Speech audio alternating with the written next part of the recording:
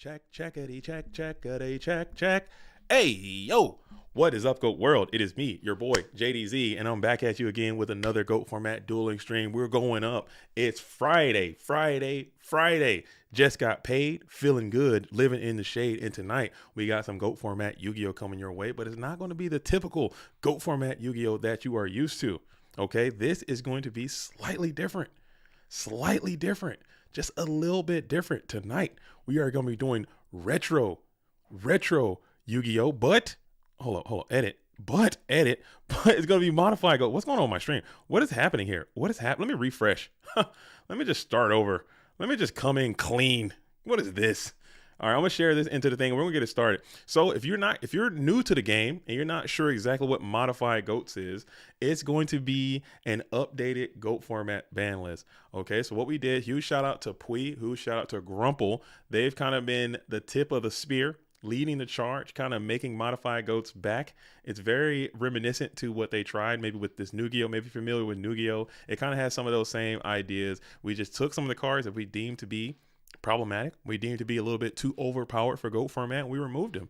And then we took some cards from the ban list that were removed, and then we elected to unremove them and bring them back in just for a little bit of change of pace, just to switch it up and just to do something different. Okay, but first, how is the stream looking? How is the stream sounding? I can't hear myself. So I need somebody out there to let me know what's going on as I share this thing into the Discord. So with that, there's going to be a Friday night tournament that is going to be a double elimination tournament. It should be starting in approximately 10 minutes. So if you wish to play in this tournament, sign-ups are free. They're open. Just make sure that you look at the rules that are associated with playing in this tournament, how to host, what the card pool is, and you right now can get out there and play in the modified GOAT tournament. Also, tomorrow there's going to be another modified GOAT tournament taking place with Pui. Is going to still be in this server, but Pui is going to be running the stream on that 64 cap. So if you like what you see here and you want to play more of this, there's another tournament happening tomorrow. So you can use this as like a testing ground and then come out and participate in that tomorrow. Okay, cool. What do I got on the screen right now? Okay, so I'm going to go ahead and share the stream real quick. So if anyone who wants to come out and chill with us and kick it, they're more than willing and more than able to do that. Paste. Friday, gotta get down on Friday night goats. Come and chill. 7 L's, dude. I'm gonna add everyone and just get made fun of. I'm gonna hit everybody with it. Come on out and chill. All right. I can't see any comments. Can anyone hear me? Oh, there they go. They're the real ones. Let's go, Pack Whack. I see you. Yeah, it's time. Clown Zaad. Come on in. Jesse, radio check. Coming in from the down under, loud and clear. Loud and clear from the down under. Blimey. Shayla, put some steak on the bobby. It's a razor blade. That's not a knife. We out here. Let's get it cracking. Let's absolutely get it cracking. So I'm going to pull the bracket up real quick while we're waiting. Like I said, we have about 7 minutes remaining to get this tournament started. Joining me tonight in the booth is going to be none other than the fancy Diesel, the teenage weasel. Okay, he's going to be coming out, providing you guys with some of that energy, some of that commentary. So stay tuned for that. If you wanna, you know what I'm saying, show him some love, make sure you follow all his information and things of that sort. So Friday night goats is going to be modified goats. We got 20 duels, so we might be kind of burning the midnight oil, going a little bit late. There's also a couple of names in here that I don't know. You guys can't see this, can you? Son of a, all right, we're gonna pull up over here. There it is. So you guys can see that. The winner of this tournament will receive a free Discord Nitro complimentary of your boy, of me, coming their way. So if you guys want to win that Discord Nitro, just first place with no spice requirement or anything, just come out and play. And if you win, you're going to get the Discord Nitro first place. That's it for Friday. And also everyone will get everyone will also, if you win this, you're going to go to the goat grinder for normal goats. I'm getting a lot of flack for that, but guess what? The big dog's got to make the decision sometime, and that's what we're going to do. Okay, we don't have a goat grinder for the damn modified goats yet, so we're going to go goat grinder, normal goat grinder, and that's how it's going to be. All right, so you get the Discord, you get to go Nitro, also, or the Discord Nitro, and also you get to go Grinder. And also, I'm interested to see what these duelists are going to cook. I'm interested to see what these duelists are going to cook. I should go through and start looking at these deck lists to make sure that they're all legal. Because I guarantee you there's going to be somebody here who's not playing with the legal decks and not hosting in the right place. People are going to be asleep at the wheel. We got approximately 3 minutes left. So if you want to play, go ahead and sign up today. Get on in there and get on out there and all around there. Who we got out here? Thrust is in here. Thrust said as soon as I sniff Dogtown, I'm out of there. He's dropping. That's probably not the worst decision because it is Friday night. Okay, you probably got some of that Courvoisier. You probably got some of that Jim Beam. Okay, you probably got some of that Jack Daniels. You probably got some of that Tanqueray. Okay, you're probably sipping and dueling. Get up out of there. Get in that Dogtown. Throw your feet up and just pour another one, and just drink your sorrows away on this Friday night. Just got paid, feeling good. Weather's up. Got the Bud Heavies on your side. You're sipping. Put the crap. Okay, Master Reactor says he wants to get on the stream, so we're going to start this. Dueling High said he wants the cameras flexed at his direction. So Dueling High, if you want the cameras, you want that kind of pressure, you got it. It's coming your way. It's coming your way. All right, so we have about 2 minutes. The countdown has started now. What do you guys think is going to win? There's been so much speculation and so much discussion and talk and theory about what's going to be the best, what's going to be the worst, what cards are good, what cards are bad. And the consensus is that Turbo is still, with this ban list, is that Turbo is still the very best deck. I'm interested to see. And I love the speculation. I love the talk. I love that people are just, the competitive community and also the less competitive community are all kind of vibing with it. I think that's cool. Where can I see the ban list? Nap. Say less, dude. I got you. But it's also in the announcement section. It's also right here on your Go Format Dueling screen. So go to the announcement section. Check out Pui's video. She made a video about it. And also she made an announcement about it. But here it is. So some of the major changes that you'll notice right away. Delinquent Duo, Ring of Destruction, Blacklisted Soldier, Trap Death Shoot, all gone. They're out of here. Okay? They're out of here. Get them out of here. All right? Now at 1, we're going to put Giant Trinade, Book of Taiyu, Gravekeeper Spy, Gravity Bind, Level Limit Area B. All now going to be at 1.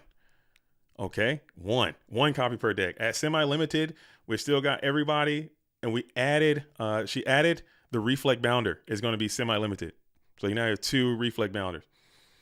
And then in the unlimited, the biggest one, and the story of this whole list, it's probably 2 stories on this semi-limited to unlimited. Is going to be Upstart Goblin coming to 3 and the Abyss Soldier coming to 3. Quickly, just talking to some of the people in certain echelons of the community, they believe this was a mistake. This one might have to be the one that we correct. The Abyss Soldier at 3 is just insane. Okay, Abyss Soldier at 3 is pretty freaking strong, and Upstart at 3 is it's kind of changing the game because that's 3,000 additional life points that you're probably going to be getting. All right, so we're about to get started. We are about to get started. Are we ready? Are we ready to rock and roll? Yo, just like give me some gunshots. We got Fancy Diesel just jumping in with some energy. We are ready to go. Let's get it started, Goat World. It is Fancy Diesel, the Teenage Weasel, ready to rock and roll in the free world with you guys tonight. I love it. You guys better put your damn seat backs up, dude. You guys better get ready to fucking rock, dude. We're going to the rodeo. We're riding. We're coming in hot, guns blazing, gunshots firing. You guys are in for a treat tonight, let me tell you. I love it. All right, Fancy. I'm about to hit the go button. I think it's time to duel. It's time to duel. It is time to duel. We got Go Format Friday. It's going to be seeded. Yes. We're putting a yes on there. Let's duel, huh? Let's duel. And I got a special request before you got up here. Dueling High requested himself, okay? Let's do it. Dueling High has a bias, so we got to find somebody else. Who we going to see, Fancy? Oh, wait, Fancy, I have a request from a special duelist named Karina. Karina wants to be featured on the stream, and I believe Karina is playing against Formula's own Cosmo. So no, you got to refresh. You got to refresh. We just reseeded, so hit him with the refresh one time. I'm sleeping right now. Hold on. I'm sleeping right now. Let me wake up. Everyone wake up. I know it's late into the night, but we need to, make sure the energy's high, make sure we're doing what we need to do. All right. Report those losses. All right, so Karina wants to be on, and Dueling High wants to be on. We got Noodle in here, fresh off of his PWCQ win, playing the zombie, so he's probably cooking. We got round 1 that has started. Who do you want to see? Who do you want to start this thing off with? We got Nova in here. We got Cosmo in here. Cosmo said he just put something together. We got Yellow Link. We got Habanero. Habanero is in here. CJ03. Who do you want to see, Fancy? Who do you want to go to? Just say it and it's done. Give me 1 second. Let me pull it up. Like I said, I'm still sleeping a little bit here. So gotta lock in. You gotta lock in. I'm not locked in. Where's the link? Oh my gosh. See, I wasn't prepared. You're not locked in, dude. I'm not even locked. I'm over here looking. I'm not locked in at all. I'm over here looking in the wrong area, dude. I forgot we're unlimited over here. We got Demise is playing Morp right now. That might be a good one. We have, let's see, who else we got? Because you have to host in unlimited in classic mode. Okay. You know, I'm just gonna see what Cosmo's cooking. I'm gonna hop in and see what Cosmo. I'm gonna jump right in immediately and go to Cosmo. Cosmo's playing looks like what could be what people still are projecting to be the best deck. Chaos Turbo, it looks like, because Thunder Dragon wasn't hit, Chaos Sorcerer wasn't hit. A lot of the engine cards, the Dekoichis and the Magician of Faith, and the things of that sort weren't hit. So Chaos is still a very playable deck. It's probably still the very best deck. But I don't know, how good can it possibly be? What do you think, Fancy? Well, we've got a really strong start here from Cosmo, going with this Thunder Dragon, Upstart, Pot of Greed, but the Koichi gets hit off this Nobleman Crossout. But I think Turbo is still looking pretty strong. Now, is it still the best deck? I think that's remains to be seen, but I think there's some other contenders that people are sleeping on right now. I think so. I don't know. Oh, I gotta fix the screen. I'm all jacked up. I'm sleeping too, man. We're all sleepwalking. Okay, new screen. Round number 1. There we go. Dueling High. I'm already ahead of you. I'm ahead of you, big dog. There it is. Mac Magic is getting in with that DD Warrior Lady, hitting for 15, setting a back row, passing it back over to Cosmo. So let's see what he's gonna do. Dang, Mac Magic. Have you heard of this duelist? Do you know anything about this user? Mac Magic, I'm not too familiar with this guy, but he's got some tricks up his sleeve. After all, he is a magician. You know, he's doing some David Blaine. He might be walking on water. You never know with this guy. Oh man, we know Cosmo though. Cosmo's playing Turbo. You think Cosmo will be playing more aggressive decks, but it's interesting to see that people go to what they know in these types of new environments, and it just takes time. And we were talking about that earlier before you came into the stream. I believe it's going to take a little bit more development in this new kind of modified situation to see what's good and what's bad as this creature swap is out and we're sending the turtle over. Dang. This is a powerful move from Mac Magic. This DD Warrior Lady is going to crash in. This might warrant a response from Cosmo here. If not, this turtle's going to summon a Koki and you're in a world of hurt. The Saku comes down. DD Warrior Lady is getting sent to the graveyard. Dang. Bold Gambit. Main deck Sakuretsu Armor. That could be the meta. That could be the meta for this type of environment, as we understand that the Abyss Soldier is now going to be the meta warping defining type card. And putting him in the graveyard is probably going to be in your best interest. So now Cosmo hanging with this liability of a Pyramid Turtle on the field. What is he going to do with it? You do have those TDs. Maybe you can put this thing in the graveyard. I don't know. We'll see. Yeah, you might have to stack off this Pyramid Turtle, put him in the bin, put him to sleep, put him to rest.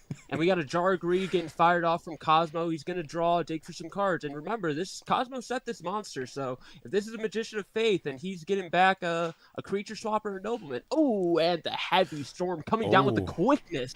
I think that's it. I think this game is just done. I think Cosmo, I don't see a way that Cosmo can lose from this point.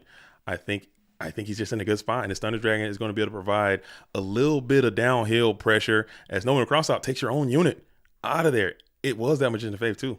Good hit. And you don't really mind losing the Magician of Faith here because you already have the Thunder Dragons established, and as we know, BLS is banned in this format, so you have the nutrients needed for those Chaos Sorcerers to be summoned and hit powerfully, you know?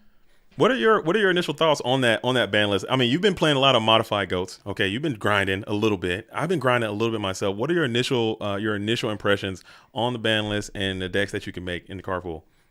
Now, before I played, I was a little bit skeptical. I was like, okay, there's still some cards that I think could be removed from the game. You know, Stat Steal is one of those powerful pieces that'll come down and, you know, really wreck your booty cheeks, you know, come in fast and furious. So I was thinking that might need to go.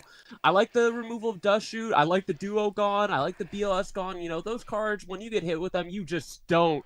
Oh, the Fancy the Nutrition Expert. Yes, Grumple. I've been dieting a little bit. I've been trying to keep healthy. I've been trying to stay lean and mean in these GOAT format streets. But yeah, I think the balance is good. It's a good place to start. Okay. So Mac Magic doing a little metamorphosis magic here. Let's see if this thing sticks. I don't think it works. I don't think it. No chance. No chance. We got a Raigeki break coming down. The Book of Moon. Book of The Book of Disquanch. Disque. The Book of Disquanch. The Book of Disquanch. Book of Okay. Disquanch, dude, is out. Is out. Okay, The so Disquanchful one. Jesse saying BLS, Ring, TD's Duo Band, Spy True Nate, Floodgate Limited, Abyss and Upstart Unlimited, plus others I can't remember. It's on this. Okay, yeah, get into the announcements. I'm gonna stop making an announcement. FD, Fancy Diesel. I'm gonna stop because people don't read them damn things anyway. Hey, don't read the announcements. They still ask you questions. You put the time, you type that up. You know, you take 2 minutes out of your day, and these duelists, they don't give a damn. They don't not read it. Do not read those damn things. No, they don't read. They're not reading the comments. As Mac Magic has found a way to kind of stabilize his position a little bit.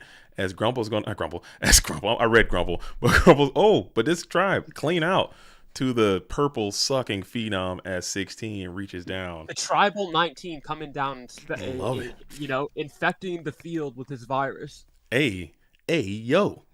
Hey, is that? No, that's not sus. Book of Life. What are we cooking? Oh, we're going crazy. We're going crazy with the zombies, dude. The turtle action. And now, just like that, Mac Magic is looking at a pretty good situation. If you bring that down that fierce and powerful Koki. I think Vamp Nasty's coming. I think the Vamp Dog. Nasty? I think Vamp Dog's coming. Oh no, it's the Coaster. Oh damn. I thought the Vamp Nasty was inbound.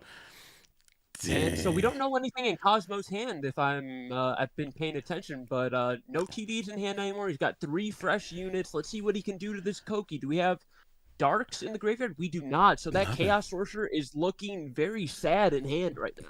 I'm telling you, dude, I think the cards that need to be played, you got to put Smash and Ground in your deck. You got to at least think about using Compulsory in your side deck. You got to have something to deal with this type of stuff. You got to put these, I think, honestly, and I also think Wing Blast is much, much better in Modified Goats. Just imagine Wing Blast, stack that Koki on top of the deck, and you're freaking chilling. You know what? I was talking about a duelist named Necro.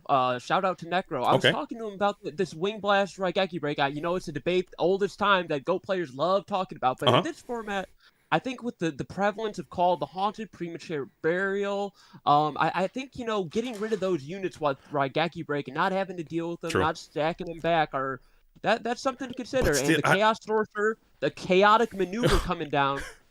How nasty would a Wing Blast be on this Koki though? It would feel so clean. It would feel such a clean maneuver. As we're gonna go SJ, put Sork into the bin. Do you got another one? Maybe you got 2. It's at 3. Chaos Sorcerer untouched. That's another flaw that people really spoke out about a lot, saying they wanted. Cosmo is wanted coming that out gone. like a thief in the night with the Snatch Steal, taking the Koki, hitting in for 24, putting down Mac Magic to 11, and right now you need a good top deck if you're Mac Magic, because this Koki is going to end your dueling life right now. What do you think about that sequence there? Maybe you can go Snatch and then get Solemn and then go Sork, but it never would work that way. Who knows?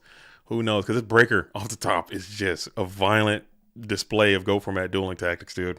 Hate to see it. You know, when you put that Snatch Steal down, they always have that Breaker. Every single time, dude. Oh, that feels bad. That feels not great. As 24 is going to reach in clean. You knew it was coming, and I think that could have been avoided. I think, well, still maybe not. Maybe I don't know. I don't know how to play this game. Who knows? But that's rough. That hurts. I think that sequencing, JDZ, I think you're onto something, JD. I think you were right with that sequencing. You might want to go the Snatch Steal and bait out that Solemn first. Yeah. But if Mac already had that MST, maybe he's letting that go. Who knows?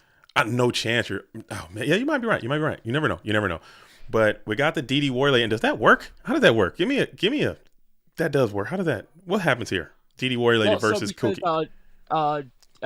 So Koki doesn't happen until the end of the damage step, and DD Warrior Lady is after damage calculation, so that will work as Cosmo displayed here. Hell yeah. And Pot of Greed off the top. Oh no, you don't like that if you're a Cosmo fan. I'm telling you that right now. And he's got warriors in here too, man. He's cooking. He's got controlled zombie warrior. Bro, what cooking over here, Mac Magic.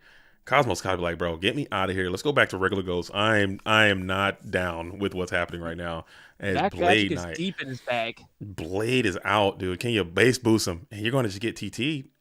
Huge value TT. Just going 1-for-1 as Sinister Serpent is going to be into the GY. Dang. And Packwet says, aggro tends to perform better at the beginning of new formats. I wouldn't expect big results from Turbo for a while. And Packwhack, I think I would agree with you. I was playing some Warrior today, and I was having some pretty good success with that. I think a lot of people aren't playing the Solemn in the main deck right now, but we could see that could change over time. And I think even without Dust Shoot, those Blade Knights, not having spot to worry about Spy, they can get in and do some big damage. As the Nobleman of Crossout comes down, hitting this Knight Assailant, both players are going to banish all copies from their deck. And it doesn't appear Mac Magic has any in his 40 card main deck. That's surprising. I mean, it seems like he got a lot of stuff going on in that deck. It seems like there's a lot happening here in Mac Magic's zombie warrior control situation, man. Maybe throw a Night Assailant in there too. Why not? Forbidden One says, what is modified GOAT format? Where you been, Forbidden One? You got to lock in, big dog. You got to wake up, okay? No, but it's just a new take on GOAT format. We just took some cards that we deemed were a little too powerful, a little too problematic, and we just removed them to put them to the ban list for a tournament, and we're going to call it modified GOATs. Oh, Nightbot, hooking it up. Shout out to Thrust. Brought to you by Thrust. As that information now available, Sakura 2 Armor is going to be the play. Woo! Now, JD, what do you think about dropping that Chaos Sorcerer here? It feels a little bit risky. You only have one Chaos Monster left in your deck. You're swinging it into an open board with 2 back row. I don't know. I think if I'm Cosmo, if I see one Mirror, one Saku, and then I see the Scapegoats, maybe I don't think they have a double Saku situation. I'm thinking I'm trying to get in there. That's probably what I was thinking, just trying to put the pressure up, get the dub, and just got a little bit punished there. I don't hate the tenacity.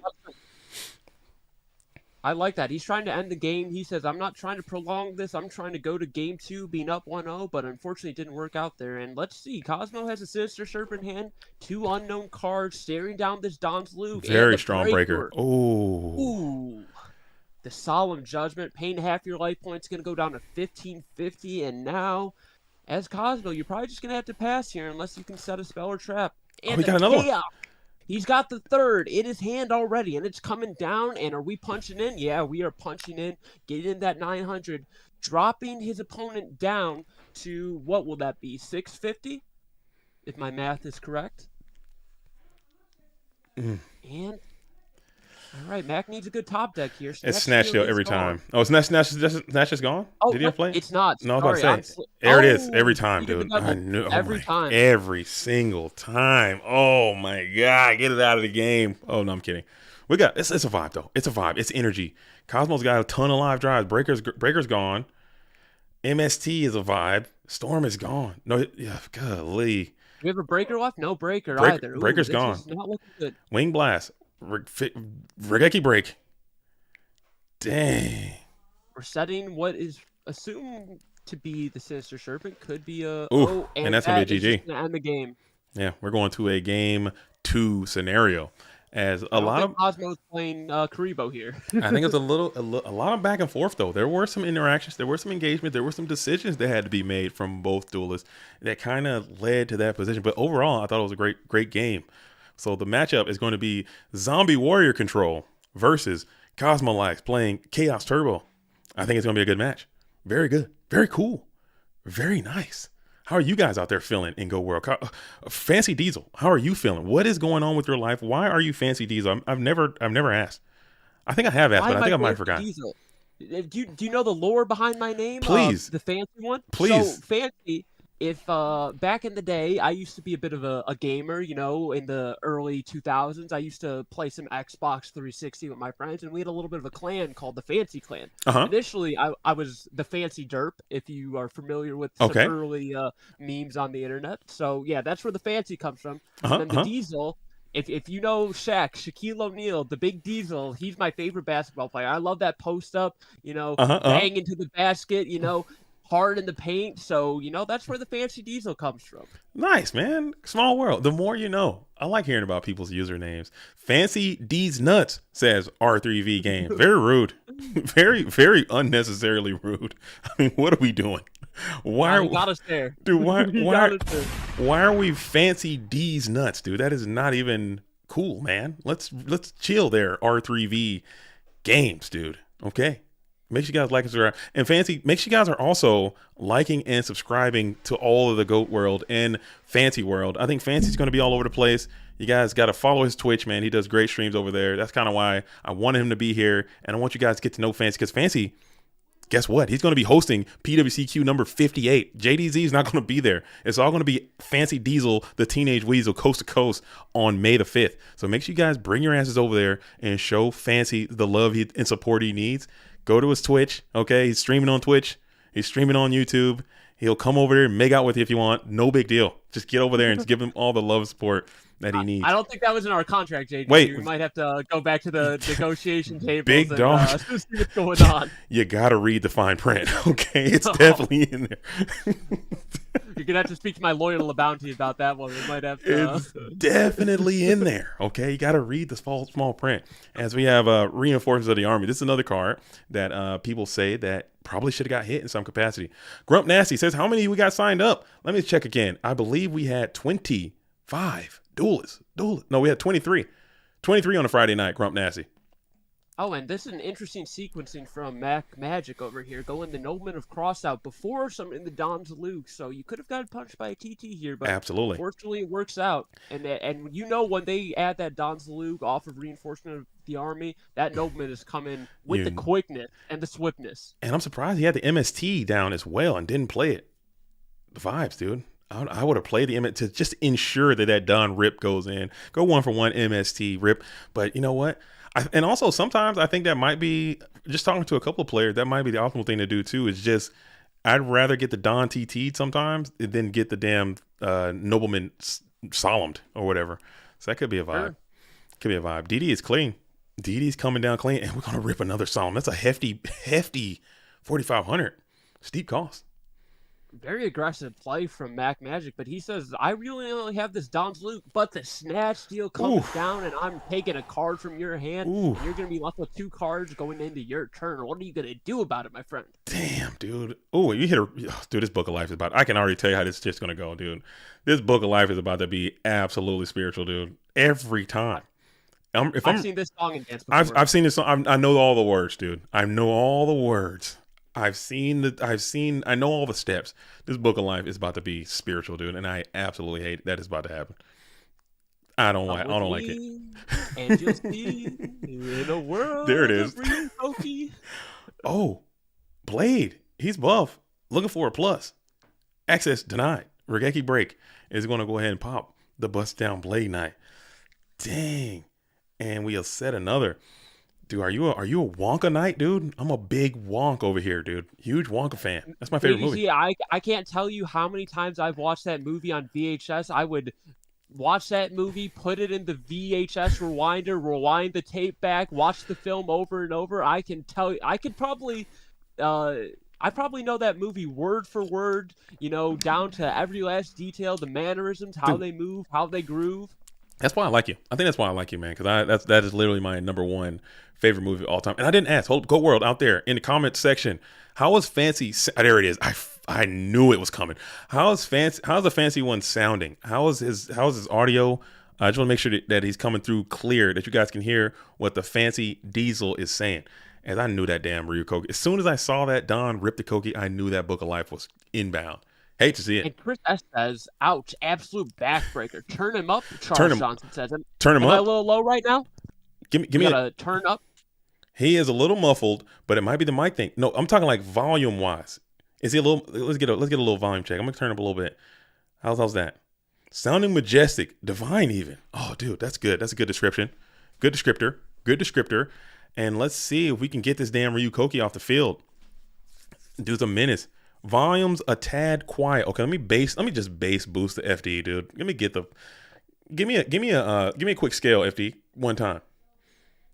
Come with me. There it is. And you'll see as the Tsukiyomi flips down the Pyramid Turtle, Cosmo draws for turn. Let's see what's going to happen here. You need a chaotic one. Graceful Charity, that's a great draw. You still have a Thunder Dragon in your hand, so that's one great discard. Let's see what you can find off of this Graceful, because we need out this Koki, and this Pyramid Turtle is also a bit of a problem if you can't deal with it. You see the DD Warrior Lady is already banished. I don't know if you're keeping Nobleman of Crossout. Oh, well, one has been used, so it's unlikely that it's going to find it off this Graceful. So let's see what Cosmo could do here. Thinking about the discard, what do we want to get rid of? What do we want to send to the bin, as our UK folks would say? Shout out to the EU players out there if you're still awake, rocking with us in the GOAT world. Ain't no way. They might be though. We might have some true to life real ones out there. Grinded. We got some Australia. Jesse S is from the Down Under, mate. I come from a land down under. Hey, we got the Vegemite sandwich in the Outback, mate. Something like that. We'll work on it. It's work in Marcus progress. Hayden says, wanted to play, but I thought it was 7 p.m. my time zone. Crying emoji. Marcus, my gosh. The amount of times I've made that mistake, it's brutal. But let me tell you something. Let me tell you something about that duelist in particular, Marcus Hayden, okay? This is not the first time this duelist has done that, okay? This is not the first time that Marcus Hayden, specifically YCS champion, has made that same mistake. So the first time, you get a pass. You get a bye. Okay? The second time, the third time, shame on you. I got no sympathy for you, big dog. It's East Coast. The GOAT world runs through East Coast. I'm not even East Coast, big dog, and I still put the GOAT world in East Coast. It's always East Coast. It's always gonna be East Coast. No, I'm kidding. I want to see you cook though. And that's one cool thing I have seen about this modified GOATs is that the good players are still obviously going to be the best players. It doesn't matter. But it's giving people the opportunity to at least try to cook and see who can exercise those muscles of diagnosing the metagame. The GO format game, you don't really have to do that anymore. The deck building piece, you really don't have to do that anymore. But you now in this modified thing, you have to look at these cards and figure out what card's going to be good. What card is going to be ass? What is the field going to do? The meta analysis thing that kind of has gone away from Ghost, and I think just that part of it has been really cool for me. As Cosmo has went in with the King Tiger, and now he got this Chaos Sorcerer set up as Banish Man, looking great. As we'll bring out Pyramid Turtle into defense position. Now, JD, what do you think about this King Tiger card over here? This is a card that I like a lot in regular GOAT format, and in modified GOAT, I think it's really strong and it has a lot of side deck potential in any deck. Dude, I would even go further. I'd go even further. I think the card is main deckable. I think you can put it in because everyone's like on these recruiters. Everybody's on this like their goats are all over the place. I think the card is playable, and I think as you're trying to get greedy with the breaker and just get absolutely butt blasted by this Sakura to armor, hate to see it. Solemn, negate it. That's a bold move. That's a bold and daring move. Any normal summon off the top and you just lose. But we're gonna see how it shakes out. Yeah, you gotta solve there because you're dead on board. Oh, that's right. Another King Tiger comes down, and then Cosmo is going to wrap it up. Let's go to a game 3, ladies and gentlemen. Let's get locked in and see what these duelists have for us, ready to go, and we're rocking. We're rolling. I think we did just make a mistake, though. Yeah, that King Tiger should have totally just fried that Pyramid Turtle. So I think we got it. We got to figure it out. It's just not banished. It's just in the grave. But so yeah, maybe they ended up correcting the issue. Yeah. They put it back to the graveyard. So the duelists are on top of it. They're awake. They're ready to go. They know what's going on. Okay, here. We're asleep. They're locked in and motivated. That feels good. That feels good to know. That feels good to know. As Grump Nasty says, I think goats are bait. Ring and BLS Gaunts means you lack the damage for proper OTKs. You got. I think the Go Control deck and the Go Control concept is still good enough. If you are good enough to play Go Control, which a lot of people don't really play Go Control like that anymore. If you understand how that matchup goes, the issue that you may fall into is that you don't know what your opponent is going to be doing most of the time. The deck lists are not going to be standardized. So to make those like pro reads and the pro plays that some of these top level players have the advantage of doing in Go format because they understand how the deck lists are constructed throughout the rest of the format, that edge is going to be kind of going away. So maybe going at it with a Go Control deck may not be the best thing to do. And maybe just an aggro deck or maybe making some cool text or something like that could be the play. Make it you over the top. I don't know. Waveman says, I just saw Mr. Big Noodle summon 3 Mons off Enchanted Fitting Room. He must have saw us out there because I was cooking with Enchanted Fitting Room the other day with Alevia. Video should be coming soon on that. We were going crazy with the Enchanted Fitting Room. Card's great. Card's cool. Card's cool. Sick. Okay, so we got the nice game 3, the first game 3 of the day. And I must say that these duels just have seemed pretty good, man. It seemed like there's been a call and response. It seemed like they've been making plays that impacted the outcome of the game. It seems like their deck choices kind of have been on display. So that's pretty cool. Ooh, and Mac Magic starting the game off hot with a graceful charity. Let's see what he's going to discard as Packweck says, anyone cooking with Abyss Soldier yet? Not yet, Packweck, but let me tell you, that Abyss Soldier at 3, it's a format warping card. People Yeah. have been rocking and rolling with it. That Abyss Soldier is wet. He's soaking, you know? And he's joking, and he's also smoking fools. Abyss Soldier. We see the Mac Magic. Oh my gosh, that's 4 back row. So you gotta expect a Solemn back there, a set monster. What could that be? Could it be a Faith? Could it be a Turtle?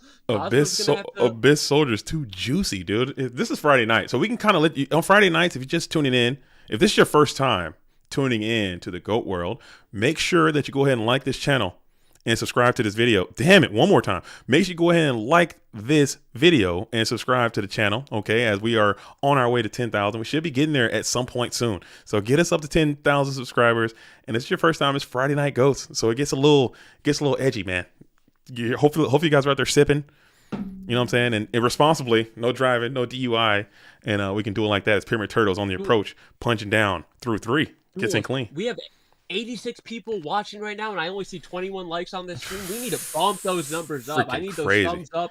I need you guys to subscribe. Turn on that notification bell. Let's get it going. That's what I'm talking about, dude. Support JDZ, support the GOAT world, and Cosmo's discarding Thunder Dragon, send a monster. He lost that Sangan, so let's see what's going to happen here. What's going to transpire? What events are going to take place here? Dang, dude. Pyramid Turtle, and that's one good thing about this.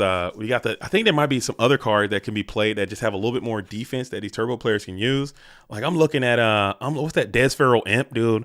I'm looking at Des Koala, the 1800 stat lines, and those guys might be good enough to come in. They can do something.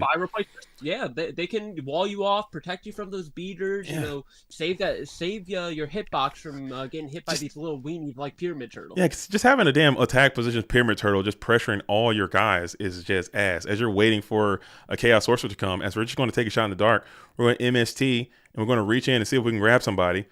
Who is it going to be? Can't be MST, please, never. Not the scapegoat. Is it? Oh, the call. That's a great hit there. You're pretty happy getting rid of that here. Trying to hit the Solemn. Let's see if Mac Magic wants to use it here. He does not. So that is going to resolve. And Cosmo's going to get 3 fresh new units, discarding 2 Thunder Dragons. Let's see what he can do here. A chaotic one, getting rid of this turtle would be good, but you still got to worry about that Book of Life. And if you don't drop it here, you might lose your dark and not have the opportunity to summon it anymore. So that's something you got to consider here. All of it. And we got y'all were talking about the announcement earlier and how we don't read them, but y'all need to add Pacific time to those things. Oh man, I'm Pacific time. It's all East time. I think I usually put, sometimes if I'm not being lazy, I'll put the little thing on there where it shows whatever your world time is. I'll start doing that again to make it a little bit easier. But I think it's going to be, I think we can do that. Manticore at 3 is Marcus Hayden's favorite addition. And Jiu-Jitsu Master could cook. I think Jiu-Jitsu Master, fancy. Jiu-Jitsu Master is the secret hidden tech of this whole thing that people just aren't. He's secret. That's the secret tech, dude. I think Jiu-Jitsu Master is the tech. Put him in your deck. What if we put 3 of them in the turbo deck? Just replace the spies and put Juju in there. Yeah, and vibrate. I think that might be the move. That might be a vibrational frequency. But you know what? That's fine. You know, you have plenty of lights and darks. Who cares about one little earth monster? He's going to protect your life. He's going to protect your hitbox. And he's going to stack some guys to the top and make your opponent cry when they hit into it. I like it. And he's a 3. And he's a level 3 too. That probably won't come up because the floodgates got hit pretty hard. It's so hard. Like playing 1 gravity bond just seems like a who knows, man. But I don't know. I think Jiu-Jitsu Master could be good. Anthony Alvarado. Sorry, go ahead, Fancy. No, let me read this off. Advertise the event tomorrow. 90 watchers with 90 eyes that could potentially play from OD Anthony. Shout out to Anthony Alvarado. Are you playing? Are you playing tomorrow? Are you going to come out and play? I need Ant to not be so bitter about the damn modified goats. Okay, Ant is a competitor through and through. He's a purist through and through. He takes a lot of pride in his ability to play this game at the highest possible level. He's been doing it for decades at this point.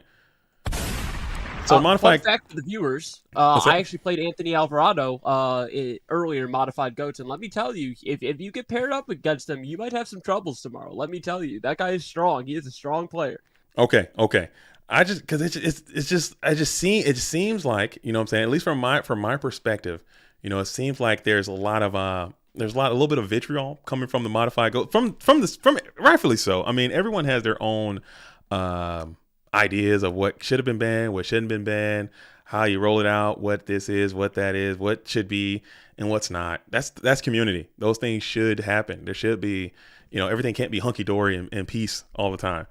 But I thought, you know what I'm saying, just the vibes that I were getting is like, oh, you know, but I think it's a cool thing. I really do think it's a cool thing. And I think it's a good time for people to come out and try something different. And you still can play. We're still going to continue to have regular goats locked in all the time. It's still nothing's going to change there. But it's just something different to do to just try to change up the game ever so slightly. As this Ryokoki is looking crazy. Oh, this heavy. Damn. Ooh, will this resolve? There's definitely a Solemn down there. Cosmo Does does Cosmo not have have one? one of his own. Doesn't look like it. So he's going to pay half his life, dropping him down to 4,400. Oh, sorry, 4,900. Math was never my strong suit, so let me leave the math to the duelist here. Ooh. Bottomless Trap Hole getting activated, and that's another card that I think you will see a lot of play in this format. Hitting those Abyss Soldiers, hitting those Chaos Sorcerers, hitting a guy like Ryokoki. Mm-hmm. You know, often he's coming down in the damage step, but you never know. Someone might tribute summon over it. Vampire Lord, get him out of here. JDZ, one of his favorite cards, that Nephthys, he's got to go.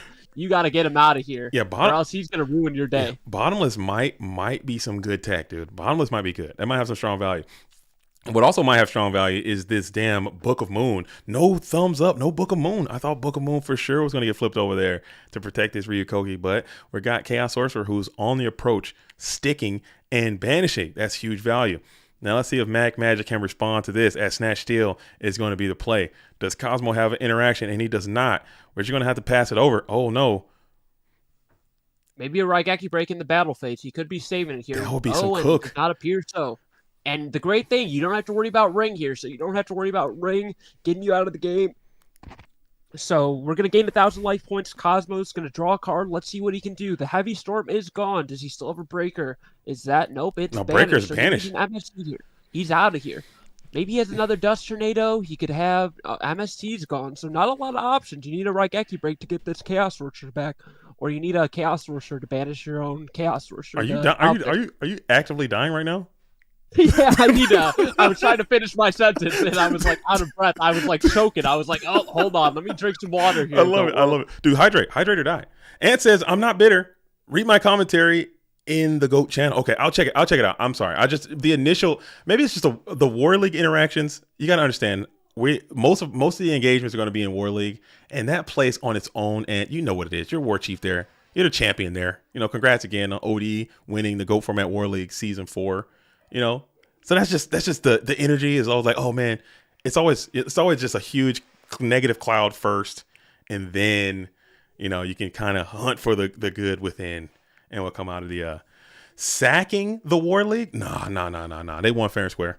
They diced up Solly, and then they came at Ultra Instinct with everything they had, and they took us down, dude. That's fair and square. I will always, hey, GGs, launch your hand out for a nice firm handshake, okay, to the other side. Look them in the eye and say, we'll try again next time. And you dust your shoulder off and you keep it moving, man. They got us. Fair and square. Cosmo's going to set a back row here, pass it over to Magic. Let's see what's going to happen. You know, it doesn't look good for Cosmo here. If you're just setting a back row and passing, that's not a good place to be when you're staring down this Chaos Sorcerer who is going to threaten your life points. If you have another monster here, you might consider summoning it, try to get in for game, but as you can see, Mirror Force Torrential has not been used, so it might just be wise to swing in here, try and get in that damage, and see what we can do. No, either way, because you're gonna get some plus value out of it. So because that Sork is already done, it's that Snatch Deals carry a lot of heavy weight.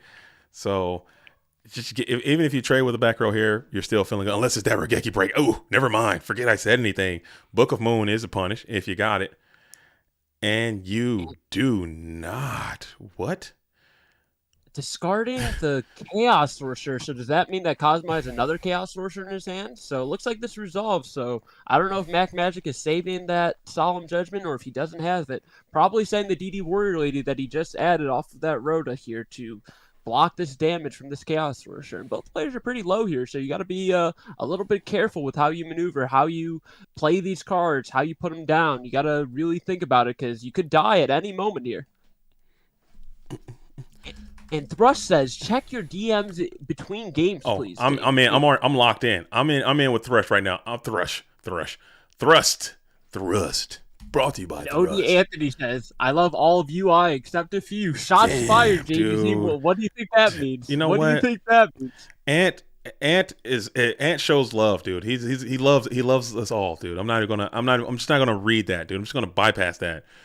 I'm sure I know who Ant does not like, and a lot of people don't like the person that Ant might not like, and the person that Ant might not like is a person that I absolutely adore. Okay, adore. I can't get enough. I don't know why. I think that person is a good person at heart. You know, he likes to throw banner, a little bit of spice in the chat rooms, but he's a good lad nonetheless. Yes, he gets a lot of hate. That duelist gets. I don't think he's safe. I don't think he's safe anywhere he goes in the GOAT world. I think someone's gonna come after him because he's got a lot of hate, dude. All right, so Thrust, I'm gonna have to get out of there. All right, but Thrust, everyone, if you guys see Thrust around the Discord, though, make sure you guys are showing him some love too, man, because Thrust has come onto the scene as well and has been an absolute godsend around the Discord, helping the format out. He answered the call. Of volunteership to help make GOAT great again or bring GOAT back to prominence, and he's been doing a great job behind the scenes. So make sure you guys see him around. Just hit him with a GG, man. Hit him with a GG as Flip DD Bottomless Gang. Got his ass, dude. That Bottomless has shown its value, sending her to the different dimension. Excuse me.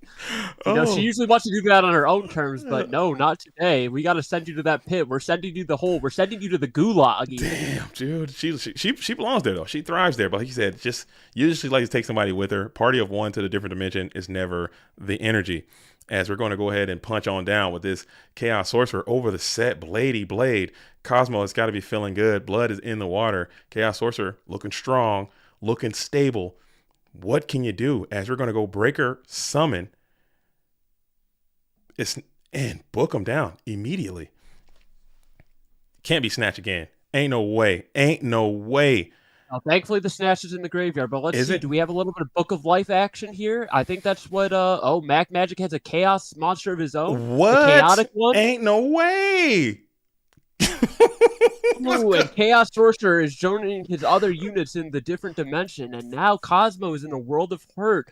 Oh. 2 Chaos Sorcerers. Ooh, but that is a fantastic rip. Solemn, and that might just be GG, ladies and gentlemen. We might have to move on to the next one, but we'll see. Oh, and the Snatch Steel getting fired. Tacking into the set monster. Let's see what it is. It's the Breaker that we knew got booked down. All right, let's see. I got to do some administrative duties behind the scenes real quick as I'm cooking. Worry. I'm cooking over here. All right, so Domfee needs to be removed. Domfee. Thank you for playing at Domfee. And let's see, the Sakuretsu armor hitting this Chaos Sorcerer. So now we're even on cards. Mac Magic is going to be up 1 when he draws for turn, but he did go first. So all things considered, this isn't too bad considering how the events have transpired. A heavy storm coming down, hitting that torrential. Premature Burial probably going to bring back this Chaos Sorcerer, hitting for 23, and you're going to be down to 600 for Cosmo. You need a top deck here. Your Pot, your Graceful, they're gone. They're out of here. What can you draw? You need that sword. You need a monster to protect your hitbox. Setting, passing, drawing. What are we going to do? What's the move? What's the play? Book of Life, and if that's not a Night Assailant, this might be over, ladies and gentlemen. And that is it. Cosmo has admitted defeat. Mac Magic is going to move on to the next round in winner's side. And JDZ, who should we watch next? Who are we going to view? All right, sorry. I'm over here behind the scenes. We of course. Just take a quick guess what you think happened. Just take a guess. Just if you had to guess something that happened in the GOAT world behind the scenes. Well, just in this tournament. Just take a quick little gander. What do you think happened? I think somebody played a BLS in their deck. Somebody played a Ring of Destruction, a card that is banned. Very, very close. Someone loaded a card that they should not have. So now what we're going to do there, we're going to have to give them that match loss, okay? And you're going to have to take the card out of your deck and keep dueling. You got to get a match loss. As let's see, can people not drop from the tournament? Is that a feature that is not happening? All right, so let me get another game up here real quick, Fancy. Sorry, I'm behind the scenes. It looks like we're having some. Do you want to throw up Dueling High maybe? Yeah, let's do it. I know he said he wanted to be on stream. I think Dueling High. You know what? Their match is finished. Yeah, his match is finished. Do you want to hop into this Ivan Rizito game? Yeah, let's do that. Ivan versus Camelo. CJ. Yeah, let's do that. Camelo. All right. As Ivan and we is got a up tomato again. on the field. Looks like we got another turbo mirror. Let me just hang out behind the scenes real quick, and I'm gonna get this thing cleaned up real quick. All right. As Morp says, we'll see if that's still true at the end of the night. I'm currently undefeated in MGO. Yeah, keep it going, Morp. We'll maybe try and tune into one of your games, see how you're doing, see what you're working with. As Ivan, thinking here, Ivan is a player who's very meticulous, likes to take his time, likes to, really get into, do a brain blast, get into that mind chamber, make sure he's making the right play. As he hits the think button, Morp, you're playing the winner of this. All right, well, we might not tune into that game, but we'll see if we can catch you later on in the tournament. As Ivan's just going to set a monster here, shuffle the hand, he's got 2 TDs in hand, and we're just passing over. So what does that mean for CJ over here? Camelo. Tomato, summons a DD Warrior Lady. Let's probably going to swing in with that and try and get in for 14. You don't have to worry about Spy in this format. Dekoichi, going to draw a card, assuming we're not going to banish here. Get a fresh new unit. Let's see. Hit in for 14. This Tomato swinging. He's going. And he's flowing. I think I'm back. I think I'm locked in. Back live and direct for Yugioh World. I'm behind the scenes. Thanks for carrying. Thanks for hard carrying, dude. Thanks for carrying tonight, man. And thanks for the energy. And again, like I said, thank you for coming in. And because I'm looking for streamers. I'm looking for content creators. I'm looking for judges. I'm looking for all kind of staff. Anybody that wants to do anything for the Go World, I'm looking for you. And you kind of raise your hand. You said I'm into the streaming thing. You're learning how to stream. You're getting that whole thing going, and you're going to be taking over PWCQ number 58. So that is going to be May 5th. If you guys want to play May 5th, there's going to be a PWCQ. Come on and play. Also, there's going to be a 3v3 versus 3 is going to be May the 11th. We're going to stick with it. I know it's a lot of GOAT going on. A lot of GOAT format you guys happen, but 3v3 is always going to be a really, really fun event. It's going to be free to enter. Come on out and play in the 3v3. Is going to be on May the 11th. So 5th, 11th, 18th, we're going down to Texas. And then the next weekend after that, we got Clash of Champions. So May is completely booked coast to coast with nonstop GOAT format action. So hope to see you guys all there. Let me talk about the June events a little bit. On June 8th, we have GGP Chicago. So if you want to come out to Chicago, come say hi to your boy. I'll be there. I'll be there with YCS champion Marcus Hayden. It'll be a good time. The week after that, we have GGP Connecticut. So if you want to get out there, if you're on the East Coast, you want to play some GOATs IRL and live direct with some people, chat, meet some guys, that'll be a good time. And then I don't know the date for Detroit. 22nd. Is that the weekend? The 22nd. 22nd. So yeah, you got 3 weeks of non-stop live GOAT format action. So make sure you come out, play some GGPs, and start dueling in the free world. There are a lot of people out there who, because those areas are relatively close. So many duelists reached out like, I'm going all 3. I'm taking the whole circuit. I'm going to Connecticut. I'm going to Chicago. I'm going to, I'm going to Detroit. And I think that's really cool. And there's so much more GGP information coming up. So I'm gonna work on those this weekend, and I'll be able to get that stuff out as soon as I can, as soon as I get it all together. So it's going to be happening as Vamp Nasty is on the field. Finally, my boy is back. He's back. He's at 3. Yeah, the secret rare demon coming down, putting a trap card in the graveyard for Ivan. So let's see what he gets rid of here. Could be a mirror force. I don't know. A lot of these, you don't really want to send any of your trap cards to the graveyard unless it's maybe a Jar of Greed. But calling trap is, I don't think that's the play. It's always should be spell, big dog. Traps can't hurt you as bad as those spell cards can. And the spell cards are always going to have much more impact than the damn trap cards. So I'm calling spell every single time. Never call them on, okay? Then call spell. When they have no spells, then you go to traps. But we'll see. And the Book of Life is coming down here, denying Ivan of those delicious nutrients. That Darkmon is getting sent out of here, preemptively doing that so the Chaotic One cannot banish your Vamp Lord. Vamp Nasty is saying, I'm still. Woo-wee! He's in the kitchen, let me tell you that. He is whipping it up, Master Chef style, let me tell you. So we got the Vamp Nasty on the field. We got Time Seal. What is this duel's cooking? What's happening here? And this is some of the speculation that we got too, especially when you're talking like to the upper echelon, the competitive space. They're like, hey, the people who are on that level, they're going to do these things. And then the people that aren't as level, they're going to do these things. It's kind of interesting to see that some of those speculations actually come to fruition. Like the Vampire Lord, Zombie, that's going to be an entity. And then you got another part of it is going to be just turbo light, as turbo as possible. It's going to be another side of it too. So I like to see that. They made the call and it worked out. As Thrust says, when is Chicago? I must have missed it. June 8th, Thrust. Make sure you come out. It's going to be not in Chicago, the city, but it'll be hosted at Tingley Park. If you need more information, you can DM me after this. I'm in the GOAT format server, so you can DM me. I can give you the store location if you need any of that information. Yeah, make sure you come out to Chicago. Come meet your boy in person. We can get some duels. We can get some friendly matches.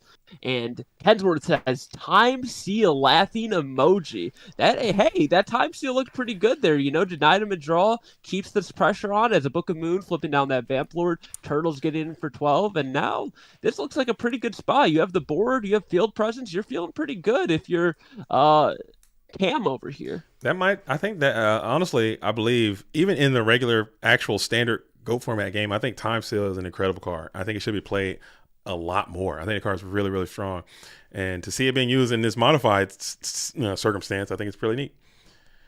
Yeah, I think even something like a Mask of Darkness situation with some Tsukiyomis, time sealing, locking your opponent out of the game. You don't have to worry about BLS coming in and banishing that Mask of Darkness away. So that could be something that people need to explore. There's a lot of options. It's a whole new world with this modified GOAT, so anything's possible. Yeah, I think that's what's going to happen. If we do this enough, I think people will start to try new things. Because I think right now, people are just really putting their toes in the water. And you're going to stick, you're not going to, what did TLC say?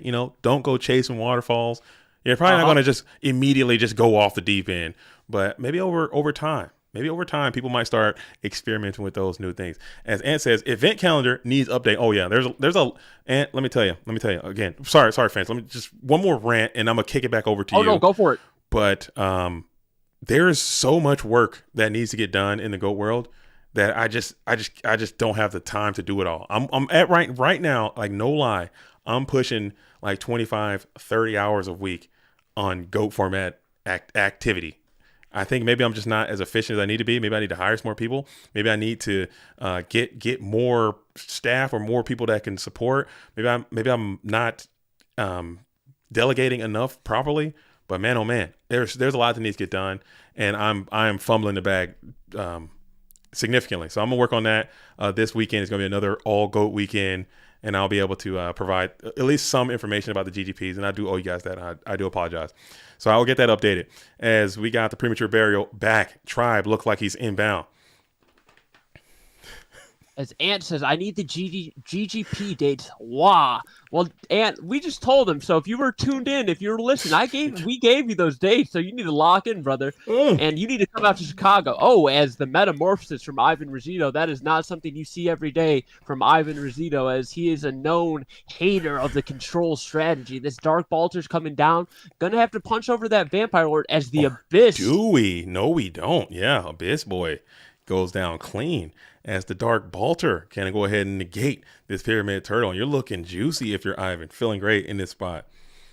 Feeling great. No yapping in Formula and War League Discords.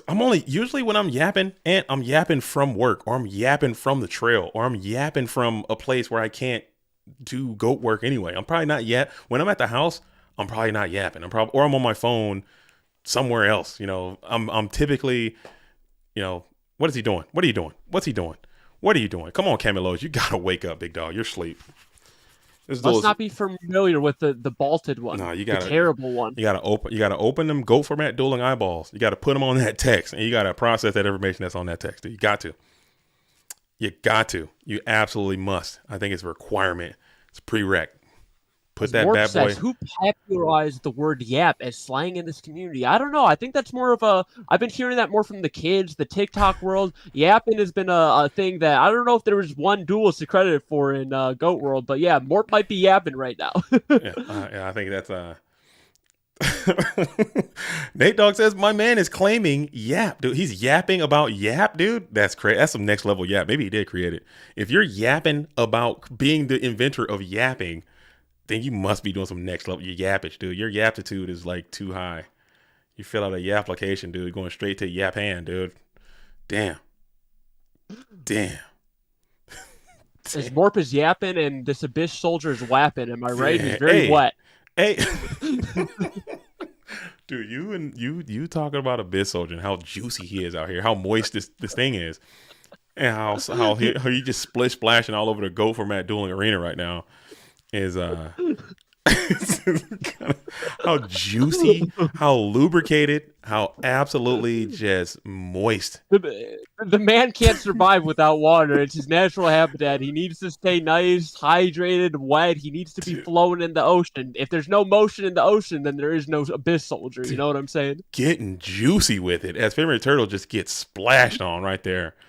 Absolutely. This is so. Hey, yo. Oh, this turtle's gonna crash in. Dude. Bring out the Ryukoki. I would assume probably try and run over this Dark Bolter. Yep, and that's exactly what's happening. Let's see if Ivan has an answer for it. If not, then this Koki is looking like an issue. Unless you have a friend to pair with your Abyss Soldier to bounce this guy back to the hand. And he gets this it is one off. of those situations. Yep, goes through. And this is one of those situations where JDG was talking about where Wing Blast would be a fantastic card. Stacking that back to the deck, making you dead draw next turn, even a Compulse. Oh, and the main phase 2 Pot of Greed. Gotta do that because the Bolter was on the field, so that makes sense. Yeah, dude, man, I think Wing Blast stock might be through the roof. I think I might have to invest in some some Wing Blast etiquette, dude. That might be the play. As the Smasher is out, so we're looking for some LPs. We're looking for some LPs. Is this main phase 2? Haiku is coming down. Yeah, this is all main phase 2. So I don't like the play technique. is gonna be past Ivan. Well, he had to do the Pot of Greed in yeah. Oh yeah. That's right. Bolter was up. But maybe hold that Smasher for the next thing. I don't know. As we're gonna go ahead and set, pass it back on over, drop off. So he's going straight up time seal drop off technique, dude. Didn't see that coming either. Damn. Sinister Serpent looking silly. JDG with the meta calls. You see the Smashing Ground coming down here. The Kaiku's coming in, banishing that Serpent, banishing that Dark Monster. And if you're Ivan, you need a Mirror Force off the top, you need a Pot, you need a Graceful, or you're going into the Hurt Locker. Yeah, he's got Snatch. Snatch is inbound. Snatch is looking juicy. Is Snatch around? Snatch is looking viable. Snatch is looking like a good unit. Can he get to it? And let's see. What does he find? The Change of Heart sleeves. What is that card? Behind the sleeve. Puts it face down, sets a monster, passes it back over, and now you might be dead here. This needs to be something to protect your hitbox. A Night Assailant could do it, but if I'm Cam here, I'm considering summoning another monster and threatening lethal, and he elects not to. He doesn't go for game either. Interesting technique. You got game, you got to take it. If you got game shot, you got to take it. You're looking to tickle that graveyard a little too much there, big dog. You need to go for the win. Swing with the Kaiku and try to get in with that Ryukoki and in that duel. So now if you lose, you definitely deserve everything that's coming your way after that critical play there. I don't know. And you know what? If you're Camel here, you might be so conditioned to playing normal goat format where you're expecting a spy, so you're running over with that Koki. But we are playing modified goats, and we're gonna scoop it up, go to game 3. So you gotta get with the program here, big dog. You gotta remember, go for game. There's no spies, there's no 2K defenders. We're clapping cheeks and we're getting in for 24. Unless maybe people might just change the game up a little bit and start throwing in Mystic Elf, dude. Bring it back. 2000D. Mystic Elf. What about Elf, dude? Well, I think we need to upgrade that a bit. We need a roulette barrel. Still a light. We got that 2K, and he actually has an effect. So that might be the way to go. I think Mystic Elf is just way better than roulette barrel, just for vibes. Okay, waifu is going to be the play. Okay. You got to have something to look at when you're out there. The blue skin, the little weird dome helmet thing on there, big ass head. Mystic Elf. Yeah, mystical Elf is popular with the weebs, Yeah, it is definitely a vibe. Big weebs over here. As no, I'm kidding. Dark Marco says, modified goat how? What are the changes? Well, if you type in the command, let me type it in chat for you. It is capital MGF. There it is. Let's see if that works. Yeah, if you click that, you can see all the changes. You can see the new ban list, all the new additions, how we've changed the format. A lot of the most annoying cards that you hate dealing with are gone. They're out of here. No BLS, no duo, no ring, trap dust shoot. You're not looking at my hand. Not today. You need an exchange or some other type of unit if you want to do that. You want to know the other tech that we talked about earlier? Let me hear it. DD designator. Okay, let's designate some shit. DD designator. That's a jazz classic. Let's get shout out to Format Library. Let's get designating, dude. Let's designate. Everyone's playing Serpent. Everyone's got Abyss. Well, when I designate your ass and take the Serpent from you, banish it from play, I still can see your hand, and we can rock. We can vibe there. I think that's cool. That might be the play. That might be a tech. I think JDZ is way ahead of the game. I am way out front, dude. I'm trying to tell y'all, dude. I got the text. Okay, I got the theory. My issue, FD.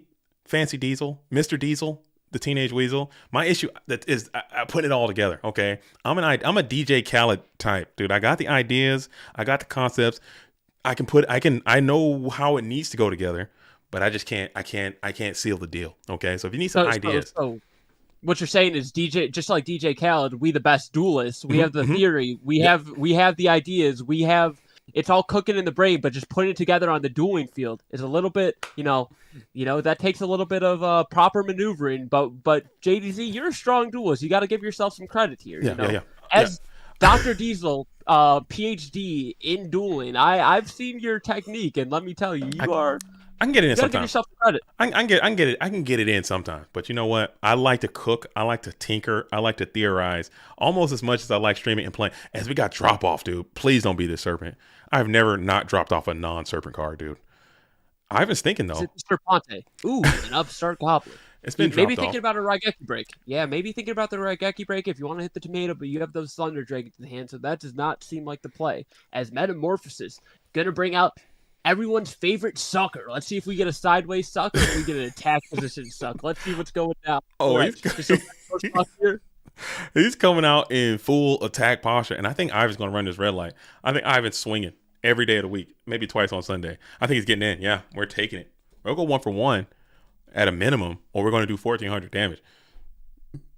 And let's see, he takes it. The Thousand Eyes is sticking around, and he's going to keep staring down this opponent with all those eyes. As we got the vacuum going, he is taking that tomato. He is joining the fray in Ivan's back row. Let's see, a Dust Tornado, Raigeki break, not going to get changed here. So, yeah, Ivan did elect to hold that, not discarding the upstart. A draw here. You're staring down this Thousand Eyes, and you're not looking at a great situation if you can't deal with it. Might just have to set a monster. Might just have to set a back row. As Kenswood said, sucking it vertically. The vertical suck. That's a standard suck. That's a straight up and down suck. As we got that Gigante rat is going to be on the field. Rats. We're rats. We're the rats. Maybe trying to bait an attack out of Ivan. About that. Oh, yeah, dude. Wow. You are in tune with the kids, aren't you? We play at night. We stalk at night. We're the rats. I'm the giant rat that makes all of the rules. Every time I see this card, I think of that in my head. I don't know why. Same here. Dude, it's truly a mental illness. Brain damage. But I think he might be trying to goat Ivan into an attack here.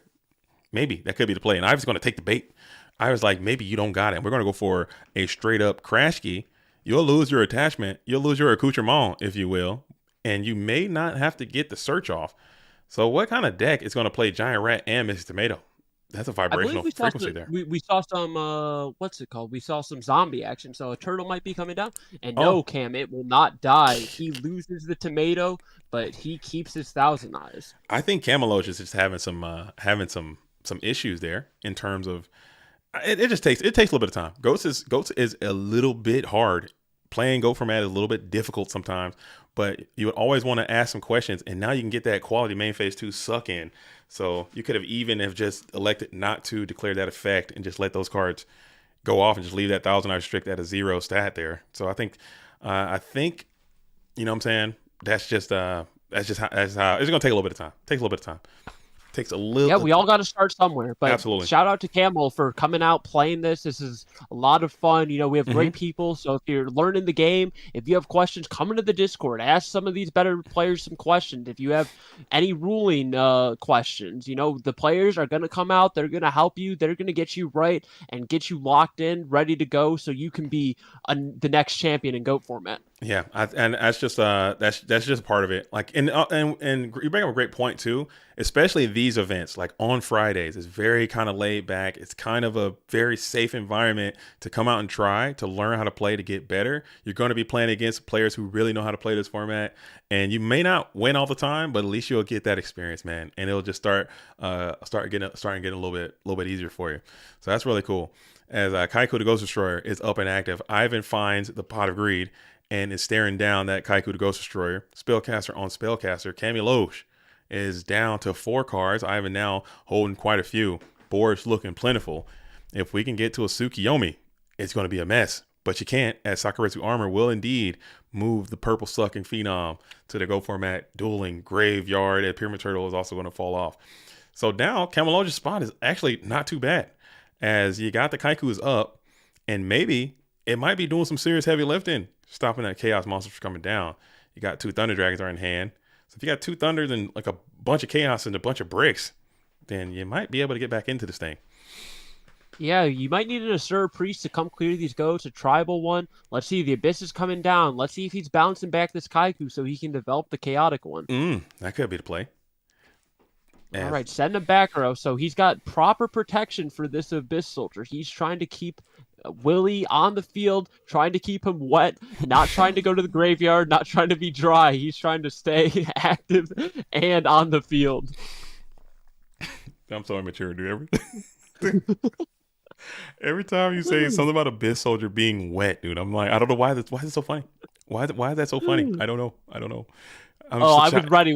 When I saw Abyss Soldier was the meta in this format, I was like, oh, I know what I'm going to be commentating about. Oh, he's so juicy and lubricated. As Thanos is in the chat saying, JDZ, I hope you're doing well, mate. Looking forward for another Spice video with the Spice Lord. Well, you got one coming. There's going to be one. I have it shot. I just need to do the editing and get it put up. But it's a really cool one too. And there's more coming. So stay tuned. The Spice Lord will be in the building again. The Spice will fly again. As we're going to go ahead and get rid of that Kaiku the Ghost Destroyer. And now the Abyss Soldier is side by side with triple goats. In one set back row, Ivan's got a ton of cards in hand, just trying to continue to mount the pressure. As 18 will get in clean. No, it won't. Sakuretsu Armor. It's going to be the play. And as you can see, Ivan is just huge up on cards right now. 6 cards, not counting these scapegoats, to Cam's 2, about to be 3. Sangan comes down in the main phase 2, gets normal summoned. You see that Ivan is a technically sound player, doesn't try and pair that with the Abyss Soldier, just wants to play around Torrential, play around Mirror, even though with the Sangan you might be okay with that, but these goats are really insulating you from any damage. So, he's just playing it by the books, doing it how it's meant to be done. Might just get in for 1,000 here. Let's see what he wants to do. Taking his time here, thinking. And fun fact about your GFC champion, FLC champion, Clash of Champions, PWCQ winner, Obelisk winner, Ivan Rosito, is that he wins these. He plays in like all these Friday events, the Nitro Circus tournaments. He's played in every single one of them. All the weird ones. I've been throwing some wacky ideas, and I've been really going after this ban list a lot on these Friday tournaments. Ivan plays in them all. Guess what? He's won them all. Every time he plays in one, he'll win. So I'm trying to tell you, like with a modified list, not modified list, the ban, whatever you do, if you know how to play this format, if you know how to play this game, you're gonna win. Period. Absolutely. And he's proven that. So if he comes out and wins this thing, it will be like, okay, to be expected. But also, I think it also gives the less competitive players a chance to say, hey, maybe I'm not losing because I'm just getting my ball sacked off with Dust Shooting Duo, MBLS, and Ring. Maybe it's other reasons are why I'm losing. So if we remove those cards from the game and you're still losing, you got nothing to do but look in the mirror and say, okay, I'm doing something wrong on my end. Either it's metagame analysis, either it's deck building, either it's the way I'm doing my technical play. It's something I'm doing and then maybe you could take that back to the GOAT format standard game and apply those changes that you identified playing this version. Because you'll see that all the time. Like people come in like, oh, this format sucks. I keep losing because my opponent. Only reason I'm losing is because they're playing Trap Death Shoot, they're playing BLS, they're playing Ring, they're playing these cards, and I'm not. So that's why I'm losing. And oftentimes that's not always going to be the case. And I'm glad that these things are going to show that as Time Seal is going to be played again. Yeah, sealing off Ivan's draw phase here. And yeah, as you mentioned, all these good players, whenever they play in these modified formats, they are still powerful duelists. So if you have that good tactical play, it's going to transfer over from format to format. Mm-hmm. So it doesn't matter what it is. Ivan, speaking of those modified formats, he won a GOAT control tournament. So he doesn't just do the turbo. He can do anything. He's been killing in Edison format as well. Shout out to Edison format. But we're focusing on GOATs right now. Ivan's looking up that faith. Pot of Greed getting activated, drawing 2, trying to find some units, trying to deal with this Kaiku. So let's see what he's got here. Yeah, he won the Detox. He won the No Trinity tournament. I think he had I don't think he won that one, but he had some success in that one too. I'm like, damn, dude, he just can't be stopped. He understands how the game is played and has some type of advantage that he can generate from that. All right, please drop Angel. Okay, Angel, thank you for dueling. You're out of here. Thank you for dueling. Remove from the lips of an angel. Saying my words and it sounds so sweet. Oh. As Russ says, one day I'll see a possessed dark soul on stream. Now that would be a great card here. Taking all those goats, taking that moth. And Tsukiyomi. Oh, the Tsukiyomi. Wait, I'm confused. How did the faith get flipped down? Oh, he changed the Book of Moon that was face down. Okay, I see. So, wow. Yeah, Ivan is in the driver's seat. You got a faith face down. You got 6 cards. Pot of Greed. This could get you back into the game. Maybe you could find an omen of cross out. Because if Ivan gets back that Pot of Greed, it may be lights out. Yeah, dude. I think that's an interesting card too. Possessed Dark Soul. I didn't even think of that one. That might be cooked, dude. Maybe Camelo has the mind control. That'd be a great mind control now. I doubt that it's there. It'd be really cool to see if you can take that Magician of Faith, get another pot, and you're right back into this thing. If you can make that happen. As Stephen Bay says, yeah, weaker players should prefer having Pot Graceful Duo in the game. The higher the variance, the better the chance they have to take games off a very strong player. Absolutely, some of the games that these high-level players that you see winning tournaments time and time again, the games they lose are the ones where, the opponent goes Pot, TD, Graceful, and just, gets sacked out of the game, opens the dust shoot as well. So, yeah, on the same side of that, for you and for Steven, like those. If I'm a less talented player, I would rather have those cards gone still, even though, like you said, they do give you a little bit of an edge. They do give you a chance to kind of sack a person that's better than you. I'd rather those cards gone because if the good players have it and I have it as a less talented player, they're going to use those cards more effectively than I am. Their deck's going to be able to resist those cards a lot better than my deck will. So I still would rather have those cards gone, and at least it'll give my whatever, because you can decrease on one and put a Blue Eyes out, and sometimes that's just good enough to win if you can manage that. It's not all the time, but sometimes that's just good enough to freaking to get there. So I don't know. It's a give and take. It's a give and take. It's a give and take. It is a give and take, and Ivan is taking right now that Metamorphosis back to his hand. Gonna try and bring down the Thousand Eyes, the purple sucker. Gonna try and suck up this Pyramid Turtle. And if you're Ivan right now, you're feeling great. Look at all these cards. Just quite bountiful. A bountiful and plentiful amount of cards in his hand right now. And that's another aspect too. You have to look at the cards left in deck, and Ivan's deck is actually quite filled still too. So the turbo decks, I've noticed in the limited, I think I've played maybe 4 or 5 matches of modified GOAT so far. And when I do play the turbo players, even though this is more of a control deck, what Ivan's using now, at least in this configuration, I've noticed that the turbo players, they'll be at like 4 or 5 cards easily. And you'll still have like 22, 23 cards in your deck.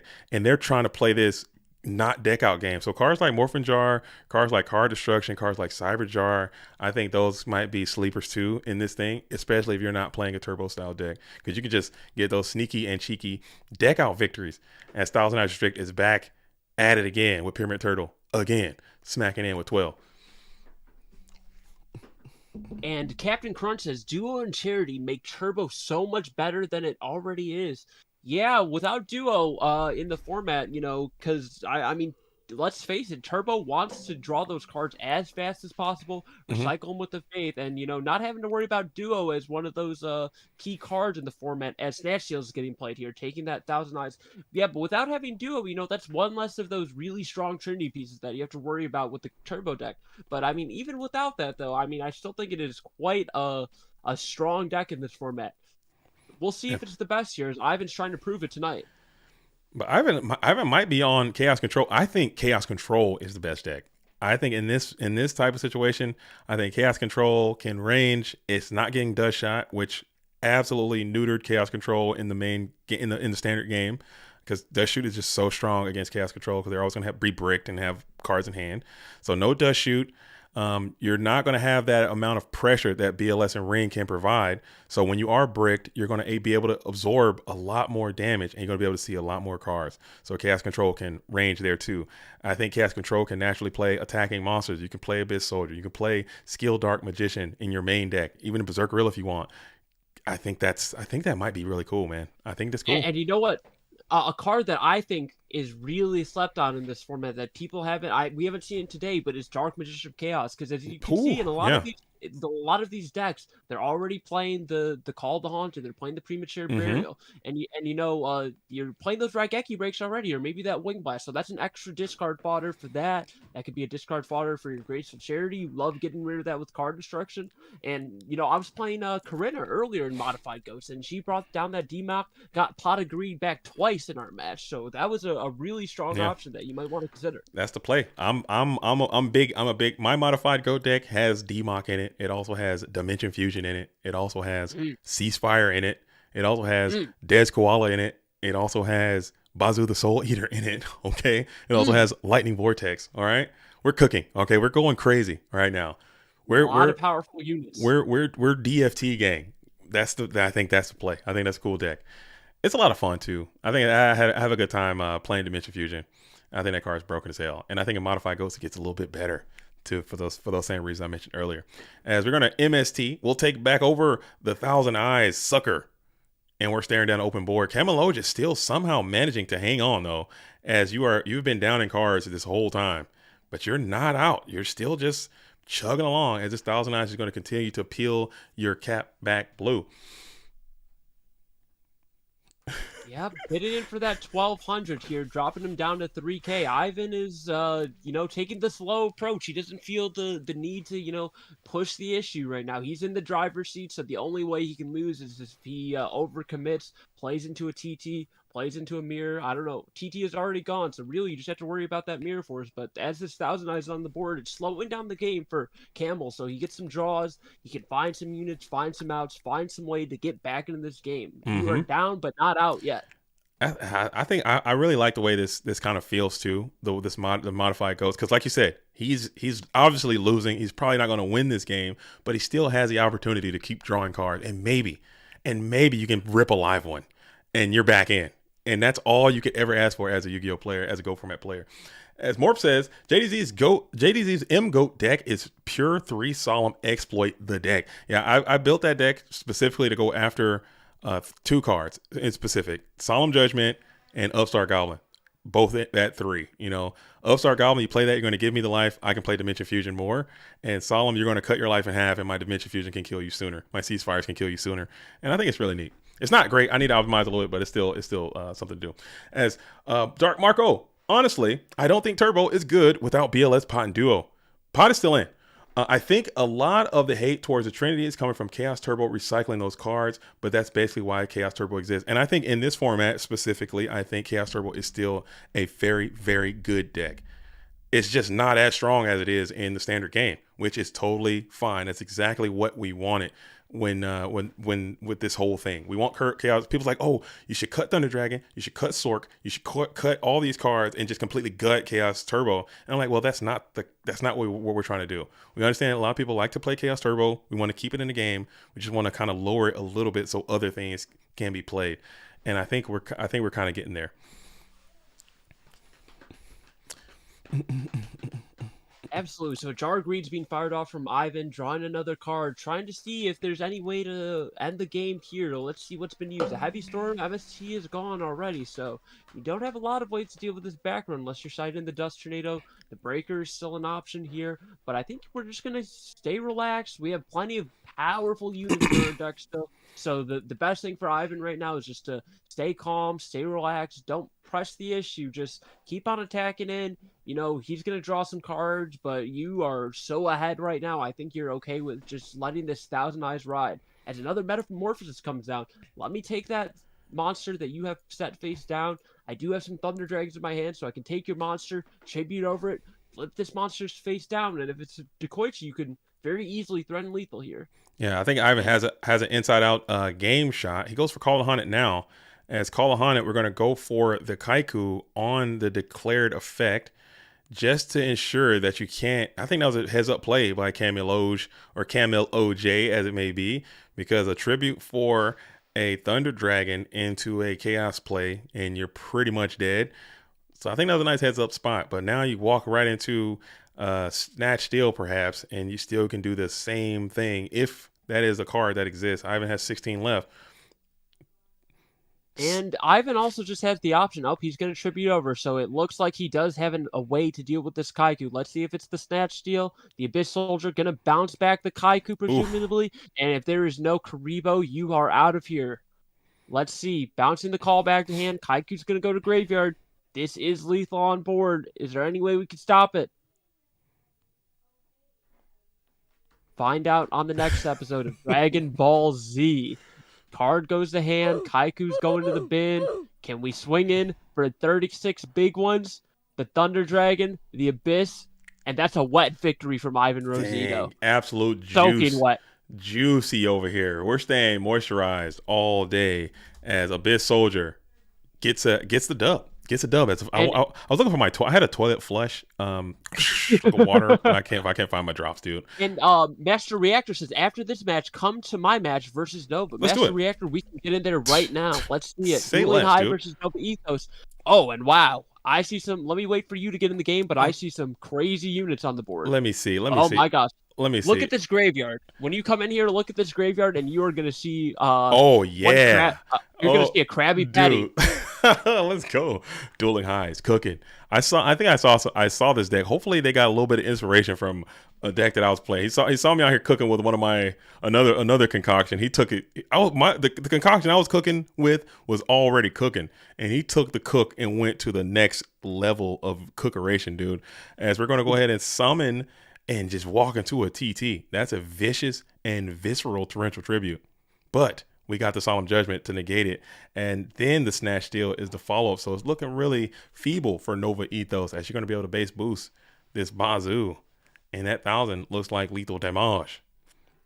Dang. Let's see. Has a Mirror Force been used? That is something that we're going to need. Let's see. A Chaos Monster's coming down. No, that's Bazoo base boosting. He's pumping up the base jam. Boosted. He's pump up the jam. Pump it up. Oh! What is this? The Lady Assailant of the Flames. Banish the top 3 cards of your deck and inflict 300 damage to your opponent for each card, or just 800? Just inflict 800. Inflict 800. And we're going to return. Oh, did he hit, though? Whoa. He hit. The Assailant already banished. He hit. Okay. Oh, that's nice. Yeah, he got a D Assailant out there. So that's going to be able to make you live. I like that play because you maybe could have hit a D-Mock or something. Lady Assailant of the Flames is cooked, dude. Is cooked. This is Nova Ethos was in the kitchen with this one water whipping. He was cooking it up. Dude, MST coming down. Oh man. So now you can base boost this thing even more if you felt so inclined. You can go up to a full value 25 and it'll drop back down to 19 in the rare and indigenous double banished Bazoo situation. And let's see, but something you got to be worried about if you're Nova here is if you put this guard into the bin, if you send him away, that chaotic one can come down and get rid of that Bazoo. So that's something you got to be thinking about here. Nova has 3 cards in hand, so let's see how they want to navigate this one. You got to be careful. You got to be methodical with your approach. And the Sasuke number 4, we're flipping. We are gambling, ladies and gentlemen. Let's see. Dang, the Bazoo, the Swole Eater is out there. We're just going to bash into this thing.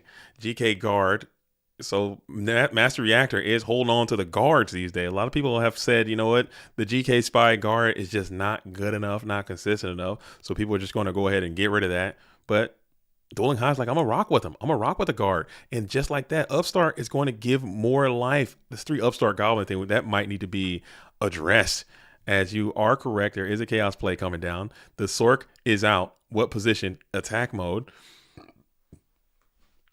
Has to get rid of the Sasuke. You don't want to chance it to luck. You don't want to leave this game in the fate of the coin as Bazul the Swole Eater. How much do you think this guy lifts? He's got to be in the 400 club easy. I'm talking 4. You think 4 plates? Yeah, he's Bazul the Swole Eater's definitely got 4 plates on there, and the thirsty boy, the thirsty getting zesty from the hand. Oh, we're ripping, and we're getting this is a rare and indigenous plus on a thirsty. It hits the sword too. And hitting the plus. Chaotic one. 600. The Thirsty is getting in. He's coming down. He's got the flames. He's spitting super hot fire, running over this sword and setting a back row to protect this Thirsty. What's this flip monster or this face down from Dueling High? Is it the Magician? Is it the Faithful one? Are we grabbing back that pot? Maybe even the Snatch. I'm going for the Snatch. As we get him another 1,000, so we're putting Nova Ethos way back up in life with these Upstart Goblins as the Abyss boy is out. He's looking to bounce, huh? Maybe he can get in clean, and we're sending another grab people. Oh my gosh! Wow, the synergy. We're the double Manju, crabbing, dude. The Krabby Patty. He's coming down. Saku sending the Abyss to the graveyard. He is gone. He has met his fate. He's met his match. DD Warrior Lady attacking it. It is the Serpente. It is the Serpente. And Serpente, is he getting out of there? What are you going to do with it? We're going to let him rock. You're going to keep that DDL on the board and preserve that body. Man, oh man, Nova's absolutely cooked. Both of these duels just said, you know what, I'm a cook real quick. Hold my apron, hold my apron, gang. Let me fry something up real fast. As Breaker's out, typical Breaker fashion, he's going for a plus on the DD Warrior Lady collaboration, and we'll banish both. While they're banishing those, I need to banish myself real quick to the Go Format dueling facilities, bro. You got this fancy. You got the helm. I got it on lockdown, and Nova Ethos is drawing a card. We have 2 cards in hand. We know Dueling High has a Serp. Set back row from Dueling High. Nova's got to take a think here. What are we going to do? He's got a lot of interesting units. He was definitely cooking up with this one. Dekoichi's coming down, trying to hit in for 14. Getting in there, dropping Dueling High down to 1,000. Ring of Destruction is now the equation as it is. What is this? The light and the load. We are adding a level 7 high monster into the deck, drawing a card. Okay, let's do a little mulligan action. And oh my gosh, that is the Graceful Charity. As Psycon says, oh, you tagged me and said, right. I'm sorry, I'm missing this. Nice. I'm a fancy enjoyer. Thank you, okay. Lighten the load. Amazing. And wow, the Dueling High was on one when he whipped this one up. He had a lot of ingredients, a lot of good ingredients, but I think this is a powerful deck. You know, the Manju's a +1. Crab Turtle synergizing with that Abyss Soldier. As we're thinking what we're discarding, gotta take a big think here. Discarding the Serpente. Serpente is going to the graveyard. The bin, and we're going to take a little bit of think here. This Dekoichi is threatening lethal on the board, and I don't think this back row is doing much. It could be a Solemn, perhaps, and you didn't want to... Oh, the Premature Burial, reviving one of his faithful units. What are we going to bring back here? The Chaos Sorcerer was properly summoned, so we are allowed to bring him back. Attacking over, doesn't mind putting the Dark in the graveyard, as a light has not been established. Setting a monster, passing it back over, and Nova, you need a Heavy Storm here. You need a Trinity piece. Snatch is already gone. The Bazoo! Bazoo, the Swole one, is going to be able to pump up, get boosted, get live, get active, try and run over this Chaos Sorcerer, and hit over for 200 big ones. Let me tell you, boys and girls, this Bazoo, he's coming, he's hitting. MST on the Premature Burial.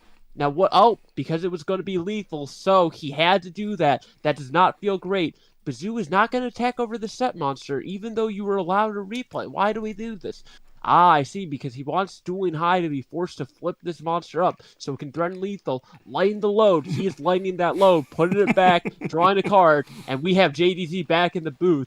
Oh my god. Sorry. No worries. I'm just laughing at the lightning load, dude. Yeah, this is the cook. This is the next level cook. Because you bring out this fucking Senju. Oh, sorry, I'm cursing. My bad. I'm a little lit. You bring out the Senju. bring out the Manju, you get the crab turtle, you lighten the load, you send it back, and you get another card. That's like an upstart goblin, huh? It's a free upstart. Yeah.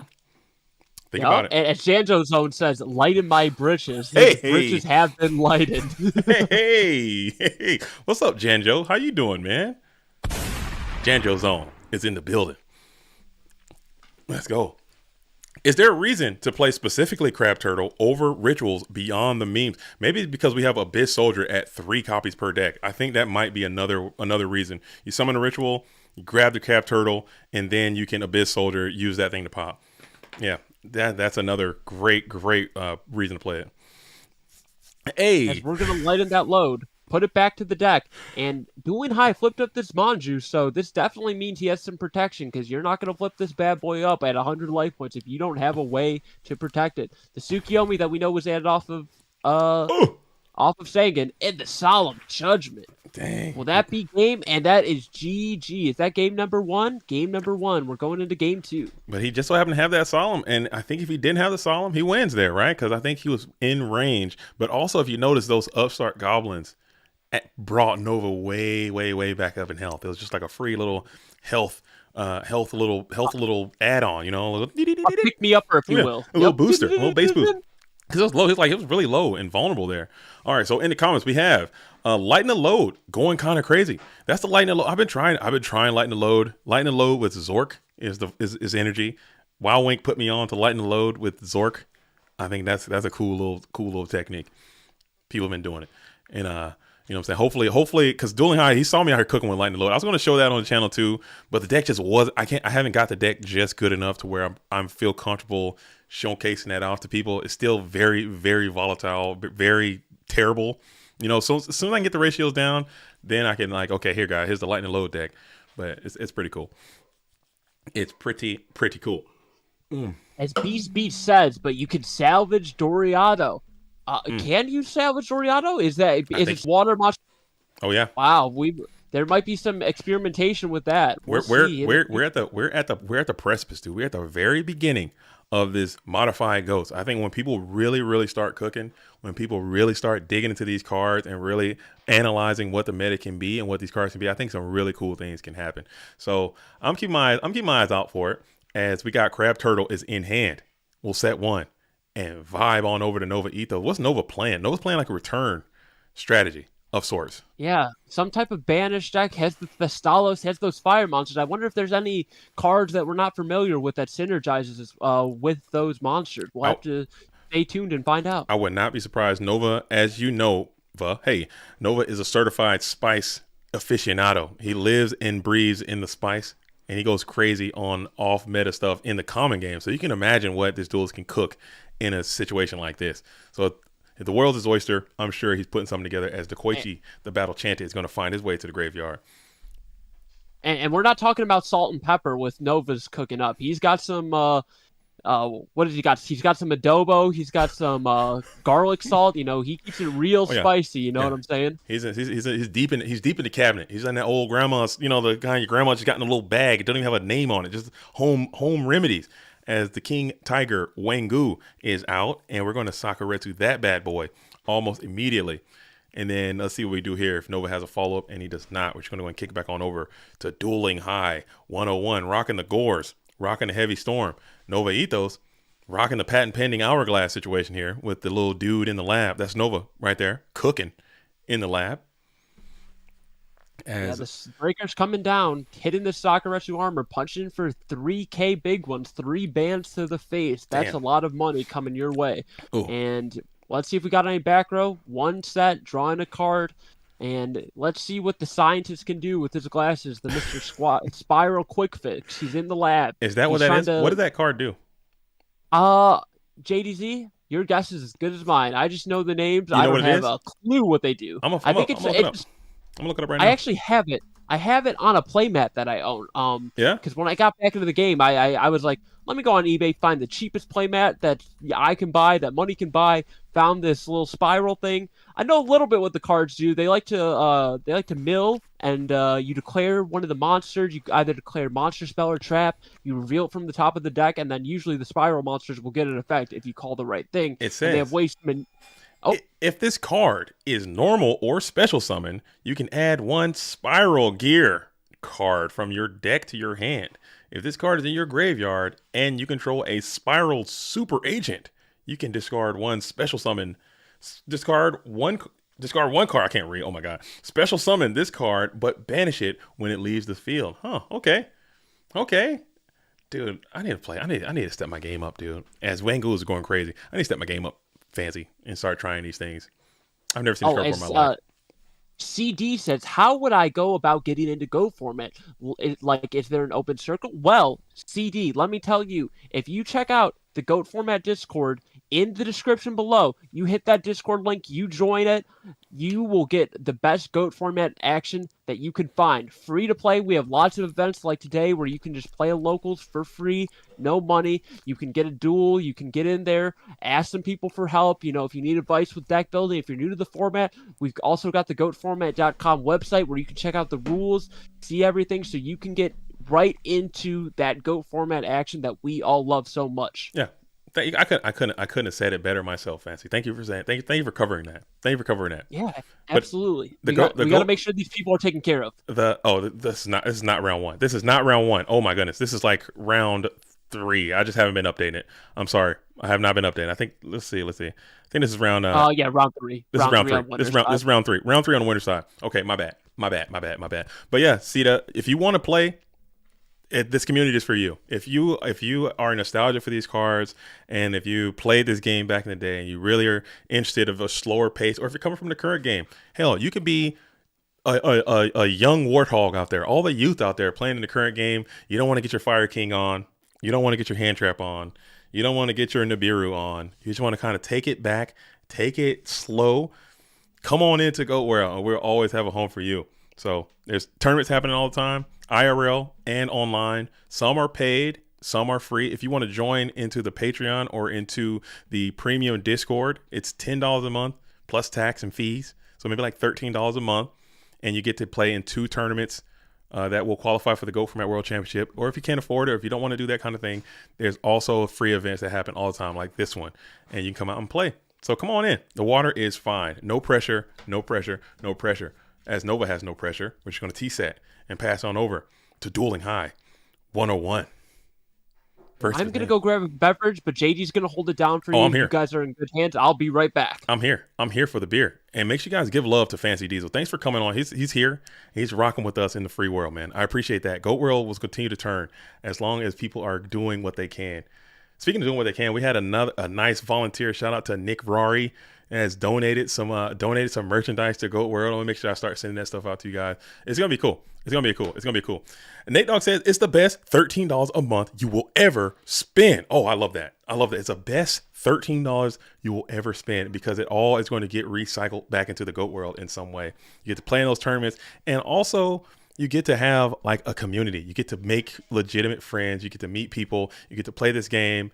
And it's a nice, safe environment. You go to a local, you're going to pay $5 to $10 anyway. You play in a tournament, you're going to pay $5 to $10 anyway. So you might as well just help refund the format. So it's really cool. So come on out and do that if you're interested. Or if not, that's still cool too. Like and subscribe though. You got to do that if you're going to be here. As Pot Agree is going to be ripped by Nova Ethos. Nova's trying to set up some type of return shenanigans. This deck has got some layers to it. As Zabuza is on the field bashing down into the Manju of the 10,000 hands. Okay, we got a Manju of the 10,000 hands as DD Ass is going to be on the play. We'll kick it over to Dueling High. I think he's still holding one of those crab turtles. Unless, he kicked it out for the Graceful Charity. Got a little bit of value out of that thing.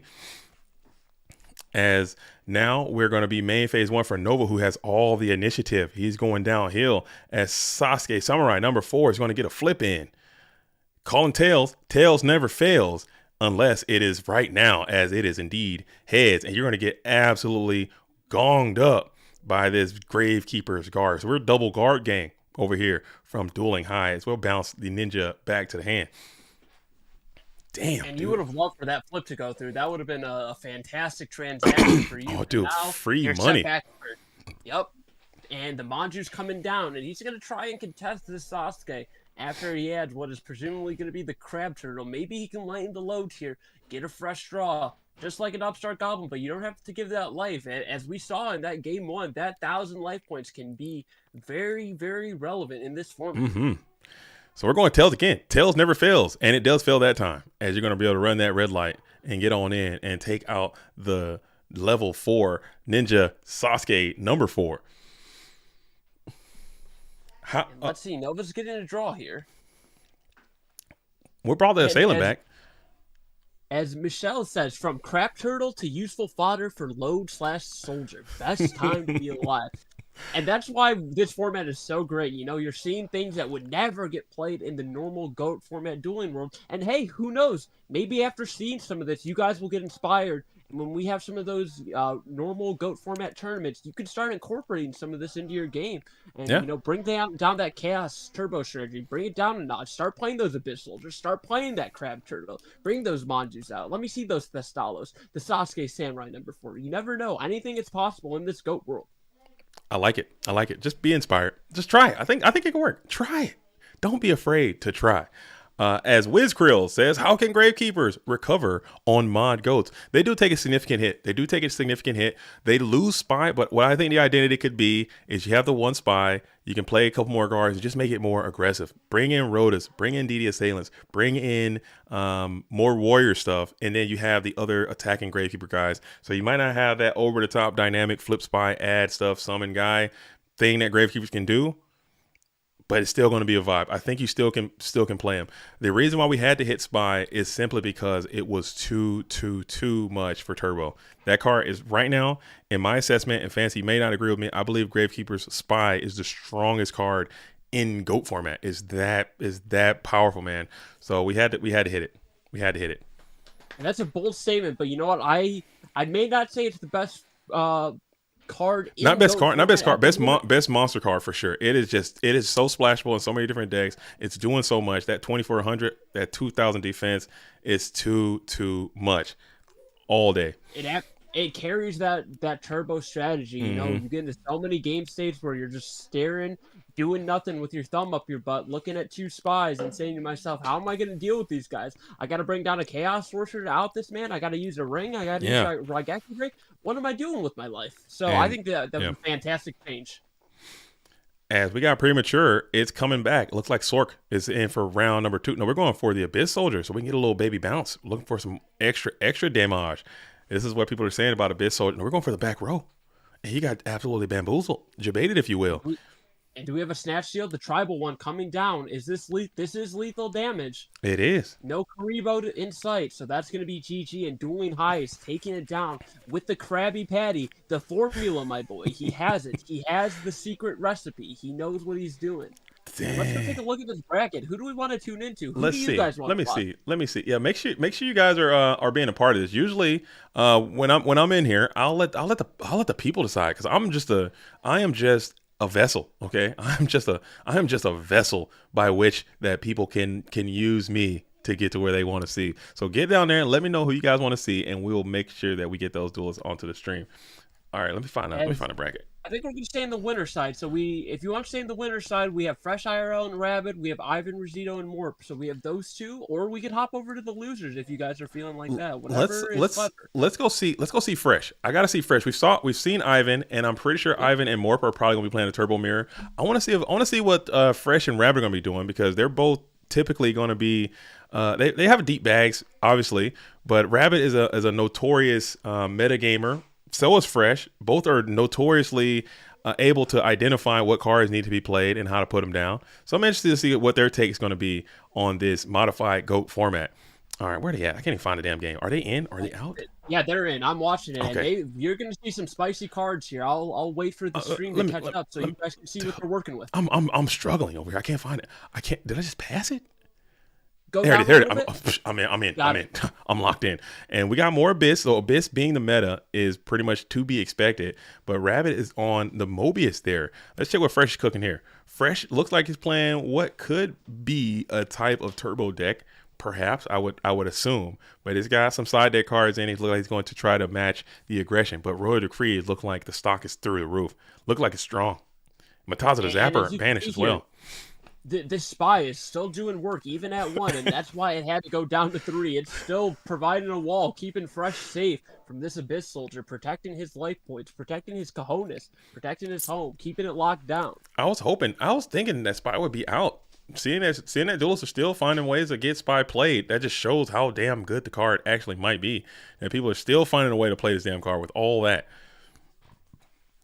It seems like there's two schools of thought with this M-Code strategy. We've seen some turbo players not electing to play the spy and going with that Abyss package, and we've seen now 2 players in a row playing the guard, playing the spy, still think it's really strong. And look at this, putting it back down. Let's see if Fresh plays multiple copies of guard. Maybe we'll even see a spear soldier and a Salient if he's feeling spicy.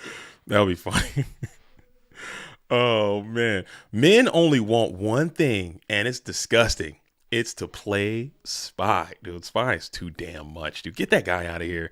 Or gal. I'm not sure. Get GK Spy the hell up out of here. I'll sit here and look at Abyss Soldier bounce water monsters all day or whatever the hell Abyss Soldier's going to be doing. I'm fine with Abyss Soldier. Spy, get the hell out of here. Get the hell out of here. As Don Quixote, Don Flamingo. What a name. What a handle. Huh? What a handle from that subscriber right there. It's saying, do you think GOAT format's going to keep growing? I believe so. I believe GOAT format's best days are ahead. I believe we're going to continue to keep growing because there's always going to be a new generation of duelists who did not get an opportunity to experience GOAT format. I do believe as long as Yu-Gi-Oh! As a game is continuing to be played, I believe there's going to be a spot for GOAT format in that. If Konami collapses tomorrow and Yu-Gi-Oh! Completely falls off the radar as a current game, I still believe GOAT format will be played because our cards are just that iconic. These DM era cards, these GX era cards mean a whole lot more to the people that play this format. And that's why people keep playing. It's not about the sacked or getting sacked or losing or bad beats or whatever. It's about what these cards mean to you and how you feel when you play them. So I think that's why it's going to continue to be played. And I think it's going to continue to grow. I really do. Our channel is almost at 10,000 subscribers, which I thought that was a pipe dream years ago. The tournaments are still having good sizes. I think there's some things that we need to change better on our end as administrators and leaders of the community, but I do feel that GO format will continue to grow and have great success. As Last Will is getting ripped by Rabbit. What are we cooking? What are we cooking? And JZ, if you don't mind me interjecting, of course, continue on that thought. I'm living proof of, being that next generation of duelists that didn't get to experience GOAT format as it was played in 2005. Exactly. I came back during COVID, and I said, hey, I don't really like this current game. It's a little bit too fast. It's a little bit not my speed. Let me go back. Let me set a monster. Let me play some GOAT control mirrors. Let me summon a BLS. And I think the format is going to keep growing as long as we stay strong as a community. We keep playing the games. We keep playing in these events. And you know what you can do right now to help grow this game? Drop a damn like on the stream. Oh. How many of us are in here? We have 93 and we're only at 52. Let's get that out. Let me see a 60. Let's get to 70. Bump those numbers up because that really helps us grow as a channel so we can reach more people. We can get out there, spread the great word of GOATs, and we'll keep doing, and we'll be live, direct, here for you every Friday. We'll see you tomorrow. We're going to be doing more M-Goats, and we're going to keep rocking in the free world. Dude, I love it, dude. I love it. I love the energy. But that's absolutely true. That is 100% true. And you can there's other things that you can do if you want to help out with the community. You can have an impact still. I have been slowly going through the applications that people have said I want to judge, I want to timekeep, I want to help, I want to do content, I've been slowly going through them all, and I've been slowly starting to work people in. We found people, man. So it's really, really cool to see that stuff is starting to happen. As we got, oh my goodness, we got Stein is out. If there is poison of the old man, we're cooking. Or it could be a simple scapegoat, and you're fine if you are Fresh IRL. Fresh IRL does play a lot of scapegoat metamorphoses in his repertoire. He does have those cards. He does have the ability to put those cards down. So a simple scapegoat and a simple metamorphosis can get you right out of this jam in no time at all. But we're thinking here, as Rabbit is trying not to get poisoned of the old man. No chance there's a damn poison of the old man in this. And I think if you're Rabbit here, you're really considering this Gatlin Dragon, and you have to be thinking, hey, does Fresh have another target for this spy in deck? What's the proper way to sequence it? I mean, he does have the Abyss Soldier, and he does have Serpent in hand. I mean, he can bounce and just swing and go for the gusto. if he felt so inclined. But he's in the fusion deck right now, so he's trying to debate on what to grab. I mean, it's I don't know. There's some options. There are some options. There are we some ever options. thinking about scapegoat here? I don't know if we don't see any scapegoats. So if that is something that Fresh has faced down, yo, does Ojama King work here, or can you just chain to it? You would be able to chain scapegoats to Ojama Trio. I believe so. I believe it is No, an activated Ojama effect. King. Is it an activated effect? Yeah, you have to declare. Don't you? I believe you have to declare the effect of Ojama King. That would be a neat. That would be a neat tech if you can Ojama King right now and just push for guaranteed game. You might have to ask, but I'm pretty sure that's a Let me declared read the effect. card real quick. Let me look at it Oh, because if it's continuous, then he wouldn't be able to chain it here. He would okay. have had to chain it to the effect. It Choose is up not. to Okay, three. we got Nate Dogg and Puya are in the building, and they're saying it is not. It is completely continuous, so you cannot chain. You would have to chain to the. Wait, hold on. Wait, Let's hold, because hold. Yeah, get in there. Rabbit gave him some information. Let me hey he cannot chain goats. Ojama is a continuous It's continuous. effect. It's a continuous. Okay. So we're cooking. We're cooking. We're all safe. This Friday, we're here to we're kind of let our relaxation happen on Friday. As we're gonna go for Ojama King here, the rare and indigenous Ojama King scapegoat block jutsu as he's out. And look at this dude. Look at Ojama King. He's out, man. Blinged up. Dang, that was one of the first ultimate rare cards I pulled. Freaking Ojama King. I was pissed. It was Ojama King and BES Big Core, the two I remember pulling the most. Dang, hate to see it. And that is going to be a GG. All right. So side decking here as going into a nice game 3 scenario. And King. yeah, we're getting a nice game 3. And King says King has to be attack mode though, which is risky. Oh, dude, we got to read our cards. I think no one's reading. Like, I don't think anyone is reading. As Wobity says, can you bottomless a V-Lord summoned by Pyramid's Turtle that was crashed to a monster? No, you cannot.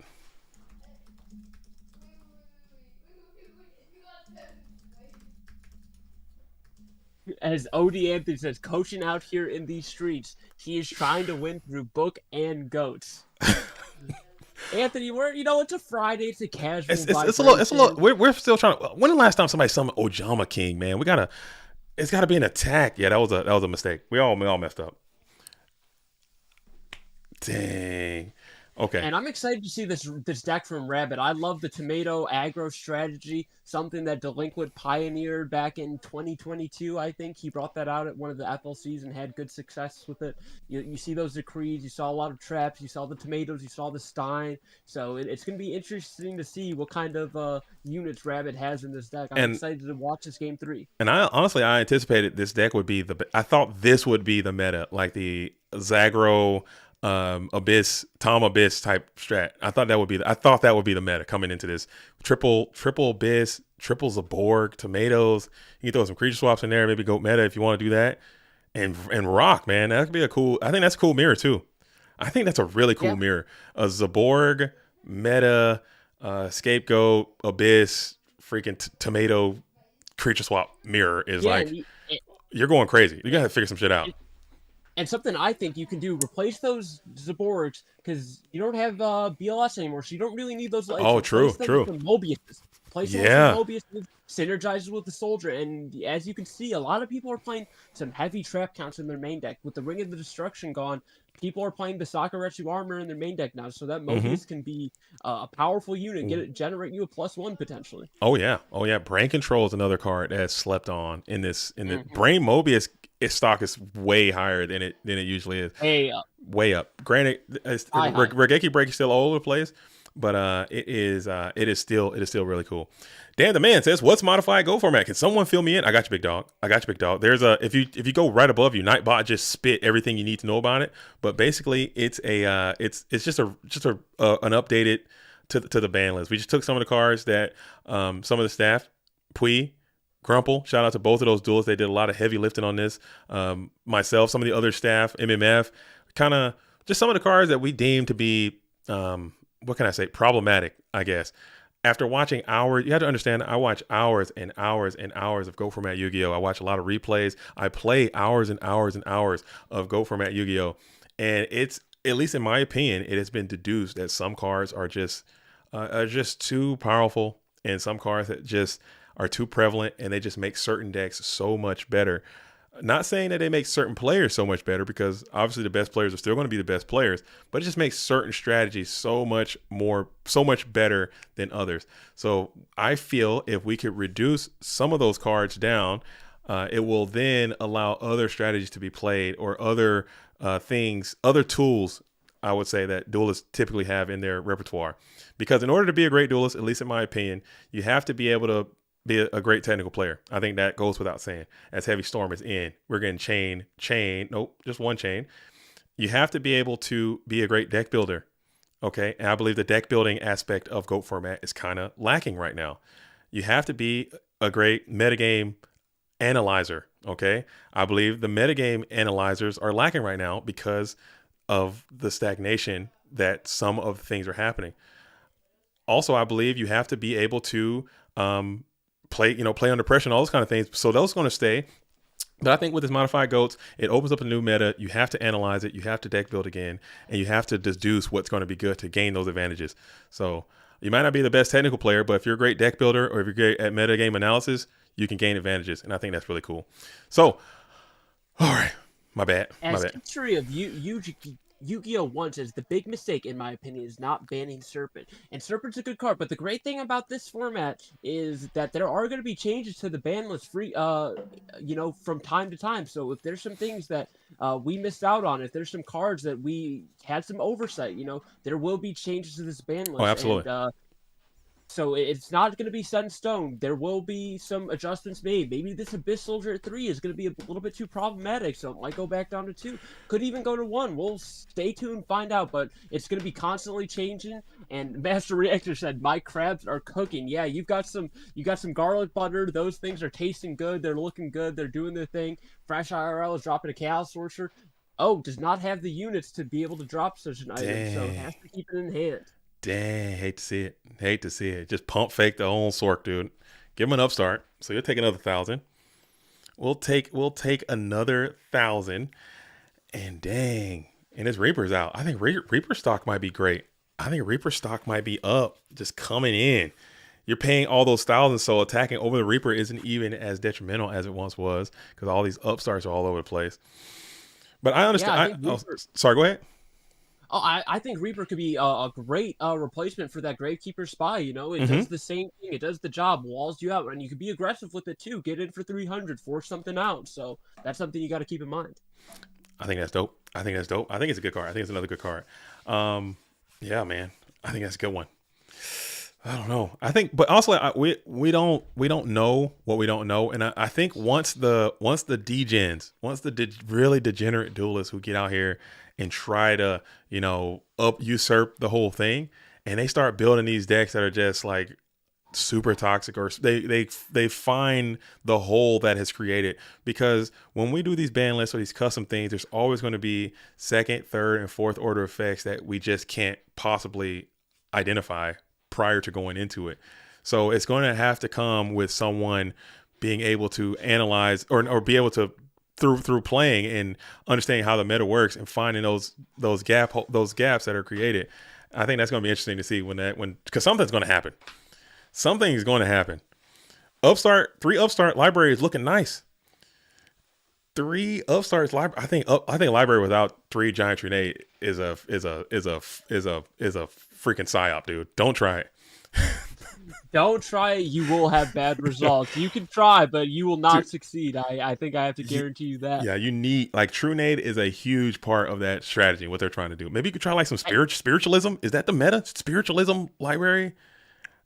You know what? I think another deck that got nerfed by True Nade being hit to 1 is the Reasoning Gate strategy. And we haven't seen anyone try that out. Without those True Nades, you only have heavy True Nades. So I bet you can make it, but just make it more super grindy, like a grindy decree, scapegoat, meta. You can put a Serpent in there. Hell, you can put the Reasoning, Monster Gate, D-Mox in there. You can have tributes, blowback, soul exchange, maybe something like that, and just grind What that if we bad throw an boy up. Abyss It could be Soldier? good. What if we throw an Abyss Soldier in there with the Serpent? Just a one of, you Let's know? do it. Why not? Why Let's not? duel. Let's bounce our premature burial. Let's, Let's reuse duel. it. Get a Demok, get a Crane. Who knows? There's a Let's lot to be explored with this format. That's why it's so awesome. I love it so much. let's try it. Let's just try it. It can't hurt anything. You can't hurt anything. And the Yeah, Scapegoat is getting played here. Manticore at 3. I think Manticore at 3 can cause calamity. I think that might be a mistake. I think Manticore at 3 and leaving a Delia Assailant, not Delia Assailant, Night Assailant at 2 and Manticore at 3 and Abyss Soldier at 3. Those ones we might have to talk about that, because I think somebody hasn't broken it yet, but there's going to be a duelist that can figure out this Manticore loop and get that thing super consistent and just Exodia the hell out of people or something. I don't know how that looks like. Manticore Cat has potential. Manticore Ninja, is he a wing beast? Is it what kind of beast is Manticore? Is he a beast warrior? Let me check. He's some type of beast, and also you have to think about that card of safe return. That's also a big thing that could be played with Manticore of Darkness. Let's see. What's his beast type? Warrior. He's a beast. Warrior. Okay, never mind. You can't do like ninja shenanigans. People are calling for a banning of Serp. I think Serpent is just such an iconic go format card, man. I know BLS is too, and I'm like sound like a hypocrite, but Serp is just truly the emulation. It's so good. I love Serp too much, man. I think he's fair. He's fair enough. He's broken as hell. Super broken ass card, but still cool. Still cool. As Kaiku's getting in, attacking in, banishing that Dawn. We're doing 18. Ravage getting dropped. Still has a good chunk of life points, so you're not too worried at this exact juncture, but you know that Fresh has that Chaos Sorcerer in hand, has the proper nutrients. Breaker's coming down. Got to run over this Kaiku. And if you're Fresh here, you're kind of in a good position, I think. You got no TDs in hand. All these units are live. No dead cards in hand. 2 back row from Rabbit, and we know he plays a Decree deck. So how worried are we of these back row? Maybe you can a lot of fake cards down there. I think Snatch is a real thing. Breaker with counter always ends up on the opposition side, but Zumbira is looking clean for the plus if he can get over the Breaker, the Magical Warrior, and we're going to think about it here. Making a big think. We don't have Ring of Destruction in this format, so that's not coming down. Ravage just going to eat it, sending the Breaker to the bin. Sayonara, sucker. There's that one back row. I think that's one of my favorite hits is the Ring. I hate Ring so much. I really do. I really don't like Ring. I think Ring, in my opinion, again, everyone doesn't have to have the same opinions. As I say very often, I highly encourage people to have different opinions and also talk to people who have different opinions from you just to become a more well-rounded person. Mobius on the field. Oh, damn. Just really talking about big boy Mobius. Damn. Ooh, ice cold. Coming down hot. Well, that's a coming 1 for down 1. cold, actually. Damn. All right, the MSC hits the Sakuretsu armor, but that's 2,400 coming to your hitbox right now, and Rabbit's going to take that, dropping him down to 35. 4 cards in hand. That Stein is no longer alive. We don't have the Light and Dark, so no Chaos Sorcerer going to be able to answer this. A Snatch Steal isn't that great here, knowing that Fresh has that Chaos Sorcerer that he accidentally revealed. So how are you going to maneuver this situation? What can we do here? Snatch Steal is still an option. Maybe we have some traps in our hand that we held on to. Let's see. Dang. But yeah, I like the card Ring of Destruction. It's just one of those cards that has always irritated the hell out of me. Even back in the day, even when I had a secret rare, I pulled one, and that still just irritate the piss out of me for decades. So that was more of a frustration hit, I would say. Empty Jar. Oh yeah, we had to hit Book of Taiyu. Book of Taiyu had to go. Book of Taiyu had to go. Book of Taiyu had to go. Okay. Book of Taiyu had to go. Is that one? We did hit. That did get hit. Did you guys forget about Nephthys or just accept that felt like 2 was too much? I think that could have been brought back at 2. I think 3 would have been too much. But also, I think if you're playing 3 Sacred Phoenixes in your deck, you're asking for trouble, and you're probably not going to win a lot. So I think even at 3, it might have been fine. But if you can get that ball rolling and you got 2 of those things in rotation, 3 of those things in rotation, like that would suck, But Bottomless would come back. Compulsory, like I stated, Wing Blast should come back. And that could help defend yourself against that. I think Nephthys at 2 is perfectly fine. As Sork is out, the known Sork, as you mentioned, Fancy Diesel, he's finally found himself to the field. And we're just going to go ahead and banish the Tribal 1 just to prevent a premature burial situation. Another Smashing Ground would be nice. Absolutely. Heads up play from Fresh. Doesn't want to get in the damage. Knows that Premature is running rampant in this format. Setting a monster next to his sword. Got the element of cross up, but how are we dealing with this big chaotic one? 23. He has his jazz hands going. He's warping minds. He's banishing cards. He's thinking he's going to hit in for 23. Do we have a monster to pair with it? Only need 900 damage to pair with it. 950 to be exact. Just imagine if this just imagine if this Chaos Sorcerer was a blackluster soldier, how ignorant that would be. You know, this game will be over. Like, it'd be done. Metamorphosis, you're still done anyway, but that's a cooler play. That's a way cooler play. That is much cooler. The Darkfire Dragon going to be paired next to the Chaotic one, and that is game, and we are moving on. Let's see. Dueling High is already on the winner side, so we're waiting on the results of Ivan and Morph to see who's going to play Fresh IRL. Dueling High is up there still? No way Dueling High is out there cooking with crabs, dude. No way Dueling High is out there cooking with crabs, dude. Ain't no way Dueling High out here cooking with crabs. Getting active. High went to Red Lobster the night before. He got inspired. He said, I'm going to throw some crabs in my deck. I'm going to throw this whale in my deck. I'm feeling the vibes of the ocean. He's the ocean man now. No longer Dueling High. He's under the sea, dude. That's pretty cool. Under the sea. All right, let's go back to see what Ivan and Morp are cooking in this potential modified Goats Chaos Turbo mirror that they're in. And they are already in game 3, and Morp is super ahead on cards right now. He has paid half his life for a Solemn Judgment. Morp is thinking right now, just use a Graceful Charity, keeping you guys in tune with what's happening while JDZ is getting things figured out. Dude, if I oh, go up. Oh, can you see me? You can see me? Yeah, I can see you. Go up. I'm watching the stream. I have it. I got to look at the chat too, my friend. Oh, dude. Oh, here we go. There we go. Beautiful. Found it.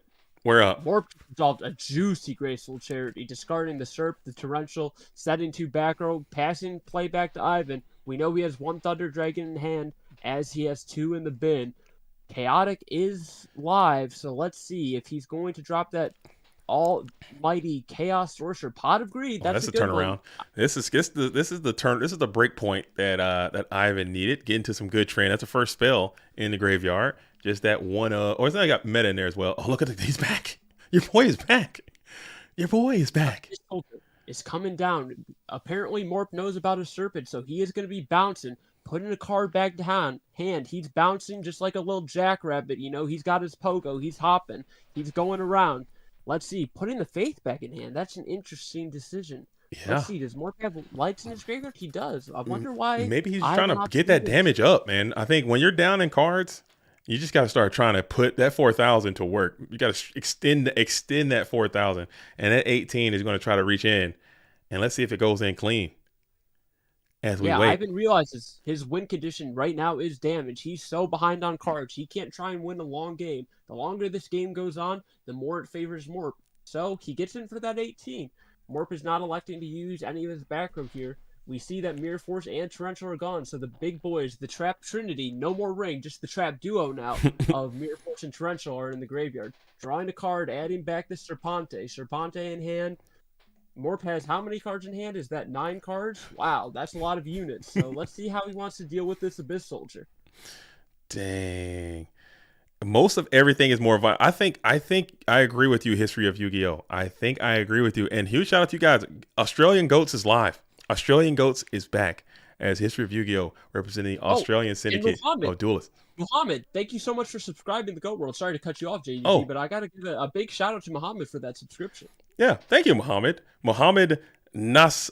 I'm sorry. I don't even want to try. Nashat. Thank you. Welcome to Goat World. Stay a while. Make sure you like the stream as well. Make sure you find some videos you like and hang out for a time or two. Dang. Okay. We're almost there. 10,000. I think we can make it at some point. It'll happen this year. As Breaker, the magical warrior, is going to hit the field. Are you trying to run this red light? Do you have the gumption? And no, you don't. The gumption is not got. You're just going to go ahead and pop the set. Trying to clear the way. Yeah, wants to clear the way, pop this back row. Probably with all those cards in hand. Surely he has a Chaos Sorcerer in hand. Just wants to make sure it gets down safe and securely. Ivan's going to think, might have to pop a back row here, depending on what his hand is. I don't think you really care about the breaker. You got 7,000, but you might need to clear the way. Maybe you have a Snatch Steal. Maybe you have a meta. Let's see. Surely Morp has a Solemn down. If you're setting 3, this comfortably, that you got to be considering that if you're Ivan in this situation. Ivan's thinking about it, probably going through the list, going through the Rolodex, seeing when those cards got put down and in what order and how long it's been there, things of that sort. So maybe he can make a good call and pop the right one. Or maybe he might go after this breaker and just roll the dice with this Chaos Sorcerer. Who knows? We'll find out. Stay on standby. JZ, has anyone told you that you have a fantastic vocabulary? You have a wealth of knowledge. Thank you for that. I appreciate that, and that is not an accident. Okay, fun fact: your boy JDZ used to have a severe stuttering problem, and every now and then you'll hear it. It'll come back. I'm not completely past it. The stutter will return every now and again. So in order to combat the stutter, it was recommended that I read the dictionary and then I learn new words and I try to utilize those words in standard sentences throughout the day to try not to stutter. And it works. So if you do have a stuttering problem, try that, because it did work for me, and maybe it can work for you. If you don't, like to be a stuttering Stanley over here, your boy JDD was going through it. But now we're back. We back. No stutter. We back. Live in action. No stutter. We're talking. We're out here speaking with the GOAT world. We're getting out there. We love that. Love that. Make sure you guys read a book. I went to the library recently. I've been reading a great book. It's by the creator of Nike, Phil Knight. It's a fantastic book. I can't remember the name. It's something I don't know, but it's by Phil Knight. It's a fantastic book. Make sure you guys read some books. We can't just be reading Yu-Gi-Oh cards all day. We gotta improve our minds. Make sure that we're doing the things outside of the GOAT world that keep us healthy and sharp. Intelligent. I was exactly. Word of the day. I'm gonna say, gammy. Gammy was the word of the day. Gammy. Okay. Oh man, she's got some. Can I give you another word, JGC? Yes, let's hear it. Sultry. Sultry. Oh, that was the word of the day. That was a couple days ago. Sultry was the word of the day a couple days ago. I thought it was cool. Moxies came in the Discord and dropped sultry on us. And I was like, damn. Okay. Yeah, like DD Warrior Lady. She looks like a lady who would speak in a sultry tone. Oh, dude, DD Warrior Lady. I wonder what DD Warrior Lady would sound like. I believe in my full core that there could be an anime or some type of TV show that is purely based on DD Warrior Lady and the different dimension things that they're going through over there. I think that's a vibe. I think it's really cool. I think it's really cool. DD Warrior Lady would have a raspy voice. I think she looks like she smoked, 2 packs of cigarettes a day. I think she would be a little grisly with her tone. You think DD Warrior Lady is smoking 2 packs a day in the different dimension? She is smoking. She's got the Newport. She's got the Marlboro. She's got them all. She's got the Camel Crushes. She's You think DD Warrior Lady? I don't know. I thought DD Warrior Lady would be healthy. There's no way you can go through the different dimension portal and not be in peak physical condition. There's no chance she's smoking in the different dimension. But I think, initially she wasn't a smoker when she entered the different dimension, but, it's real stressful out there. You got guys like DD Survivor, it's a stressful environment out there. You need those cigarettes. You need that nicotine. You need that dose to keep you. Okay. R3V says DD Warrior Lady vapes. She's on the vape pen. She's on the vape. She probably's on Zen. She's probably dipping, huh? Dipping Zen? Ain't no way. But I guess you're out there wearing a leather shirt and booty shorts out there jumping through the different dimension with long sleeves and shorts on. You might be on something. I don't know. Your shadow in the different dimension is light. That's pretty cool too. Okay, hear me out here. I think DD Warrior Lady, if you gave her a haircut, she kind of looks like Kurt Cobain, no? Oh, dude, I'm just noticing that. A little bit. She got that grunge look to her, She looks like a rock and roll. She might be on. You're making me think differently about the different dimension Warrior Lady, dude. I think she's I thought she was just a nice, or maybe she did like CrossFit on the weekends. I think she works out. Okay. She had a boyfriend. His name was Chad or Chet or maybe Brad or Brett. Okay. One of those 4. No, and that's it. Multiple boyfriends. Those are all her boyfriends, in fact. All those 4 gentlemen in a Dude, past life. But I think, yeah, I think she was a healthy lady. But, you know, she entered that portal and things changed. She found that sword. She picked it up. She started swinging, dinging. She did all of that. And, you know, things changed for the no, worse for I her. have a whole. I don't know if you had the opportunity to check out my fanfic that I've been writing about the different Oh, dimension. no. I posted in War League and I got obviously made fun of, so it's I stopped updating it, but there's a whole fanfic out there because you have I gotta check that out. Warrior of the Wasteland, the Wasteland Warrior Lady or something like that, and then you got DD Warrior Lady. There's time travel. There's a war that happens between the gigabytes.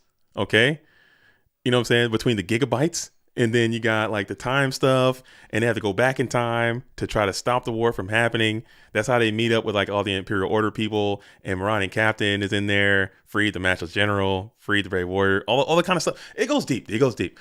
Okay. It goes deep. Mods, can we time out this Odie Anthony guy? He's gotta let JDZ write his fan fiction. This is great. He has a love for the game. You might have the competitive sense, but JDZ knows the lore. He knows what's going down in the different dimensions. What can I say, man? Haters, they hate me because they ain't me. All right, they hate me because they ain't me. All right, you know what I'm saying? Tell him. I think Ant is just trying to hide from his inner nerd. Okay, you got to look in the mirror and you got to say, "Hey, man, I'm a nerd," and just embrace it. Okay, just let it go, dude. It took me a long time to figure that part out. Fancy. We can't be saying nerd alert when you're over here recommending the X-Men 90s show to other people in the Discord, brother. We're all nerds. You got to embrace it. You know, embrace it, dude. Nerds have different ways of showing their nerdy side, the geek culture, you know? Some like writing fan fiction, some like playing Chaos Turbo, some like watching the X-Men TV show. So, you honestly, know, you just gotta... but Fancy, if you play retro format Yu-Gi-Oh, guess what? You're a nerd, dude. Whether you want to admit it or not. If you play retro format Yu-Gi-Oh in any capacity, you're a nerd. Period. Before even, so you can't. No ifs, ands, or buts. Yeah. That's just a fact of life. You know, there's taxes, there's death, and there's you're being a nerd if you're playing retro format Yu-Gi-Oh. It's a fact. It's what it is. It's a pure fact.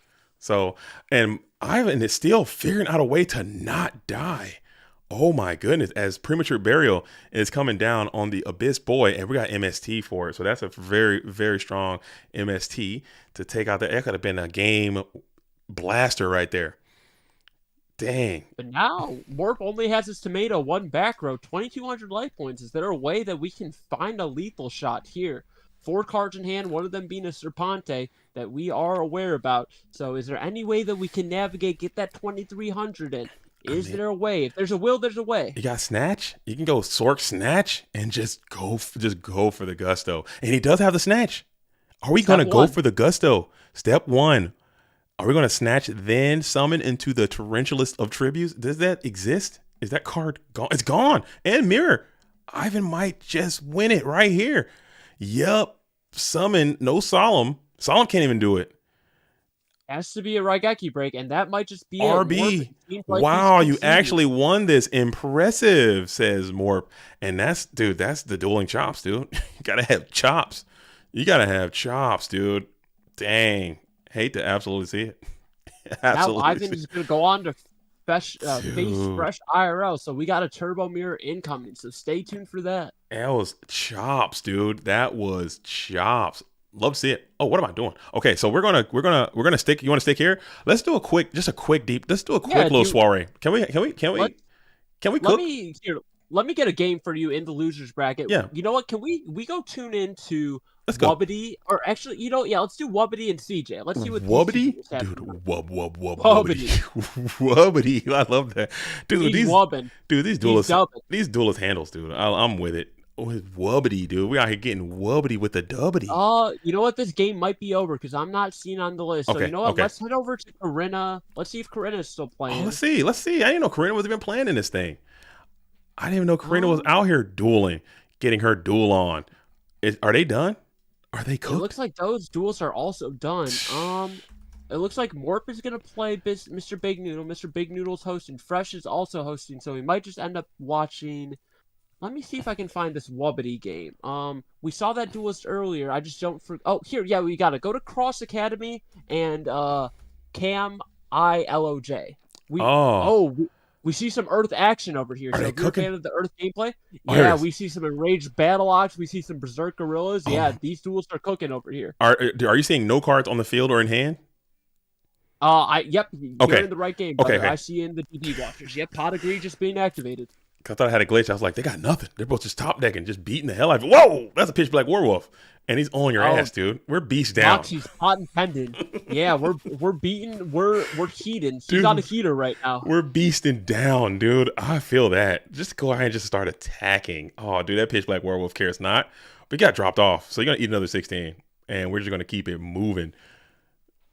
Dang.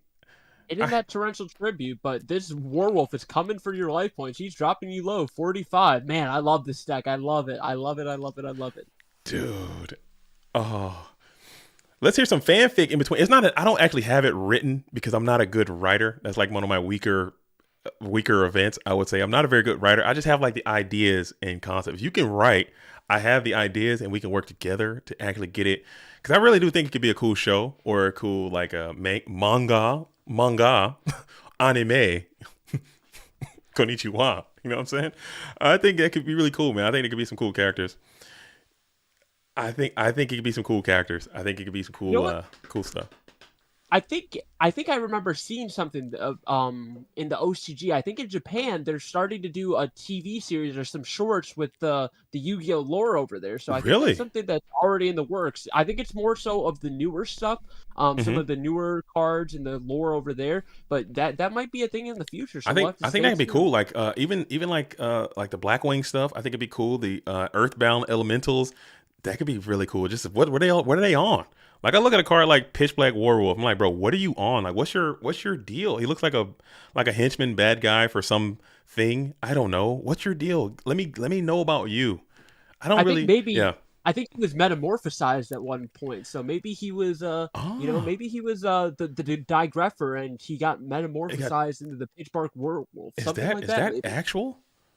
No, I'm just making that's off the dome, but That's that's that's you never it. know. It's all improv. As we got Camelo is back at it with this Ryu Koki, and now we're gonna see if this bad boy can get in with this zombie drop off the deck with Mystic Tomato in there, staring down Pitch Black Warwolf, and we're gonna trip up. Bottomless goes Rip up crazy. for the vamp. Let's see, does he have it? Don't got it. Otherwise, you need a mirror force here. Sakaret's actually the mirror force isn't even that great because that vamp is gonna keep recurring himself. He's coming back. He's gonna play around the mirror force as well, switching that Koki defense. Let me play conservatively. Let me Ooh, make the right that's play. punish. And the Book of Dispute, the Book of sorry, what was the other book? Book The of the Book of Squanch, dude. the Squanched one. Yes. Oh, dude. Dang. And he hit the dust tornado on the damn Sakaretsu armor. So you're able to clear the vampire lord. And now do you have another trap? This pushback warwolf is just thriving and surviving. Do you turtle up with this Ryukoki or do you try to put this bad boy to work? Heavy storm off the Oh, top. Hate and to that's see a it. hell of a rip. That's the Damn it. best thing that you could draw in this situation. Do you have a solemn judgment to protect your other Oh, back? we're Book gonna of Desquanch. you're The gonna Desquanch one book is him. back. Oh, you're gonna book him. Do that widespread ruin. Okay, so both of these duelists is just absolutely all the way in. Widespread ruin, double enraged Wangu. Now you need a live one off the top. So top decking here, your turn to rip one. Snatch deal, do you got it? Do you got it? You got Did you widespread draw ruins. it? Maybe you got another one. No, you're just gonna Maybe you have to got a turtle smashing up. ground? Oh, the Snatch Seal's in the graveyard. Yeah, we just got to set a monster here. Probably one of your Earth monsters that can't contest this Ryukoki. The Book of Life. What are we going to banish? What are we bringing back? The Probably Vamp Lord V-Lord coming is in hot. back. Yep, he's coming in hot. He's coming. He is here. He's ready to go. Maybe maybe Oh, maybe I'm this so proud. maybe this is why I like this modified goat thing so much because Vampire Lord is my favorite card in the entire game of Yu-Gi-Oh! And just seeing people actually being able to try to play it, it's still not great, but still seeing people be able to play it, and it's still just called Monster. That is just insane call there. No chance you're calling Monster here. I'll call the spell card here, right? 100%. I'm calling spell card every day, twice on Sundays.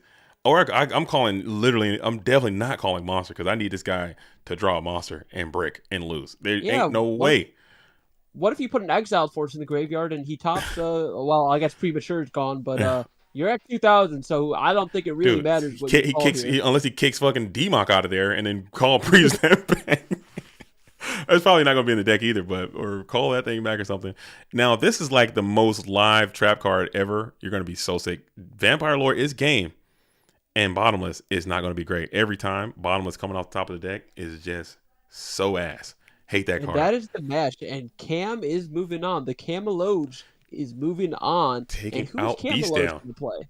Let's see. Camelo is going to play Sean. Playing Sean in the next round. Are we going to head back up to winners? Yeah, let's head down in Dogtown. Let's head back up. Unless there's somebody down there that we have not seen. Is there somebody? Let me pull up my bracket as well. Do you want to? Well, Karina, I think. Are they playing? We haven't seen Karina yet. Is Karina playing? I want to see what she's cooking. That's a duel we have not seen on the stream yet. I don't know why maybe one of those duels is taking a break, but the bracket has not been updated. I see they are supposed to play Rabid and Karina.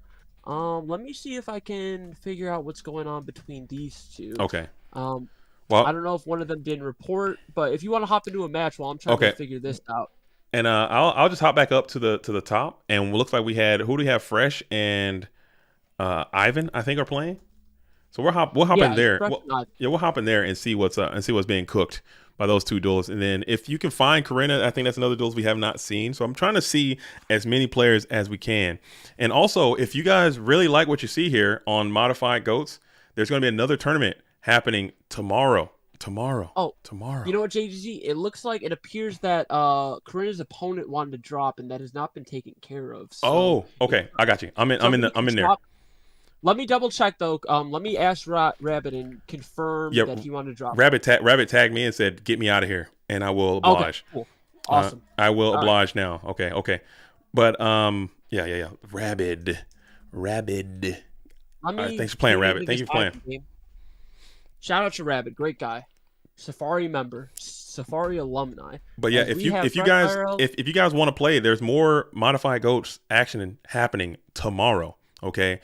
Pui is going to be running the tournament. It's going to be the first, open event. Well, this is the Friday event, but that's going to be the first official-ish event. It's going to be the Grand Pui to start it off to celebrate Pui getting 1,000 Go For Matt Dueling subscribers on her Go For Matt Dueling YouTube channel. So if you haven't subscribed to her, go over and check her out. See what she's doing. She's doing great content and things of that sort. And she'll be streaming this event tomorrow. Her and Grumpelstiltskin will be in the booth, locked and engaged all day tomorrow. So 64 duelists, first come, first serve. Signups are open now. Get on in there and get your game on.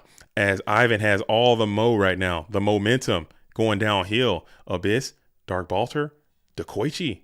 Ivan playing CC, getting busy. As Fresh RL is going to say, I've had enough. I've seen enough. Let's just save some information and get the hell out of there. Okay, cool. And you know what? I think I'm going to end up playing in that tournament tomorrow. So make sure you guys come out, join the event. If you like what you've been seeing tonight, this is going to be a fun event. It's a fun way to play GOAT format. It's a different way to play GOAT format. Something fresh. Let's support Pui for being a great duelist, being a great tournament organizer, all the work that she's put in, all the work that the GOAT format staff has put into this format. So let's support the GOAT community and support each other, support our brothers and sisters. But I actually want to play as well. It does sound like incredible fun. So I might be able to come out and play a few rounds and just to play, but I may not be able to finish. So I'm gonna see if there's any openings left, because I don't want to take someone's spot if they're dedicating to play the entire time. But I really do want to play. But I got some obligations I have to take care of tomorrow. And Sunday I actually might be coming back here live on this stream. Alethea and AJT continue on. Okay, they're going to continue the circuit as you've been covering the first portion of that. If you're free on Sunday, if you have some time, you can come on back in and check that out with me. Absolutely. But there's another duelist showcase between the 2022 Player of the Year, GFC champion, FLC champion, AJT, BLS, GGP winner as well. And he's playing against Alethea in a best of 21. Earth Aggro versus Turbo. Winner will receive $200. $200. And it's not a grudge match or anything. These duels are just trying to just provide a little bit more information to the format, because Alethea believes that the Earth strategy is better than what people make it out to be. And I agree with Leffy as well. And some players, especially in the upper echelons of the top tier community, don't agree with that. They think Earth is a fake deck, it's not real, and it's kind of ass, or all the things that people say. So with this series, we're going to be able to discover if you have two players who I would consider among the top tier of echelon of duelists in our format, playing those two strategies at their best capability. What can we learn from that?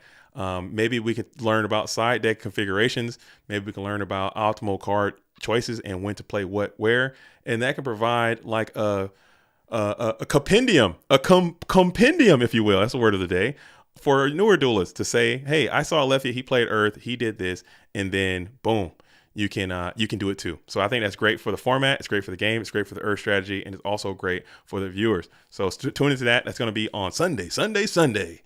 Both are two-time World League champions. That's correct. They both are GFC champions. Absolutely. World League champions. PWCQ winners. You know what I'm saying? They just get it in. Great, phenomenal duelists. So that's really cool to see. Cool. Sorry. Yeah. No worries, JGZ. We gotta let you. You are the captain of this boat. You go off on your tangent, and we're here to listen. But yeah, I actually covered the. Sorry. Go. Yeah, I covered the first 4 matches of that series over on my Twitch channel, and it's all tied up. So Alethea has proven that Chaos Turbo strategy can stay head to head with the Turbo deck. So make sure you come out on Sunday and keep watching that action. And I think it's really cool that they both volunteered to do that, because that's a lot of freaking Yu-Gi-Oh, man. But we wanted the sample size to be large, and we wanted it to just really, really get a lot of different quality matches in and a lot of different draws in, so you could really understand what those decks do and how that matchup works out from one to the other. So really neat. Gigantes will step on you. Yeah, Gigantes is a mess. I think it's a cool card. I think Earth cards are very cool. I think that's a very solid deck. It's topped the GOAT format World Championship, the most prestigious event in the format, 2 years in a row. Came in 2nd place last year. Shifty played it. Came in 4th place the year before that. Shaggy played it. Always is topping. It's always having consistent results in major tournaments. I think it's a really, really good deck. But we'll find out. We'll see what we can learn from this series, and then take from there. As we got Sangan is going to go ahead and battle in for 1,000 free and clear, as Nobleman of Crossout hits the Abyss Soldier, the rare and indigenous Abyss Bluff. Getting a little bit of trickeration there coming in from the blue corner player.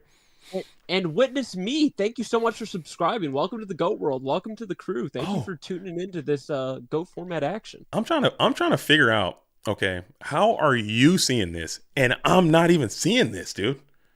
Well, thankfully you have the overlay on your stream, and I have that pulled up so I can interact with the chat and I see everything that's happening. Okay. So that's how I can see it right when it's happening. Gotcha.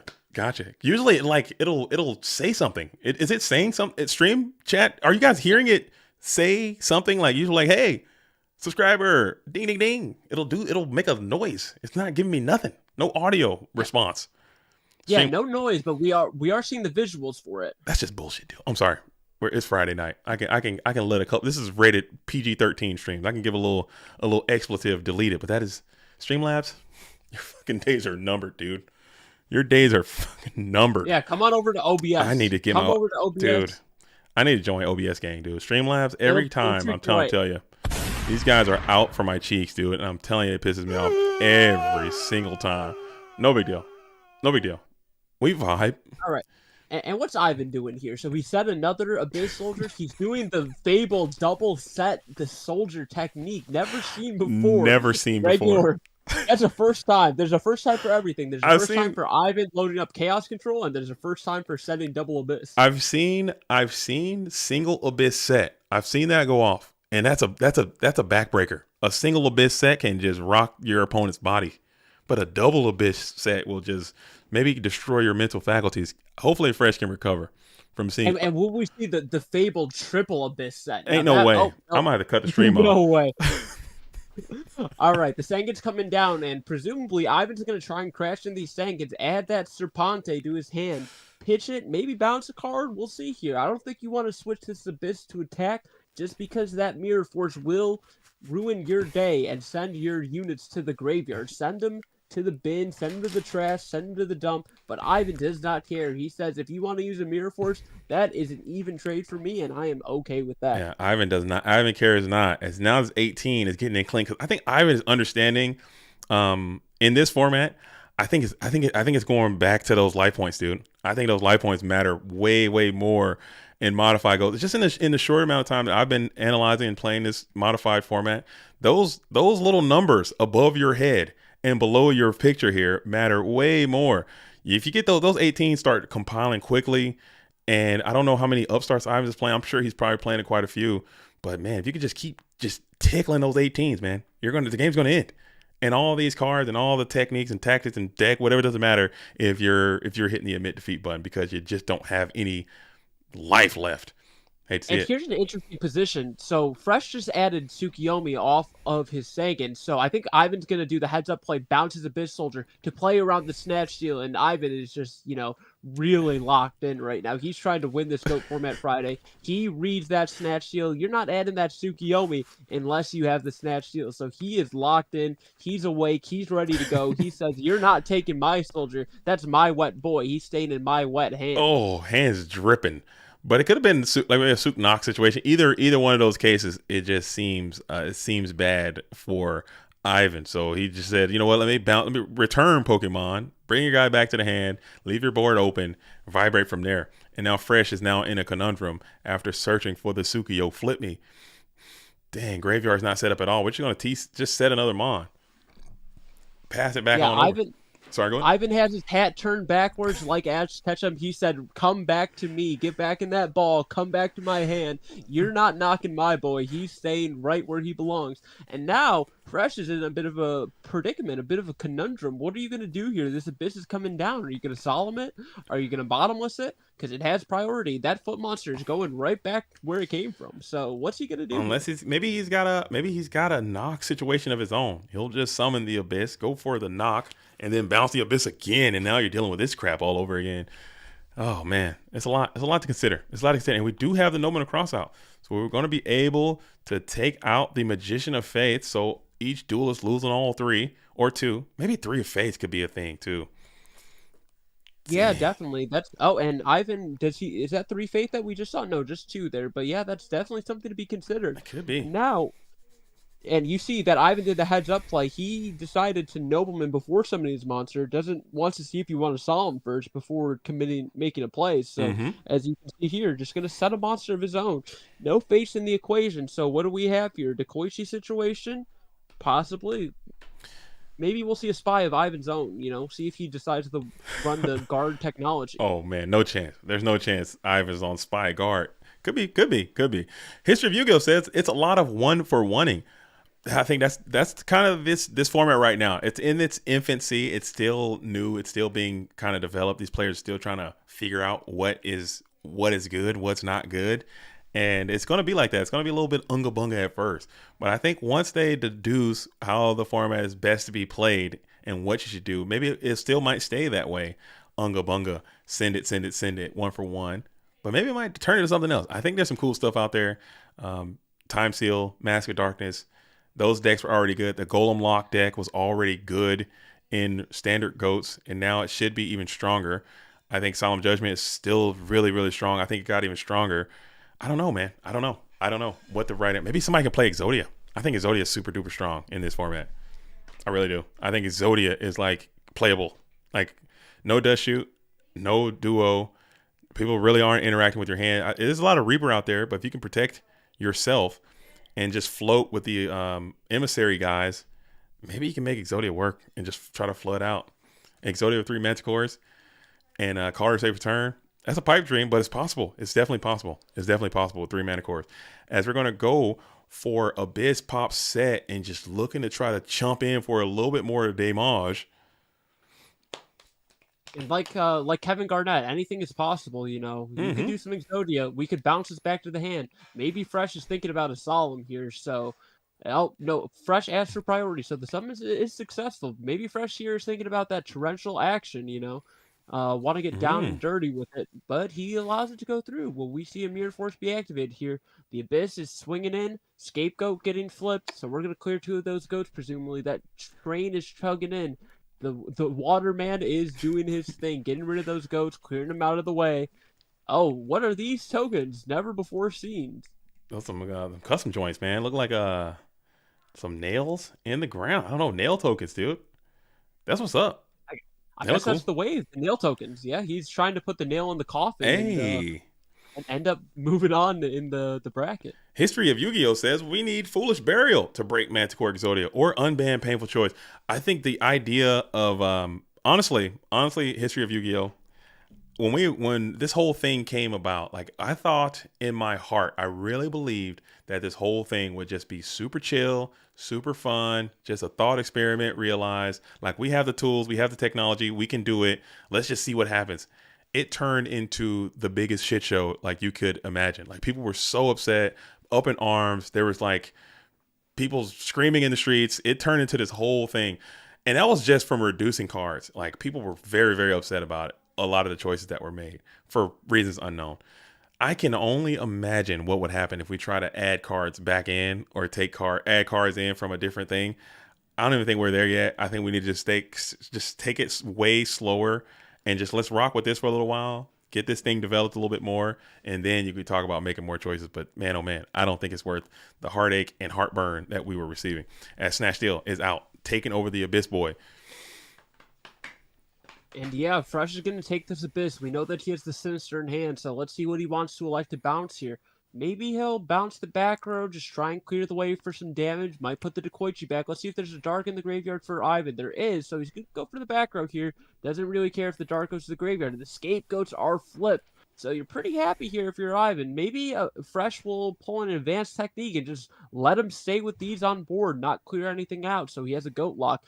But Ivan likely has a metamorphosis at this point. We know two of the cards in his hand are Thunder Dragons. Looks like he's going to set down that whale with the Tsukiyomi, flip it back up, and we're going to start clearing the way. Got to start getting rid of these goats if you want to get to the hitbox of Ivan. And as JDZ alluded to earlier, life points are a huge resource here, and Scapegoats protects you from that little bit of chip damage. So, you're protecting your hitbox, you're protecting your life total, alleviating some of the pressure. You can bring down a Metamorphosis. Thunder Dragon can slow down Thousand Eyes can slow down the game. You can do a bit of sucking, and you can, get where you need to be. I like it. So now you get to permanently hang on to the Abyss Soldier. If you had another water monster, he could have bounced. That would be cool, but probably unlikely. As Ivan is still sitting with a ton of cards in hand, and I like this. Now this right here, this little game position, this little board state is my favorite kind of Yu-Gi-Oh to play and my favorite kind of Yu-Gi-Oh to watch. Maybe it's a little bit boring for the Zoomers out there who really don't like the GOAT meta stuff, but you see he got a top player. He's got a grip full of resources. You see Fresh, he's got a nice board, hand full of cards. You got a graveyard that's nice and chock full of valuable cards. And they both got to look each other down, and they got to figure this thing out and see who's going to bend. And the call and response thing is my favorite part of this thing. So I'm excited to see how this thing's going to go. Ivan's going to reveal another powerful card, Snatch Steel. We're taking that Abyss Soldier back. We're going 1-for-1. You take it. I take it. Let's see if you guys Suk as well. We're going to bounce past your set now. Dang, these Abyss Soldiers are crazy. I love this. I like what I'm seeing right here. Ooh, and the tribal one comes down. It looks like Ivan might be going for a game shot here. Maybe he has a double Stork situation, does have two darks in the graveyard. This could be a game shot. There's one. And you only needed one. This is already game on board. Only needed one, and that is game. And Ivan Rosito is moving on to winners finals. He had it all. Yeah, he's moving on to winners finals. Gonna face Dueling High. Let's see if there's anything else. I think we should just stay in winner's side, don't you think? I think so, because this is the winners final. So let me update the chart to reflect that. Let me update this to the winners finals. Oh, damn. Let me get that out of there. Get out of there.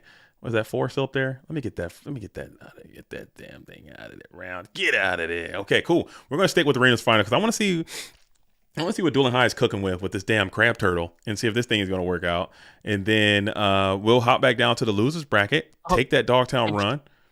And Charles Johnson asks, can you Abyss Soldier a token? Yes, you can. And it won't return to hand, so you cannot replay it from your hand. If it gets returned to hand, quote unquote, it just is basically removed from the field. It will not actually return to your hand. A token cannot be a physical card that goes to the hand. It cannot go to the graveyard. It will just be removed from play. How cool would that be, though, if you could just add a token to your hand? That'd be so sick. Add a scapegoat token? Yeah, that'd be sick. That'd be sick. It could be discard fodder for a graceful charity. That'd be That'd be insane. so dope. Or just set it as a bluff set. Somebody mind Um, con a token, dude. That'd be fire, while dude. we're waiting for these two, it looks like Mr. Big Noodle, who we haven't seen so far, is playing. Do Okay. you want to hop into Yeah, that let's while go we there. Let's wait? go there. Let's go first. Let's go there. Let's go there. Oh Oh my gosh, man, he's doing it. The what's going Noodle's on doing here? it. Oh, he's on Enchanted Fitting Room. This is crazy because this is a deck that it should be coming out here soon. The Enchanted Fitting Room, the deck, dude.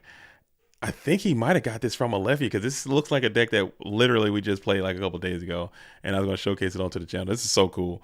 This is so cool. But that Reaper is looking strong, as Reaper is able to just thwart off all these attacks from all these normal monsters. You need to get to the Zaborg, and you need to get to him stat. If you can get to that Yeah. Zaborg, you might be able to just win right now. Yeah, this Spirit Reaper is insulating your life points. You feel nice and cozy with this guy on the board. Just having to go to end phase to pitch for hand sizes, presumably Dang. what Mr. Big Noodle's doing, passing over. So we have basically a stalemate here. Let's see who's going to break the position at some point.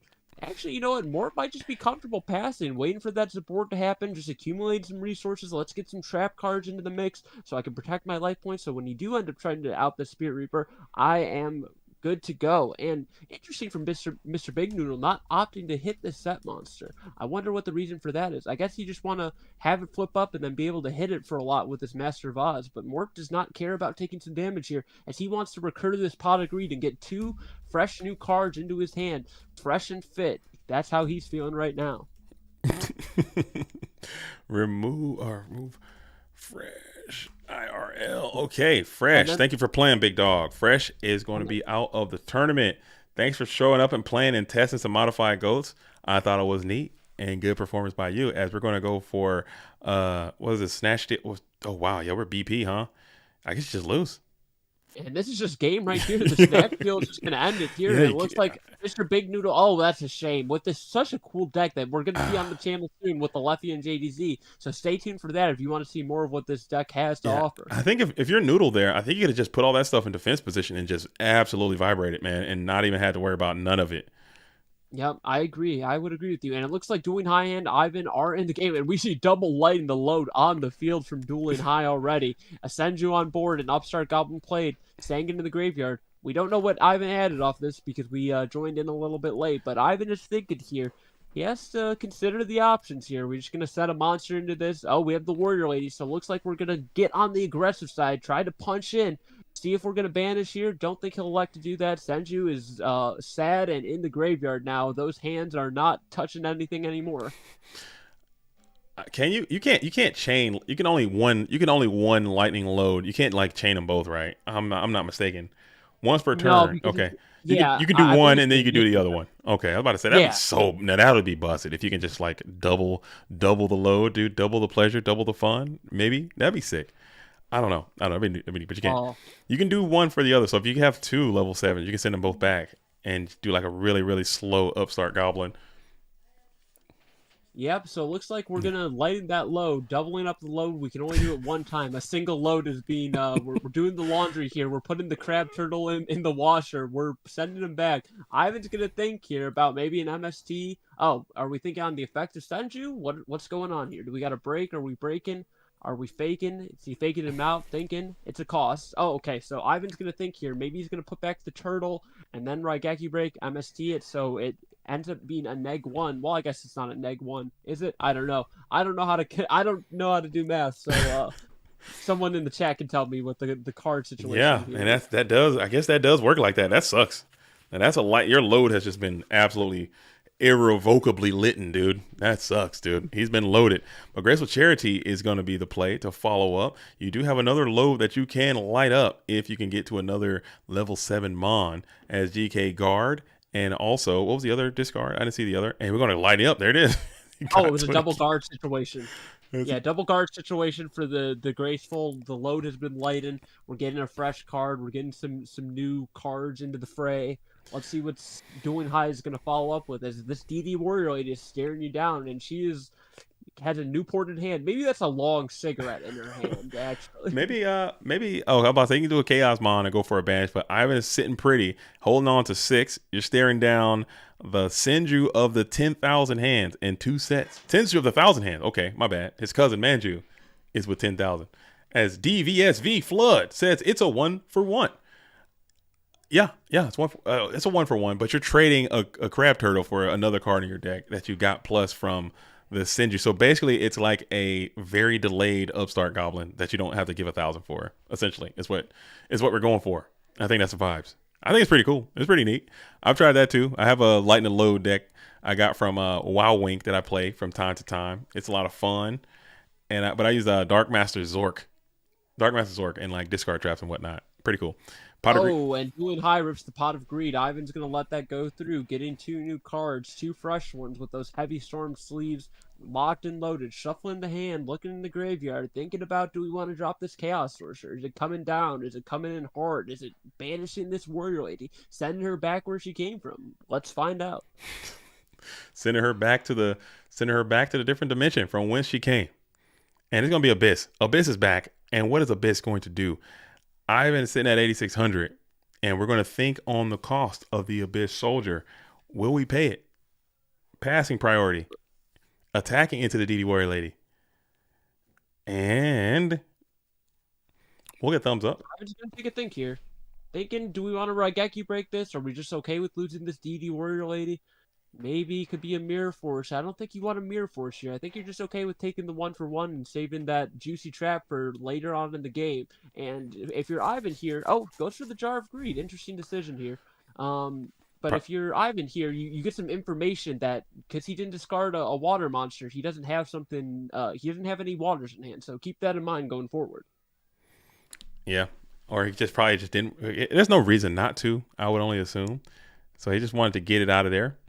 Just wanted to get it banned. I think maybe Ivan was trying to play that jar to just get a little bit more information on maybe that decision. Maybe he was looking for a chaos guy. You let that DD Warrior just go to the graveyard. You get Sork and you vibrate. That could have been. Yeah. And top players will always say, if you get as much information as possible before making your decision. That's why a lot of players will upstart before they use a graceful, so they know, hey, maybe I want to discard something else now that I drew this card. Mm-hmm. So yeah, information is key in this game. Hell yeah. And we got Nobleman off the top. Let's see if he hit the Magician of Fate. So that's a pretty timely hit for Dueling High. Board is wide open. Do you have anything else that you can do? Let's see if you can summon somebody and put some pressure down on Ivan's hitbox where you just have to reluctantly pass. I don't think you want to drop a Chaos Sorcerer onto an open field, although Ivan does not have the nutrients to summon one of his own. Bringing down the Sangan, get a hit in for 1,000. Getting in that chip damage, just slowly whittling away Ivan's life points. Ivan's going to draw a card. See what we're going to do. Pot of Greed is the rip off the top, and you hate to see it if you're rooting for Dueling High here. And Mr. Big Noodle is in the chat. Yo, huge shout out to Mr. Big Noodle, fresh off of his PWCQ 57 victory. Says, that was insanely frustrating. I obviously would have put my monsters to defense position, but I was so distracted by Snatch Steal ruling, I couldn't get my head back into the game. I was so distracted. That's part of the game, though. Got to stay focused. You got to lock in. You got to be laser focused at all times, especially when you're playing Modern Goats, Mr. Big Noodle. You can't let the little stuff get to you. What was the Snatch Steal ruling, if you don't mind sharing, for the GOAT world, so we all can become better duelists if it's something that you learned or you didn't know? What was that particular ruling? It looks like the Sangan's going to add the Manju here so we can lighten that load. Ivan's still thinking here after that Torrential Tribute, just going to opt to set a back row. And now Dueling High is going to be able to summon that Manju, put it back into the deck, get a fresh new card, get a new lease on life, so to say. And he's adding, he's thinking. Let's see how this is going to transpire here. And Mr. Big Noodle says, I had 5 monsters on my field, and I tried to Snatch Steal their Reaper to destroy it, but I guess I can't. Yeah, you cannot, in fact, do that because that is not a legal activation since all of your monster zones are occupied. So that is unfortunately something you can't do, but, it's a good learning experience, and thankfully it didn't happen in the real deal. So if you're playing tomorrow, just keep that in mind, keep that fresh in your head so you don't forget that tomorrow and that mistake doesn't happen again. But it happens to the best of us. There you go. And you learn something, and we all get better because of it. The more you know. As we're still sitting here. The game is not over. You know, I thought that this thing would be kind of wrapping up when I saw some of the cards Ivan was playing, and I saw Dueling High. But Dueling High got to some quality units as well. He's lit in the load a few times, and now he's staring down Ivan's 5,900. Breaker is looking great. Let's see if Ivan elects to run this red light, or will he just try to break and get a plus? And it will not work, as Raigeki Break is going to go ahead and be the play. We're going to send the Abyss Boy to the bin and bounce the Breaker to the bin as well. Damn. But you know what? If you're doing high here, you're not feeling too bad because Ivan has not found that wonderful Thunder Dragon to fill up his graveyard with the nutrients needed to summon a Chaos Sorcerer. So right now, Ivan is very reliant on his normal summons, presumably as a Scapegoat down, maybe as a Metamorphosis in hand. And that's the thing with that Chaos Control deck that so many people talk about in regular Go format. They're oftentimes just bricked up on a lot of cards, and they're looking to get pieces together before they can make their big plays. And right now, Dueling High is in a comfortable position, but you have to be getting a little bit worried as Ivan keeps drawing cards. You know, you got to put in that damage, try and get him low, so when a game shot does present itself, it makes it a little bit easier for you to do so.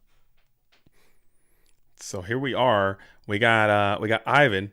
He's holding 5. Do we know anything on Ivan's hand? Did he get the Serpent in rotation? I know he got that Sangin Search off. I can't recall what he grabbed. But I don't think we have any information on Ivan's hand. I know we don't have any information on Dueling High's hand because each time he gets a Crab Turtle, he'll just cash that bad boy in with Lighten the Load and get another card. It's going to be so funny when Dueling High has freaking 1 card left and he's just lightening the load, sending turtles back over and over again until the end of time. That'd be funny. And the Abyssal one comes down, and Dueling High is going to think here. Again, if you're Dueling High, if you can keep answering this normal summon, just getting it in for 14, that's a great position for you to be in. But elects to let the summon go through. Ivan's going to just try and get in that 400 damage, deal with this pesky Manju. He's already done his job, got the +1, got in some damage, so it's his time to go. He has done his job. Dueling High is going to let that go through. And now if you're Dueling High, looks like a prime time position to drop a Chaotic one to deal with this Abyss Soldier. But Ivan with the heads up play, and we did know about that SERP, I believe, from earlier in the game, so we did have some information. And now the Abyssal one is back in the hand to dodge a Chaos Sorcerer, and then come back on the field next turn and out something that Dueling High presents to him. So he's been bouncing his abysses, all abysses. He's been bouncing the Abyss. He's kind of addicted to an Abyss bounce. I think that's a cool play, as Chaos Sorcerer would have been the easy plus up on the Abyss, and that's a good heads up spot. And Ivan does have options here. Maybe Scapegoats is the play. Or are you going to eat 23? Will you eat 23 or you reveal some Scapegoats? Let's see if it goes down either of those ways. Dang, the pressure's mounting. What do we do? Sean, thanks for asking the question. I'm Fancy Diesel. I'll be here Sunday as well when JDZ is streaming the Alethea JDZ match. So, you know, get acquainted with me. Hopefully you guys enjoyed my commentary. I hope you guys have been enjoying the stream. We all know JDZ is fantastic. I'm trying to come in, keep the vibes high, you know, keep the same energy and keep on rocking. And the Mirror Force being used on the Chaos Sorcerer, I'm just going to go ahead and set a monster. Dueling High adds back the SERP, thinking of the standby phase, maybe trying to telegraph a Raigeki break, maybe actually thinking about it, but elects not to use it. So let's see what's going to happen here. Dang. Doing a bit of thinking. And Sean, how did your tournament go? I saw you made quite a run. How did the tournament? Hope you've been enjoying the format. I think it's been great. I played a few matches today for the first time. I've been watching the gameplay so I could come with some, you know, informed commentary. I'm not coming here looking like a buster talking about stuff that I don't know, you know. So dang. Hell yeah. Hell yeah. Hell yeah. Hell yeah. Hell yeah. I do appreciate it though. I like because sometimes, you know, I'll be in here and I'll be rocking and rolling coast to coast, and it'll get not necessarily. I never get bored because, you know, I'm with the people and we out here, we doing this thing. But it's cool having someone else in the booth too, and I think it's nice. I think it's a nice change of pace, man. I like the energy. I like you coming out and I like you playing and being out here and as a part of it. So thank you for coming by. And if you want to continue to come by, like I said, PWCQ 58 is going to be all your show. I'm not going to be here at all. I got some stuff I got to do, or maybe I can come in towards the end. It depends on how long the tournament goes, because I'm going out to a regional on Sunday the 5th, and I'm gonna play as we got the Crab Turtle. We're gonna bounce, and this could be game if Ivan can't stop it. And it looks like Let's Let's see. see. Do we have a Raigeki break here? He needs the Raigeki break. Ring is not. Oh, the Scapegoats is scapegoats. I great. forgot He about got that. Solemn. Yep. Dueling High is not playing Solemn, it seems, as that would have been great as a nice Solemn, but we're going to go and hit 3, leaving Ivan with 1 token.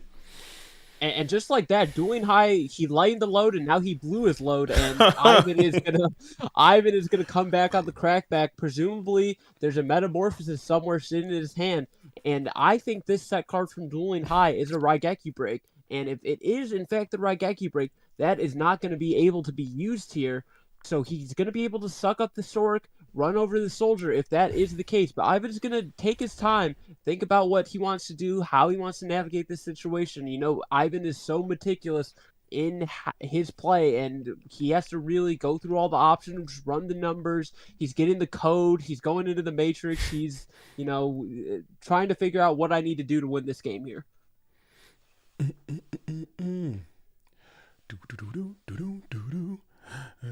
I'm seeing something. What's happening over here? What's happening over? Oh shit. Okay, let's see. Okay, everything is good. Anybody else need to get kicked out? Mr. Okay. Morp and Karina are playing. Okay. So everything seems like it's going pretty smooth. Yeah, I think this has been running great so far. Maybe after this match concludes, we're still in game number 1, so we might not be able to catch that Karina Morp match. I think that's presumably going to be a Chaos Mirror, as Snatch Steal is getting played from Ivan Rosito here. Going to take the chaotic one, banishing the Abyss Soldier, getting him out of here, sending him to the different dimension, and now Ivan is going to think maybe there's a metamorphosis on this Chaos Sorcerer. You could go for the Dark Blade to banish him as nutrients, but he elects not to do so, sets a monster, sets a back row, passes it back over to Dueling High. Dueling High going to gain that 1,000 life points, add back the Serpente. Serpente is going to go to elects not to. Breaker coming down, as he often does when Snatch Steal's on the field, but Ivan has that Raigeki break. He's ready. He is equipped with the cards to deal with that breaker. Koichi drawing a card, and Dueling High just has to pass here. It's not looking great for Dueling High. I think he's going to need a series of units to try to draw out of this situation, and some of your best units have already been elapsed. You got no pot, you got no charity, but you do have a series of chaos monsters left that can kind of get you out of this predicament that you found yourself. Ivan's got a tremendous amount of cards in his hand, and you kind of don't want to see that, you know, from anyone, especially from Ivan. Your breaker's gone, MST is down, Heavy Storm nowhere to be found, and you know he's going to probably get rid of this damn lightning low. You're going to draw the nastiest crab turtle. Hate to see it. So you got something you can put together. But man, oh man, it is not looking good. What game is this? Is this game 1? Game number 1, I believe so. Yeah, this is still game number 1. Wow, long game number 1. Still pretty cool. But you have Mirror Force. Wow. Mirror Force is getting played, so we're going to take care of the Chaos Sorcerer. If you're Ivan, the Book of Moon. What a timely Book of Moon there. So we're keeping that sword. He stayed in my possession. And now Dueling High just has a top deck and a Serpent to his name. And let's see how we can deal with this. The Upstart Goblin still not adding. Oh, the Serpent. Sorry, excuse me. I thought that Dueling High had a Serpent in his graveyard, but I was sorely mistaken. So, gonna run over that Go token, set a back row, pass it back over, and still have to deal with that Chaos Sorcerer. This is one of those times you hope for a Ring of Destruction or something like that. But now those cards are gone. So now you got to figure out this thing. You got your Mirror Force has been finessed by Book of Moon. That Book of Moon stock has been exploding in this type of meta game. So now you're just kind of hoping. Do you still have Snatch? Your Snatch is still available. So that's a card you can get. Another Chaos Monster is available for you. You can get that. You can go for Heavy Storm won't even help you anymore. So there's not a lot of outs here for Dueling Highs. Ivan is continuing to mount the pressure. 15 cards left in deck versus 12 of Dueling High. We're going to go ahead and use the Raigeki break. Hit the Chaos Sorcerer. Add back the Chaos Sorcerer. That doesn't work like that. It'd be nice if it did, but it does not. Sick. What if it did work like Adding that? That'd be back the Chaos Sorcerer? Yeah, just add Sinister Serpent's effect to Chaos Sorcerer. Yeah, that'd be sick. That would be the most bro. I would rather play Chaos Sorcerer over BLS. Chaos Sorcerer need to be limited if it had that ability to it, but thankfully it does not. And now Ivan's continuing to generate more momentum as he flips to Koichi for another plus. And now, can you provide some pressure? Will you get to another whale? Abyss Soldier can kind of turn up the heat on Dueling High. As we're standing down, it would be Abyss Soldier here. And then we're going to go. Bouncing it back, going back to the hand. As history of Yu-Gi-Oh says, with the stronger cards getting pruned, the next tier rises. Absolutely, yeah. We got rid of some of those powerful cards, and as you can see, this Abyss Soldier has been shining all day, bouncing, hopping around, slippery little rabbit, so to say, and lighting the load, putting back that crab. But you have 12 units, so it's not unlikely. And he got freaking he got RB'd. Oh no, the lightning load showing a little bit of weakness there in the face of all of these discard traps and dust tornadoes and MSTs and things of that sort. So it's not looking great. He had a very high chance of drawing another freaking crab turtle there anyway. So that was the game number 1. Going into game 2, Ivan's playing against the Ritual Water versus Chaos Control Water. You know, who'd have thought? I wonder if there's any correlation between Abyss Soldier being at 3 and being used so heavily. Like if we play Modified Goats and just didn't touch Abyss Soldier at all and just left it at 2, would the players go for Abyss Soldier still, or would he have just stayed where he was at? Like, you know what, BGG? I think this is a case of, you know, the kids see a new shiny object and they say, "Oh, Abyss Soldier's back at 3. Let me start throwing this into my turbo." Then why didn't Twin-Headed Behemoth get any love? I thought that card would be way more used. Twin-Headed Behemoth is at 3 now as well, which is even more insane than Abyss Soldier. I think tomorrow you're going to see the real Spice Lords come out. We're going to start seeing some Monarch decks. We're going to see some Soul Exchange. I think the players will come out in full force with that card. But a lot of these, we see a lot of competitive players playing in today's event. So maybe they haven't reached into that bag yet. But that's definitely something you got to be on. I haven't seen any Soul Exchange. Is it once per duel per card? I don't even know how the hell they're keeping track of that. That's going to be interesting. I would have probably left Twin-Headed Behemoth where the hell that's at. I think it's kind of hard to keep track of once per duel per card. Is it once per duel per any Behemoth, or is it just once per duel per each copy of Twin-Headed Behemoth if it's at 3? I think it's a cool enough card to be played, especially when you got like creature swaps. You got Soul Exchange. I haven't seen a single copy of Soul Exchange come out today, and I thought that would be like a meta defining deck as well. Soul Exchange, Blowback Dragon, Soul Exchange, Mobius. I think it's still pretty strong. It's supposed to be once per duel, but is it once per card per duel? Because it got moved to 3, once per card. So now you have to have a weird way to keep track of which ones were used and which ones were not. Yeah, that's just something you're going to probably have to keep in the chat room as Dueling High is lightening that low, putting that crab back in the deck, drawing a card. But yeah, if you see that tomorrow, you're going to really have to be on top of your game and making sure you're being mindful of which behemoth has been used and which behemoth has not. There's got to be a way you can do it with the logs or something of that sort. Fresh got far last time in the mod tournament with Soul Control. That's why I thought, based on what has already happened, Soul Control kind of took off as a meta contender. But granted, we didn't have all these changes. We didn't have Abyss Soldier at 3, so maybe that's kind of where the focus went. But I think Soul Exchange still seems like a really, really good card. Soul Exchange for Gatling or Blowback, Soul Exchange for whatever. I think it'll be fine. And Toy is joining us in the booth. Hello. Hi, sorry, I'm buttoned in for a second. Behemoth is a hard once per game. Okay, no matter what, even if you have 3. Yep, hard once per game. So playing at 3, you get 1 effect. Oh, okay. Well, never mind. That card sucks ass. Don't play it. It's got to go. No fuss, no muss, no coconuts. It's ass in. So we're gonna drop that bad boy. Pui is low. Okay, let's base boost Pui real quick. We're gonna base boost. I'm heading out. That was my big PSA. I'll jump in later. Much love. There it is. I got you anyways. When we come back. Talk to you soon. All right, so that's Pui. So Pui comes in and says that the Twin-Headed Behemoth is a hard once per duel, no matter how many copies you play. So that card is ass. Okay, we're gonna put that thing right on into the ass pile and not even touch it again. Cool. Good to know. All right, and play is back over to Ivan, and he's staring down this Sang, and he's staring down this Senju. The Koichi was banished, only 1 copy, so does that mean that Ivan decided to side one out, or does he have one in hand? Let's find out and see as this Dueling High has a lot of board presence, so this represents a lot of damage. So you need to do something here. You need to summon an Abyss. You need to summon a Breaker. Breaker would be great here, getting rid of this laying the load, running over the Sundry. But let's see if Ivan has it. I think that's the benefit of this. Those little 14s add up. Those little 14. I thought a Mystic Tomato would just go a long way too. Just crashing and just getting physical with that 14 stat line. I think that might be another card that could be those 1400 recruiters. I think all of them are being played. I think they should be played a little bit more in this format. I think because this thing is very attack oriented right now. People are swinging, so I think recruiters can get a little bit more value than they typically do in the standard GOAT format game. Could be something. And you know what?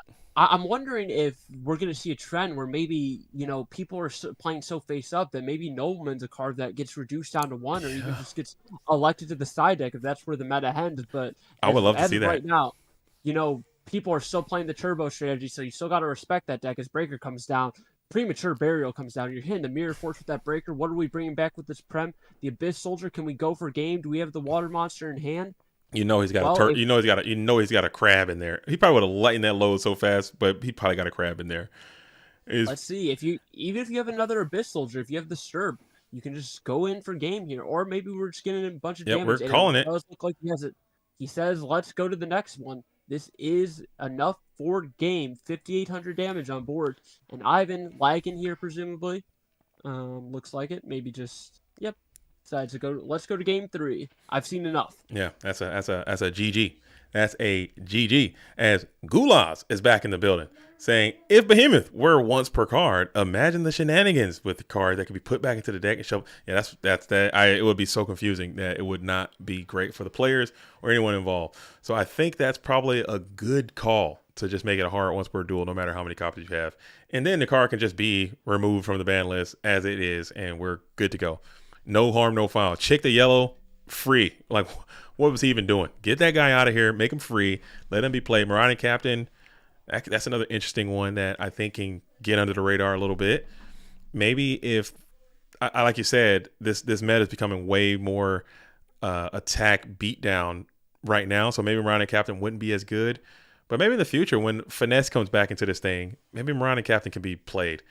Command Knight, attack modulation could be played. I don't freaking know, man. I think this thing is wide open. You know what?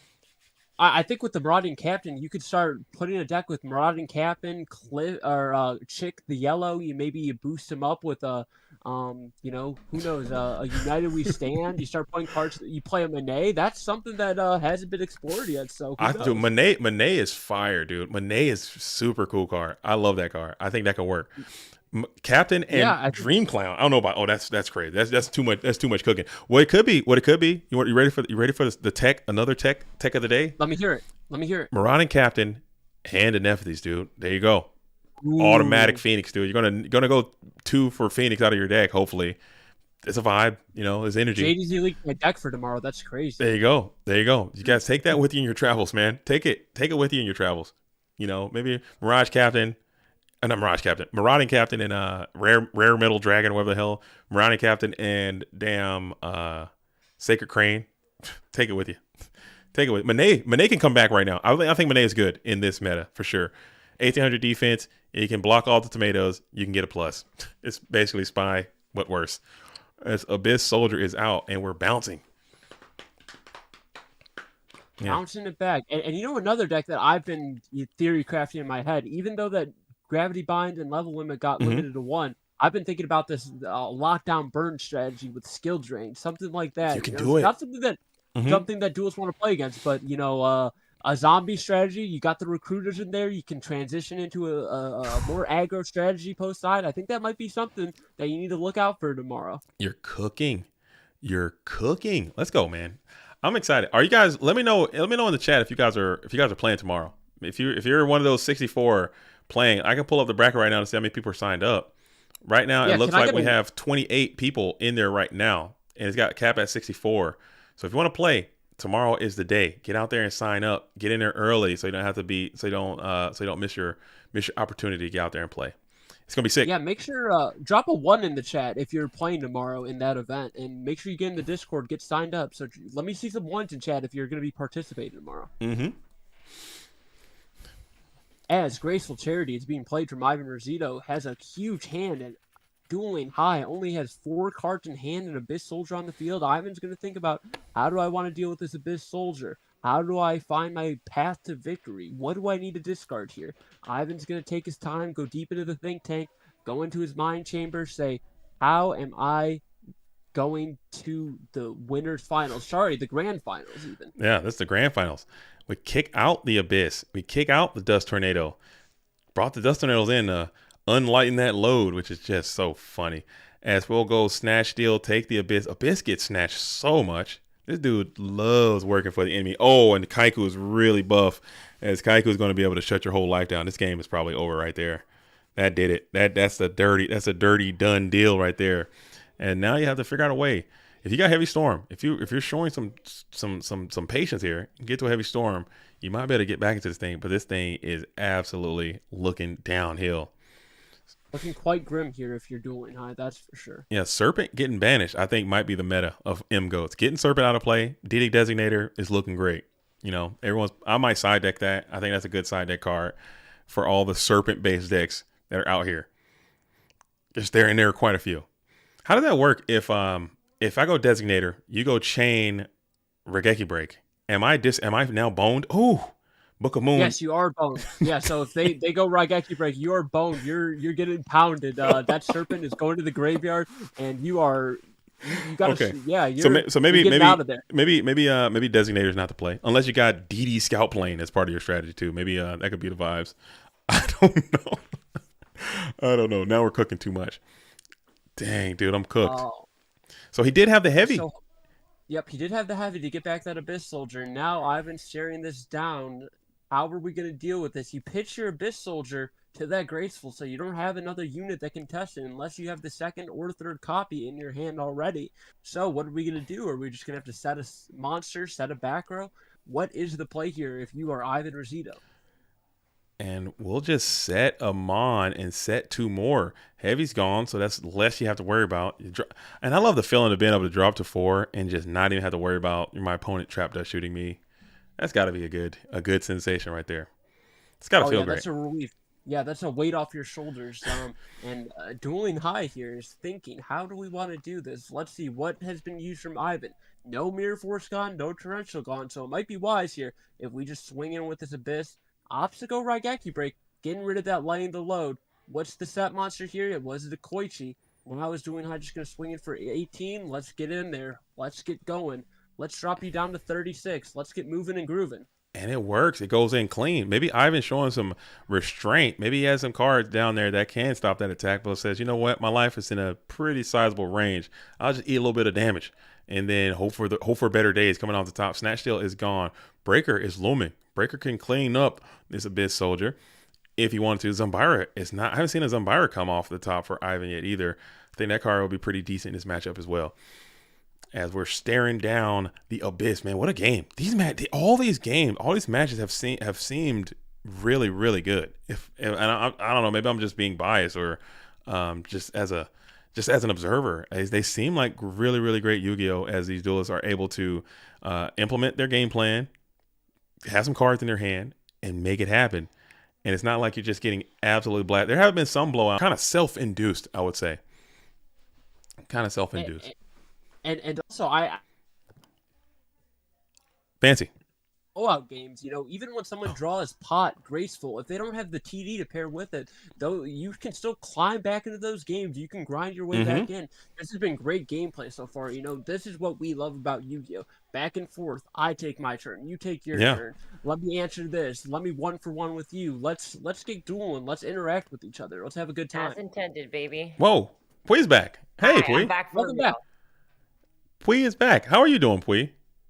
I'm doing quite well. I've been enjoying watching this on the side. I had band rehearsal today, so I could not come for this event, the pilot to the pilot, but I am so happy to be here now if you will have me. Are you excited for tomorrow? Are you prepared? Oh, am I allowed to say the bad words? Yeah, this is Friday Night Goes. You can say whatever you want. Hell the fuck yeah, I'm excited for tomorrow. All right, and we have Dueling High respecting the spy. I had people they were speculating that spy technology would be completely gonzo-rooney at 1. I think this was wrong. I think this was incorrect and wrong. We got a guard loop now. And he's got pop. Pui, I need you to turn down your sound. I think you have your sound is on. Turn down now. So they say up, now they say down. No, turn Wait. down your computer sound because I can hear you coming through me, and then back to you. So yeah, try and mute the stream. Mute the stream. Yeah, mute the stream. Mute the stream. Oh, pressure is mounting. Assure Priest. This is a lot of damage. This is a lethal shot, so Ivan's gonna have to think here. This requires your response. There's no ifs, ands, or buts about it. You need to do something here, or you are going down to Dogtown, and Ivan is not trying to go down there. Because where are my dogs at? Not in Dogtown. Arf, arf. You know what I'm saying? Hey, yo, I like that. One more time. Arf, something like that. Chihuahuas, no pit bulls. We're some smaller breeds of dogs. Yeah, but, I'm not. I like to imagine I'm a big dog, but probably I'm like a little baby dog. Like that's me. I don't know. I think I'm a beagle. I had a beagle. I identify with the beagle. Oh yeah, see that's how my bark sounds in my head, but then it comes out as a little whimper. So maybe I'm a small, feeble dog. Dang. As the Assur Priest is cleaning up these goats, but this will protect you from lethal, so you have to do what you have to do. And now, just like that, Dueling High with a pot of greed is right back into this game, and Ivan does not have the nutrients needed to drop the chaotic one. No. Maybe if Ivan has it, maybe if Ivan has his own Assure Priest, that would be nice. But maybe not that nice because he got another Assure Priest coming back your way. So who knows, man? Oh my God, this is hard. Oh, this is so tough. I'm sweating. This might be it for Ivan. Okay, the Abyss Soldier's coming down, so that does block damage from the Assur Priest. You cannot run that over with Assura, as 1800 is bigger than 1700. Set in the back row, drawing a card. What are we going to do here? How are we going to maneuver? What's the play? Thumbs up from both players. Everything's good. Everything's fine. But is everything fine for Ivan? It might not be. Let's see. What are the cards? No lights in graveyard for Dueling High. Premature Burial, going to bring back that Abyss Soldier. Let's see if this resolves. Ivan needs to answer this. No, I think he can. I don't know. This is tough. This is a tough one. This is a toughie, I would say, because now you got to think about. Does he have a way to activate this Abyss Soldier? Do you think? Well, the Serpent's gone, but he's got crab turtles in there. Oh, nope, he's just gonna go for game this way. If Ivan has the Mirror Force, you are going to regret your decision. Dude. MSC getting play. Oh, that's wonderful. That was a big brain maneuver there. Tactics all around. Very good play. Committing the normal summon, and it appears that Dueling High does not have a Chaos Monster. You might consider crashing that Assur and then dropping that down in main phase 2. And now, if Ivan Rosito has a Water Monster of his own, he can bounce back the Spy, back to the hand, start getting in some damage, possibly even go for lethal. And Poi is back in the booth with us. Welcome back, Poi. My entire computer died. Just like when Kaputsi's. And I am now wearing headphones. Like, I'm no longer a dumbass. You gotta. We're here in queer, and we're gonna battle it out for the end. I have to say, I have some thoughts on Dueling High's decision making, his spirit related decision making in retrospect. Mm-hmm. We do see the lethal on the wall, but I just have a feeling if we souped down the guard, that would have been all kinds of nasty. Did he have Sook? Is there Sook a known? Is Sook a known entity? We saw a Sook pick off a unit a little while back. I believe Breaker got souped, got flipped face down, and damaged. Dang. And if you don't mind me interjecting, this is a great maneuver from Ivan. He ends up summoning the Sangan, goes Metamorphosis, adds the that's incredible. Command, this is back. Incredible. And now it's very much on.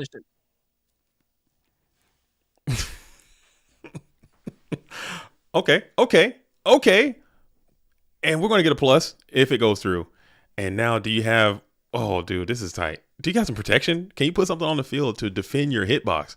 You got to put a lot of stuff down. And you can put one card down. That's not enough. That's not enough units. You need more units down there because now Abyss is going to be able to bounce past that and maybe get a Snatch Steal. Or no, Snatch Steal is gone. Oh, damn.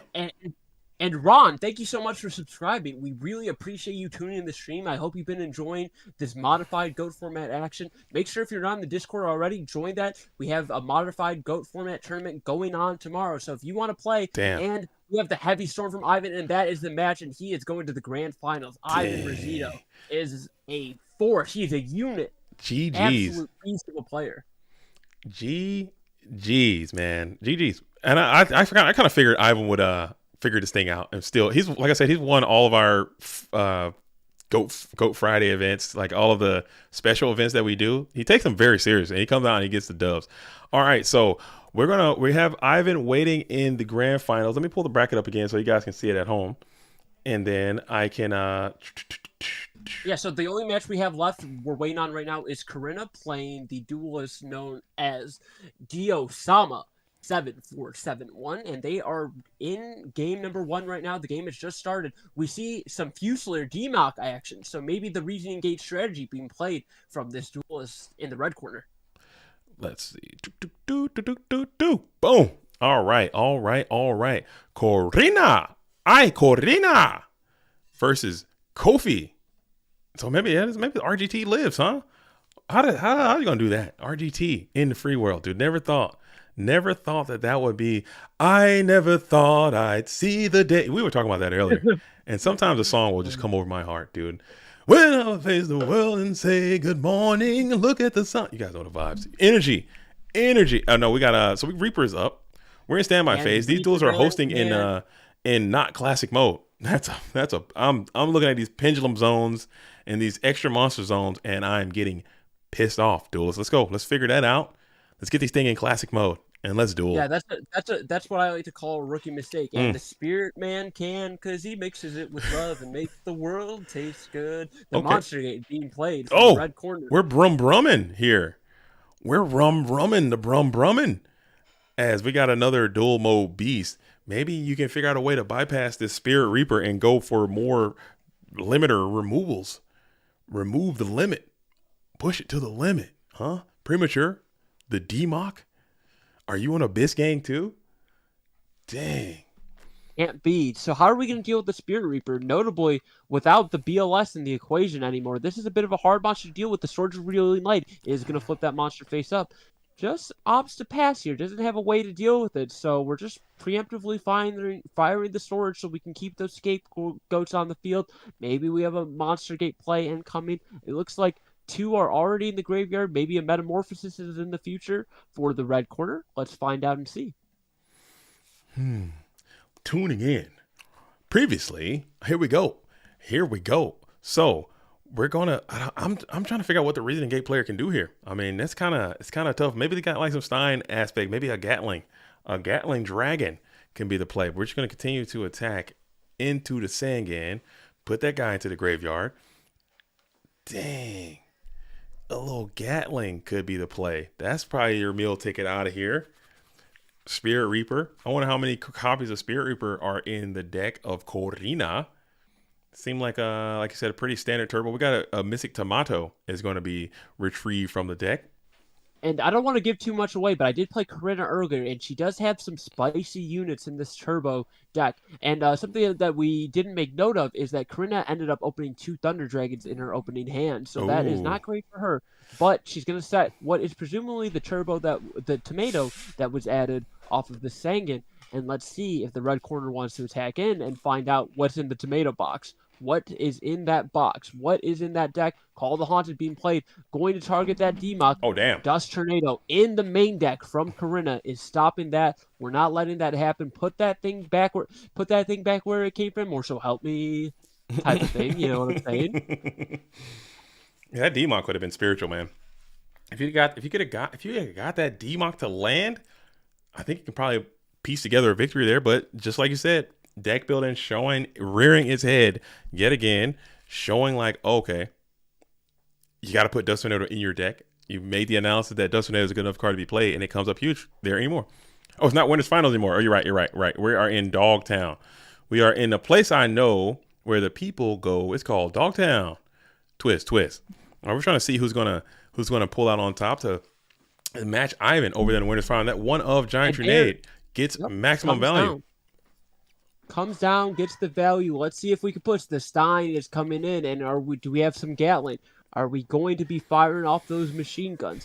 Is it coming? What else could we summon here? Yep, it has to be the Gatling. And if the red corner has a limiter removal, is this a lethal threat? It is. So if you're Karina, you need to hope that 0 heads gets hit or only 1, because otherwise you may be dead. 1 tail. Let's see. 1 head. Can you get the second? Oh, it is the tails. Okay, so maybe if you do have like double limiter, you could just run the luck. Just see if your Cyberstein can clear. Oh, damn. Oh, damn. You're going for it again, huh?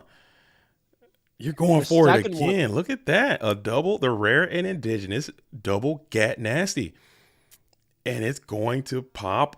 What do you got there? Heads, tails, and heads. So you're losing a goat. You're losing that. And this could be limiter, mega.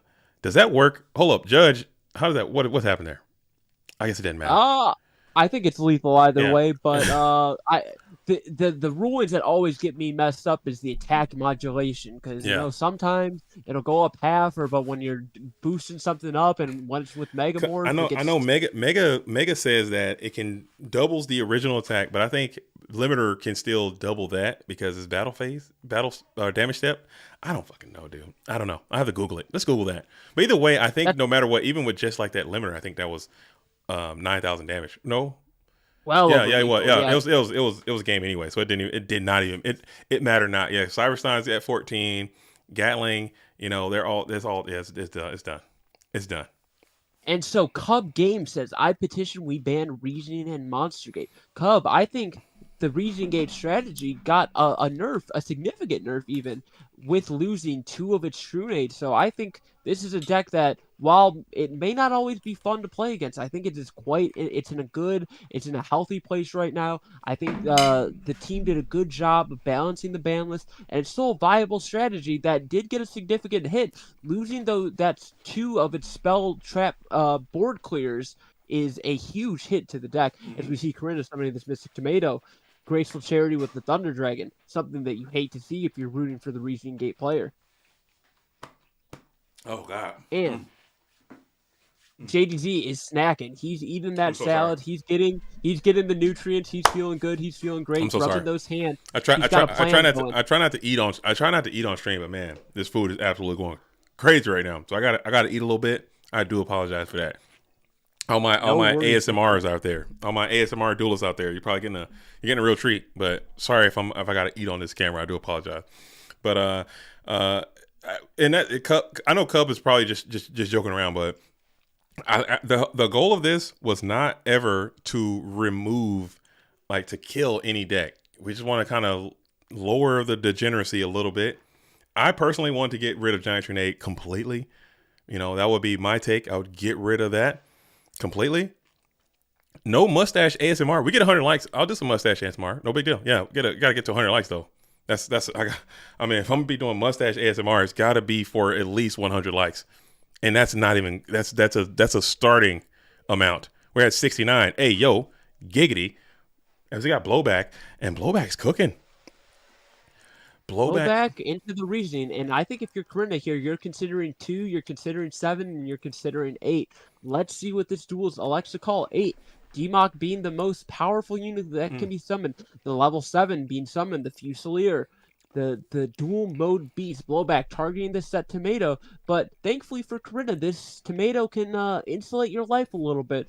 But let's see, even with something like a limiter removal, this would not be game. And it looks like a double tail situation. Tomato probably going to get another Tomato. Let's see.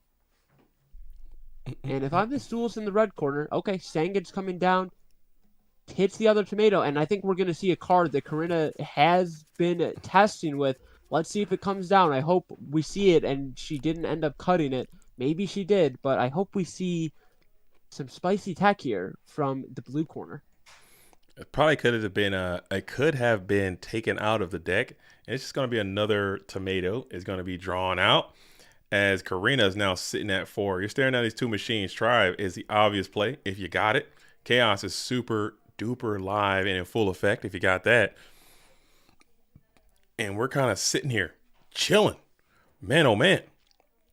And Snatch Steal is huge. So Karina's taking a little bit of gamble. A gambling duelist. I love a little gamble. You could have easily just snatched that dual mode beast and just been like, let's just rock. Let's just rock and roll the normal way. But no. You're going to gamble, and the gamble pays off as you're going to be able to do a little bit more damage. And I think this was actually a heads-up play from Karina because as the blue corner, you need to be trying to drop your opponent under 5,000 life points. And we're going all in. We're going balls to the wall. And is this lethal here? Let's see. 14. I believe this is a game shot here if this all goes through. And it looks like it is. Oh, yeah, so we are going to a game 3. The rare. Well, not so rare. A lot of these matches have been going to game 3, which is pretty neat as well. So we got Joker's Oblivion says they're going to create 30 alts. 30 alts. And then thank you for banning Duo and Trap Does Shoot and limiting Spy. No sarcasm. Excellent ban list. I agree. I think it's solid. I think we knocked. I think that's a really, really solid list. I think we need to go back and look at that Abyss Soldier. Maybe send his ass back down to 2. That could be vibes. I think even at 2, I think he's still really strong. But a big Abyss at 3 could have game warping implications. And Cub Game says that sneeze had soul. If I was a producer, I would sample that sneeze, and that would be part of my beat if I was a beat maker. And the red corner, going with the set monster here, what does this mean for Karina? How are we going to approach this? What do you think this is? Maybe this is a tomato, and you're trying to get a sign. Could that be a vibe? Possibly. And we get it's a double up, dude. You've been double dipped with the breaker. Dang, I haven't seen a breaker double up on the bubble up. I haven't seen it in a long time, man. Sneeze has soul. Hit half an octave with that. You gotta let it out, dude. You guys don't sing, man. I always have a song on my heart, man. You guys gotta sing more. And if you sneeze and you just let it flow, that sneeze gets all the way out of there. And we're gonna go brum brum right away. We're sending them in and just saying you ain't got it in you, big dog. Maybe you go freaking Last Warrior and just hope. Now we're gonna go Gatlin and try to push. It's a Gatlin thing. Let's see if the monster gate's coming down. Ooh. I think as Duelist has a limiter removal in the hand as and is trying to go for game. And this is wonderful because you can go the blowback first on the breaker, so you don't have to risk and then limiter and you win. Oh no, not like this. Oh my, not like this. Heads. Oh, not like this. Good golly. Oh me, oh not my. Limiter. Let's see it. Karibo, one time. Karibo. Damn. Brum, dude, as the El Mago special goes on in for a limiter removal OTK situation. That card is crazy good, man. Limiter removal is one of those, maybe it's Fool's Gold. But limiter removal seems like it should be played more, I would say. I don't know. I could be on crack. Am I on crack?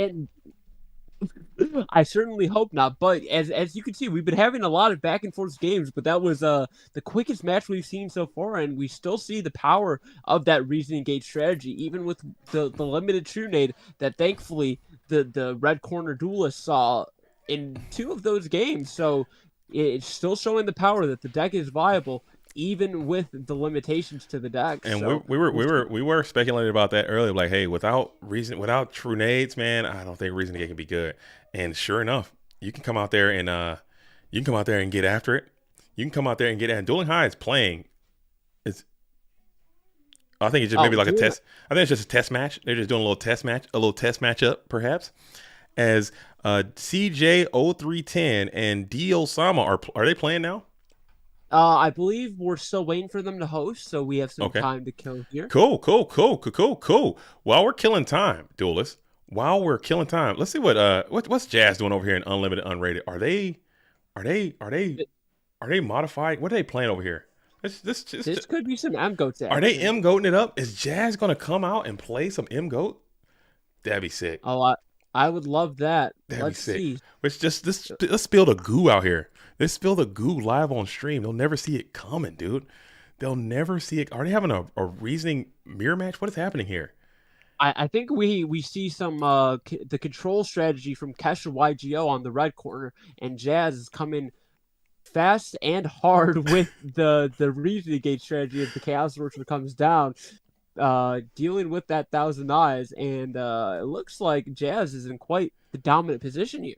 Damn, because Jazz is a great player in a multitude of different formats, man. You guys know Jazz can absolutely give it up. It's interesting to see that if this is in fact M Goats, that Jazz would go to the reasoning gate strat. That's very interesting to me. I didn't think it would do that. I thought it would for sure be on some type of control deck, like 1,000% go You control know or what? something like that.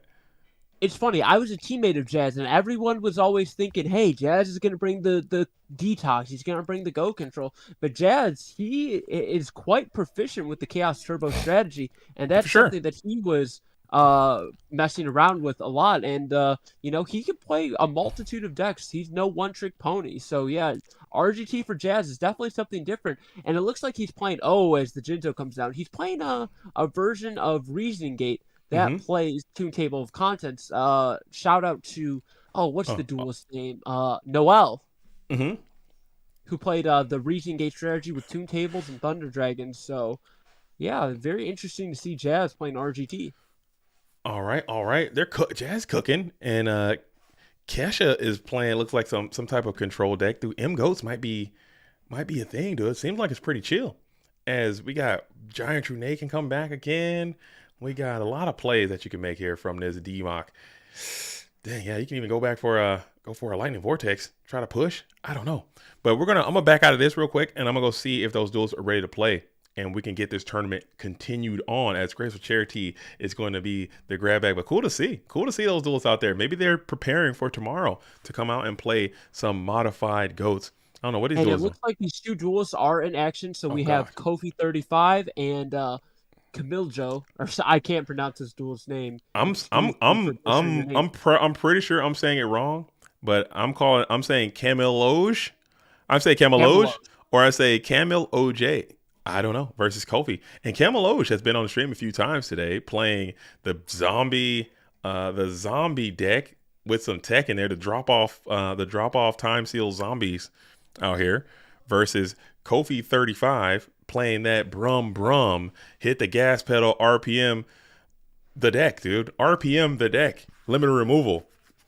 And let's see if we're going to push the envelope as we're going to go Monster Gate on the PT. See who we can get. Hope for Stein. Hope for DMOC. Oh, excuse me. And there is the Stein. And the Stein. The Stein is coming down. We're going to pay 5K. Are we going to see that fabled limiter removal? Reasoning needs to be called correctly, because if you miss this hit and this duelist has a limiter removal in hand, you are being sent to the Shadow Realm, and we are going to game 2. You might have to just call 8 just off of GP, because there's a limiter removal already tucked into the graveyard, dude. If you get to that damn limiter removal with that deep, you got to call 8. I mean, I'm sorry. You have to take the one in hand. But I think if you got limiter removal in hand, you just lose anyway, perhaps. He's calling 7. This DMOC's about to be absolutely spiritual, dude. Damn. Oh, hit. Nailed the 7. And he hits. Heads up play from Cameloge here, hitting the 7. So, with that hit, unless Kofi has an extender, he is not going to be able to push for game. And he might even elect to not use the effective Stein here, simply because it's going to put him so low, and he's going to have to be worried about the crackback from the opponent. Presumably not playing any real defensive cards to be able to protect his life points from a counter push from the opponent. So, if he has something like a Book of Life, getting back this turtle, being able to crash into the monster that you summon, bringing out a Ryukoki, that would be a lethal threat. So, let's see if Kofi is going to nut up or shut up and summon a monster off of the Stein, and he elects to pass. Dang. Maybe he's got Threatening Roar. Maybe he's got Wabaku.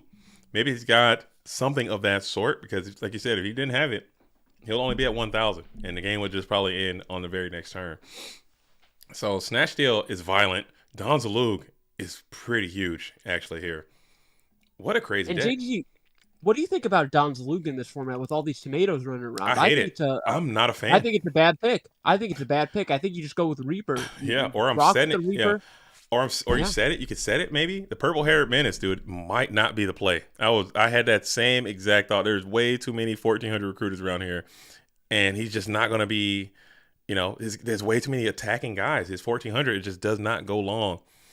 In standard goats, man, that 1,400 can kind of crush sometimes, because I guess you got Dekoichis and stuff, but you're really not a challenging Don with GK spies and whatnot. He can kind of post up on you, but that 1,400 is looking real stupid. Mirror Force would be huge if you got it. No chance you do, but it would be really cool if you did. If you are Kofi 35, and damn, you're losing a card from hand. Let's see. Yeah, 2 Scapegoats are already in the graveyard. You've used 2 Jar of Greed. You've used the Decree. So maybe this is another copy of Decree here, losing that Stein.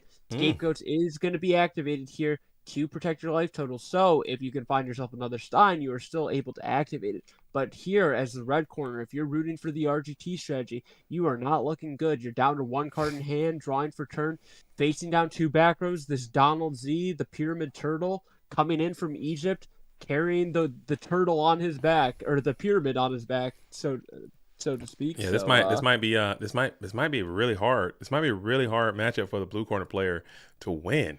I mean, or excuse me, from the red corner players to win, man. Just because you got a lot of recruiters, you have a lot of defense, and you're able to come after the hand too. You're able to put a lot of pressure down. Getting that call right, calling 7 and hitting 7 might have been the game breaking moment. As now you got more pressure is mounting, and all those scapegoat tokens are just going to turn into a very, very delayed -1. Yeah, they are vanishing from the field, and Monster Gate is no longer an option for you. You need to draw reasoning here. You use your pot of greed. Dang, drop off looking great. The drop off is, oh wow, and that Stein would have been live, but yeah, you can't do anything, and you're just forced to go to game 2, and just like that, JG was saying, I think this is a terrible matchup for the red corner. Yeah, you know, they have the warrior package, so they have those exiles, they have those DD warrior ladies, so let's see if they can make it adjustments with the side deck and try and make this a better matchup for themselves. Dang. Cub Game says, let's go Donald. Warrior fans unite when they see Don is up getting rips. Don is the I think when I think of the Warrior deck, I think of Blade Knight as the mascot, but Don's up there as like Warrior deck mascot. I think he's pretty cool. I think Blade Knight is the poster child for Warrior. Yeah. But Donald Z is the fan favorite. Right? He's the heart. If you can get, cause you're looking for that Don rip. And most times you're playing Warriors, you can get that nice quality Don rip in. You can kind of win most of those games. At least in my experience. Yeah. I don't know. Most of the time. When I'm playing, I got Don in, I wrote it for Don, MST knock, hit him with Don, set some BS, and I can kind of win a lot of those games. Yeah, you're ripping, you're dipping, going into game 2, and Kensworth says Don Z is the sign of good game most times when he resolves. When he gets off. But in this format, I don't know, like we were talking about earlier, man, all these 14s floating around, he's looking real feeble. Unless you can just get into the position, get comfortable enough where you start setting this thing, and people might start trying to pressure with those 14s. That could be the meta. You know, Rhoda for DD Warrior Lady, set Don or something. I don't know. That won't work. Rhoda for Blade. I don't know. How can you trick fuck somebody into attacking into a set Don? You know what? I did. So there's a similar play. There was a situation. I think it wasn't with Don, but I wrote it, added a DD Warrior Lady, and then ended up setting a Faith. So maybe you can do something like that. Oh yeah. Maybe you can do like Graceful Knight Assailant, pitch Knight Assailant, add Dekoichi, set Don, dude. Vibe. Yeah, that might be the play. I think Don in Turbo might be something that duelists want to experiment. We've seen Ghost Rider do that in the past. Shout out to Ghost Rider. Yeah. With the Don in the Turbo main deck. And we're setting a Cyber sign here, so that's usually not a great sign if you're the Region Gate player, but perhaps this is a bait to get a monster on the field so you're able to brain control, snatch, steal, and then go Monster Gate. Drop off being played here. Put that card in the graveyard. Region is a great hit for the drop off. Yeah, that just shows that maybe your hand is kind of weak, but Cyberstein now in the graveyard, you're able to recall it, and then you're able to book. You do get priority with that thing, if I'm not mistaken. Flex not to use it. Yeah, he does, but maybe he just doesn't want to use it here because he can't pop off. Maybe he's realizing now the error of his ways, or maybe he's just okay with this happening. As we're going to think here, putting that Stein face down ends up tribute summoning for the blowback. So we don't want to pay that 5,000 life points. I guess that signals to me that he does not have a limiter in hand, because otherwise you would definitely summon that Gatling Dragon. Oh, 100%. I still think you go for it. Like, what are we waiting on? He's got 3 cards in hand. You pay that 5,000 all day, and then you do the same blowback play, and you hope for better days, man. You get snatched and you lose, maybe. Yeah, you could summon like a Bolter in that situation and just protect yourself from this exactly. Just bring down a Bolter. You could have paid 1,000 there, protected your blowback, and just like that, you're not in a great position. Yeah, now let's see if Breaker Breaker's coming down 1900. You're not going to pop this call. I believe you just get in for the 19. Yeah, and then now you're sitting. Now Maybe just imagine sitting here with a King Dragoon and a damn blowback right now, or not. King Dragoon probably loses, but like I said, Balter or something, and you're still kind of chilling. But now you're kind of not chilling as Breaker is looking great. Maybe you got mind control or brain control in your deck.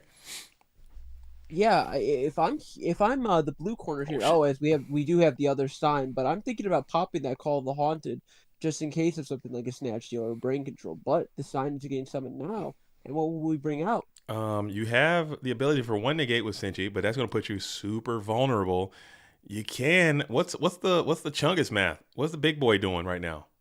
If you bring out 42, let's see, 19. So that's that you'd be dealing 2300 if I'm doing the math correct in my head. If the math is mathing, the math is mathing, but we're gonna elect for the Gatling, and I think this is the heads up play because if you get 2 heads here, we do have the monster gate, so we're not gonna pop here. Do we have a limiter in hand? Perhaps we were holding on to it, waiting for brighter days as the Fusilier is coming down from the deck, being summoned. And let's see, are we gonna go Gatling here? Because you do run the risk of losing one of your own monsters. And we won't. We're just swinging. Maybe you don't have the traps in, as you're gonna go ahead and take. And we're gonna brum here in the damage step. Hit the gas pedal. That could be. Oh man, mathematics is my weakness. That bad boy is now at. Game. Yeah, it's over. Yeah, this is 5600. So if you don't have something here, and this is declared in the damage step, so you are no longer and we're just gonna sweep it up. Dude, limit removal is looking crazy, dude. Oh my goodness.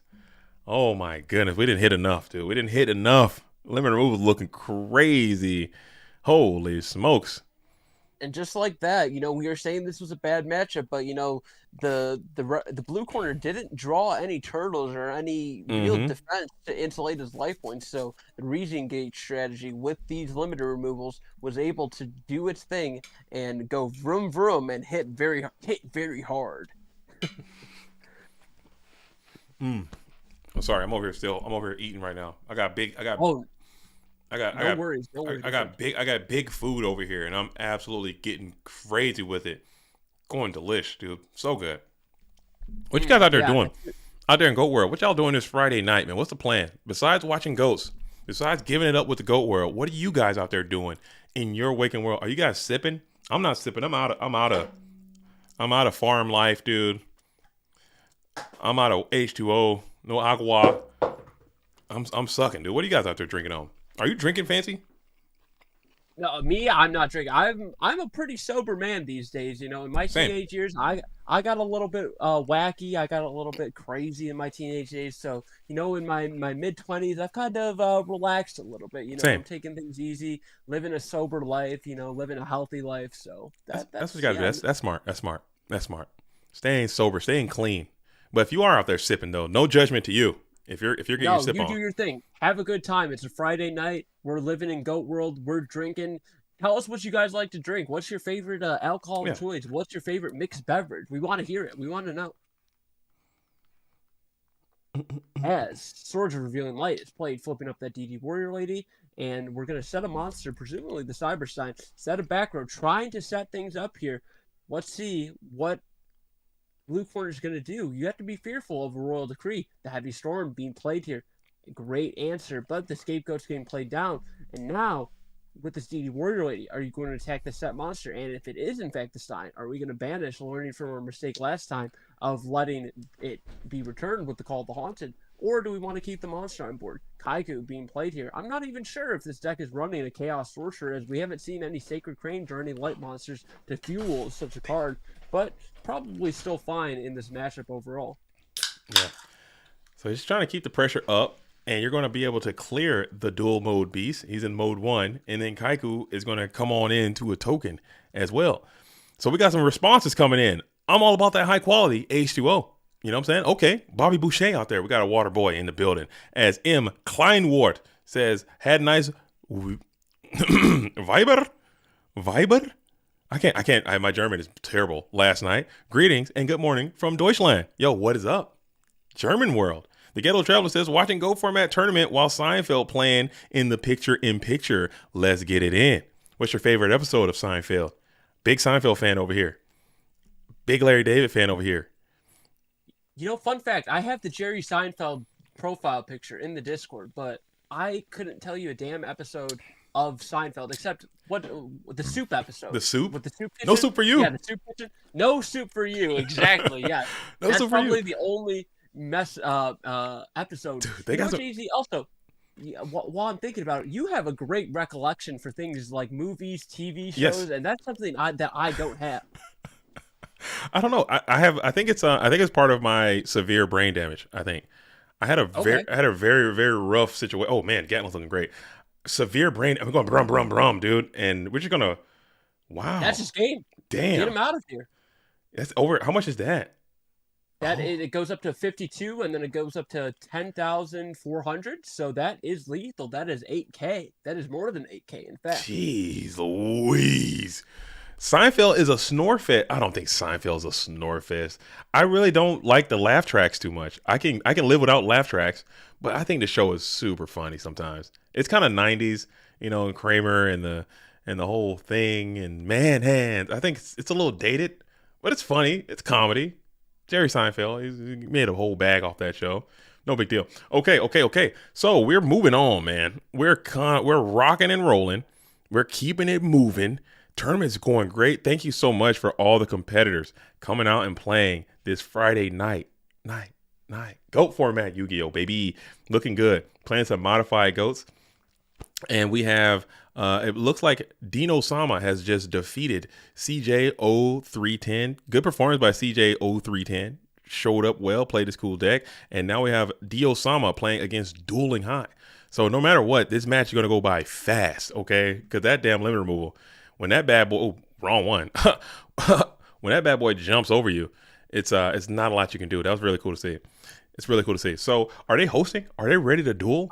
You know what? Dueling High was doing a practice match with a duelist. I just informed him now that his match is about to start, so we're just waiting for them to host up. Yeah. So we got some downtime. We got some time to kill. All right. While we got time, I'm gonna hop in and see what. Let's see if we can find someone else out here cooking. So you see Jazz out there still playing. What is Spader Spider and Blue Moon Eagle? Let's hop in there. Oh, okay, this might be some nonsense. No, this is looking. Oh.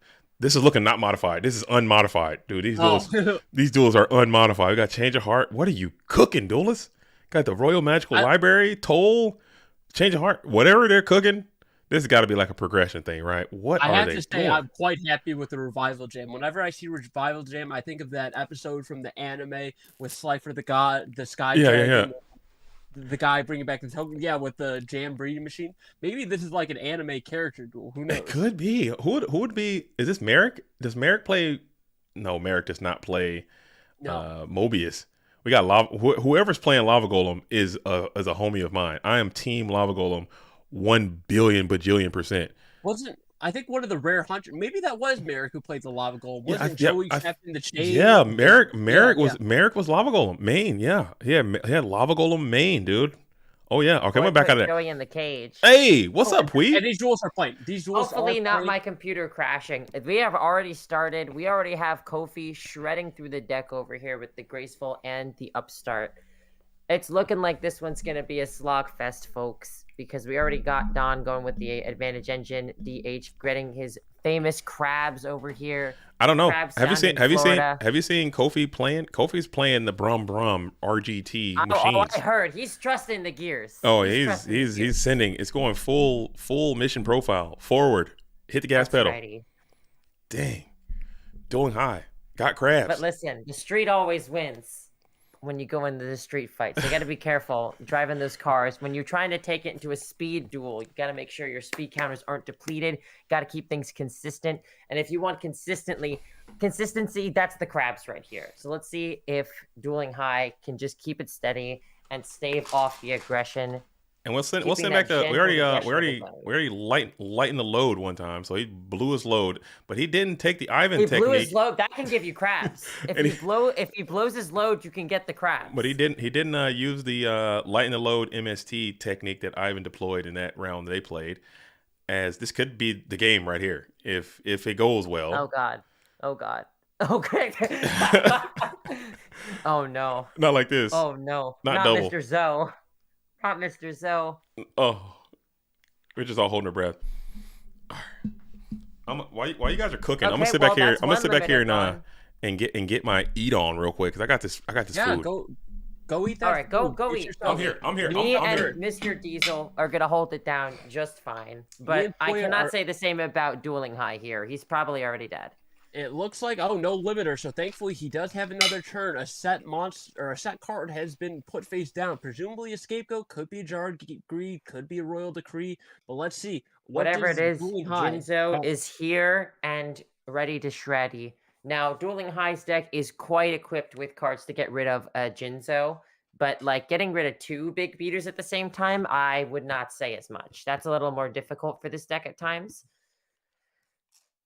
Unless you have tribe infecting virus named Machine, okay then, bye-bye. and Let's that's a kill great him. Let's answer. beat him to death with hammers. And M. Kleinworth says 2.5 Men, also so good, would be canceled after 1 episode these days. Yeah, my father loved that show so much, and yeah, some of the humor in the climate of 2024 would definitely not fly, but this tribe Example, virus, hit me with one. I'm here. I'm an easily offended Zoomer. Please hit me with one of your best and brightest examples. Wait, you have to keep in mind, I'm also 25. I couldn't give you an example. 25. I'm 22. Goo goo gaga. Well, with that being said, my memory. Hold on. Wait. Hold up. I had to put my cuisine down for that. You just say you're 22 and 25? JDC, did you not know that I'm a baby and that Mike is like a toddler? What the fuck is going on? Yeah, you're saying bunghole to me. How dare you? Dang, bro, I have socks older than both of y'all. Dang, that's crazy. This format is older than y'all. This format is older. Modifying. Okay. That's why we're modifying. We gotta keep it young. Okay, respect. No, wait, Dueling High nailed it down with tribe infecting virus tends to do that to Reasoning Gate. My bad. But if you don't mind me interjecting real quick, it seems that Kofi is not opting to side deck at all because he immediately hit the dumb siding bed. He said, "I don't need no cards on the side." Fancy. Out of all the games we watched of Kofi, he hasn't side decked once. It's just I don't even think he has a side deck. I don't think this duelist has a side deck. I really don't. I think that's a power. If I was doing high, I would be flustered by that. I would be in my boots shaking because you don't need a side deck. You don't need those extra 15 cards to clap cheeks. You're just getting in and there. You've gotten all the way up here already, and you're still killing people. I'd be terrified as well. Yeah, this guy has a need for speed with these cards. He's going fast. He's going furious. He has to be going too fast to even sideboard. Speedman would be proud. Rex would actually not be proud because he is not playing the patent pending Chaos Turbo strategy. It's true. It's true. Suboptimal. But the question is, would Rex even be playing Chaos Turbo in its not purest form? Because it's not. You don't have the BLS. You don't have the Duo. You don't have the Ring. I think Rex might be a Chaos Control player in this format. Who knows? Honestly, I was talking to JDZ about this. I want to field the folks. I want to see the thoughts, even though I'm not looking at the stream chat right now, folks. What do you think Rex Speedman thinks about Blue Turbo? I mean, that deck doesn't even have to set a card to gain an advantage. Does it get more optimal? I can tell you guys. I can tell you guys right now that Rex would not be playing Modified Ghosts. He's a purist. Okay. Anything that's not standard, it's considered casual, and it's not even a debate. He's on a ladder right now grinding. He won't even play. I tried to get him to play. He told me to go fuck myself and all that. Using the fact that all these people are here. Yeah. Instead of over there, that's his advantage. He's climbing points right now. Yeah, he's got 5 alts in harmony right now, all playing against each other, climbing the ladder surreptitiously. Are you sure this isn't just James Ark?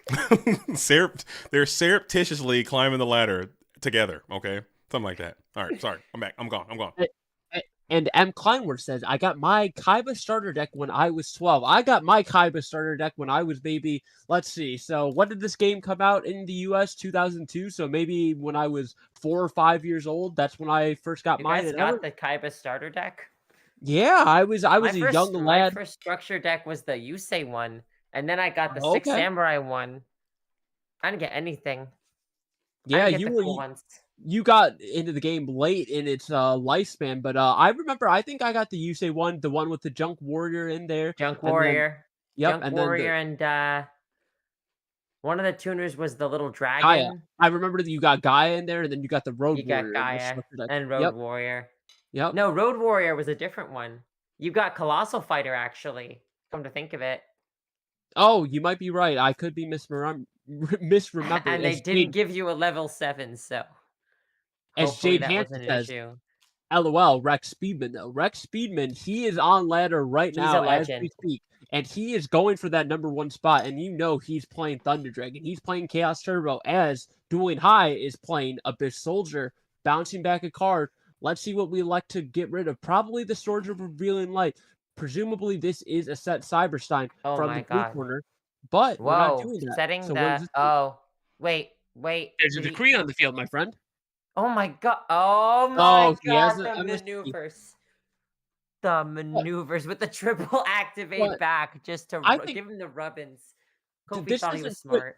this doesn't put the opponent out of Cyberstein range, so I think this might No. be a bit of a That's the biggest oversight thing from about the playing opponent. Gate and playing Stein in this meta is with the 3 upstart goblins, it's easy to stay over 5,000. Even when your opponent gets that big lead and they get you that big hit, you're still over 5,000.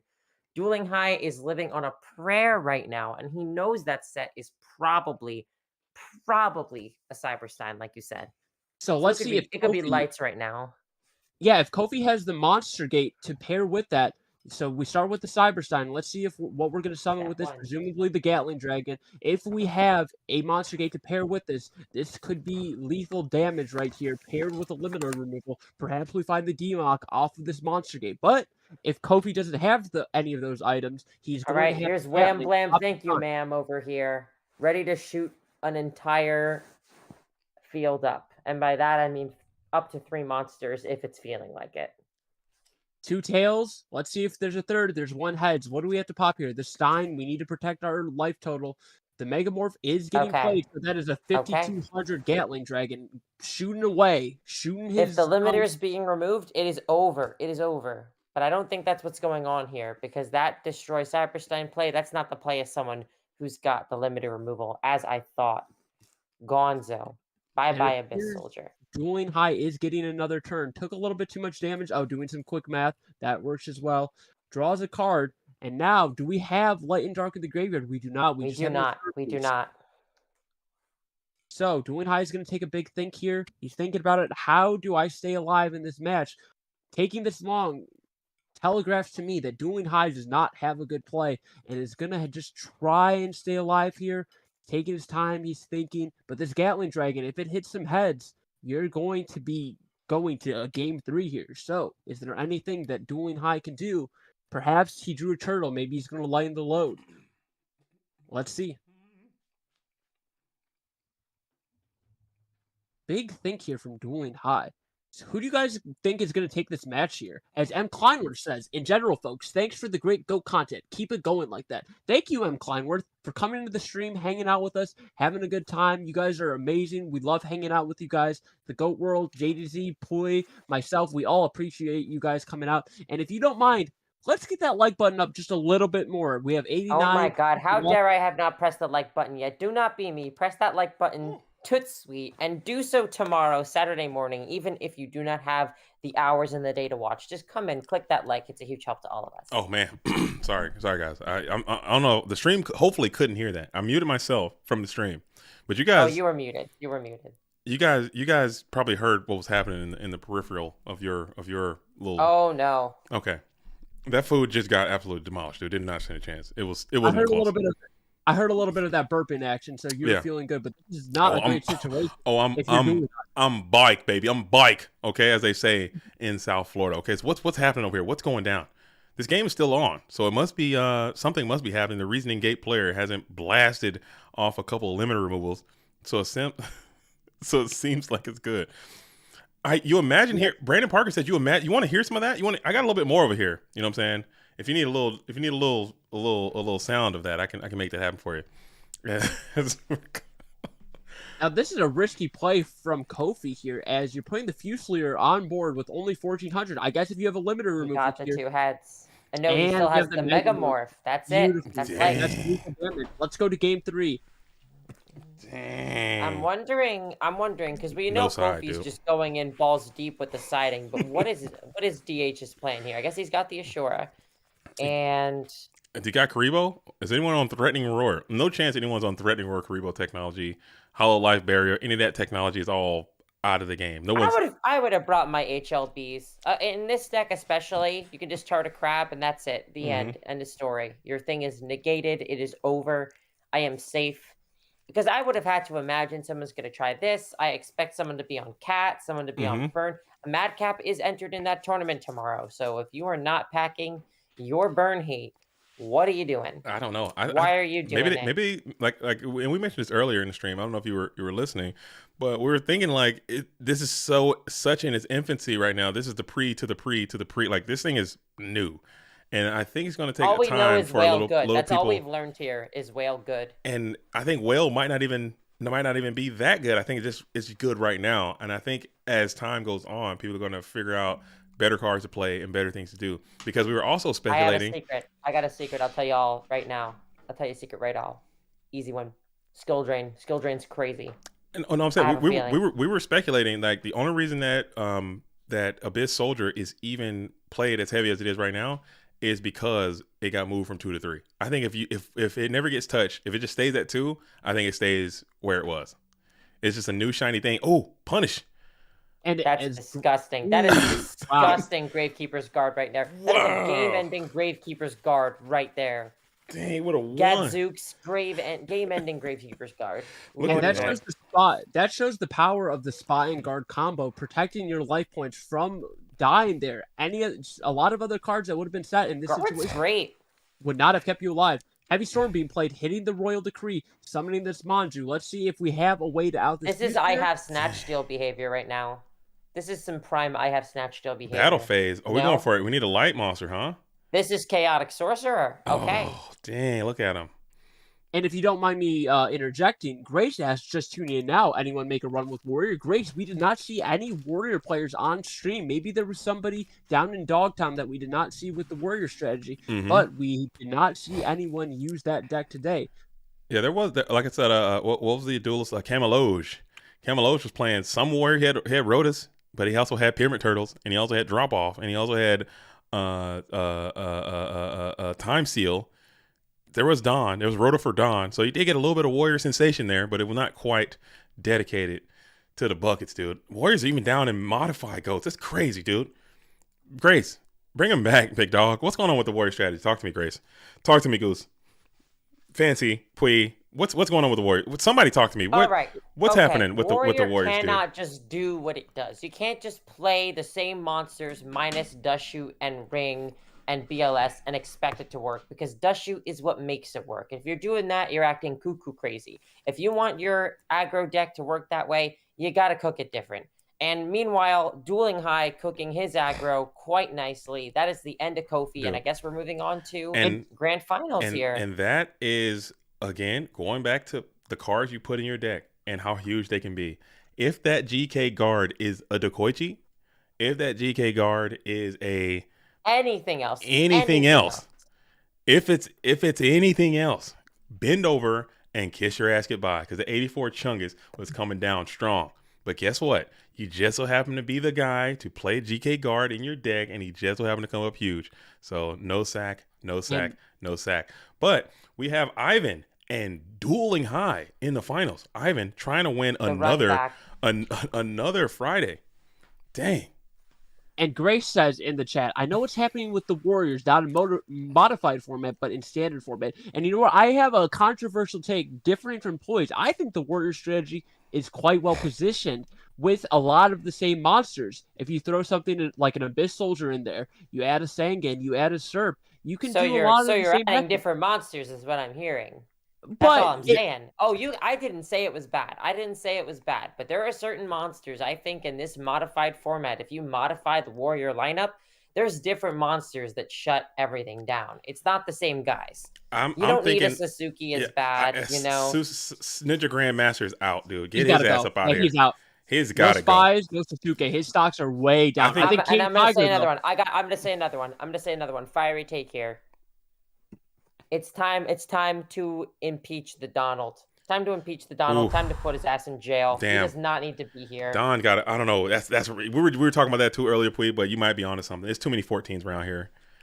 It's too many 14s. It crashes with the tomato. It crashes with Manju. Both of those are a massive minus. Can get you killed. Yeah. You don't want to deal with that. I think we might need to look back into old Zabu Za. Somebody coming back with the DD ass needs to come back into those decks. Zab, Scale Dark, Wangu, Whale. These are all fantastic monsters when we are not locked into lights and darks. Yeah. They're all worth giving a go.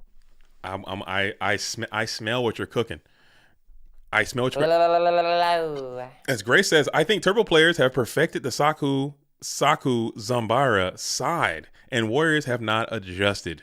Ain't that the damn truth? Warrior players need to wake the hell up. Are you talking about standard right now? We're talking standard. I think there's definitely some validity in that theory. Yeah. Zambara and Saku, along with the transition over to break, goes really hard. It goes really hard. It's a backbreaker, dude.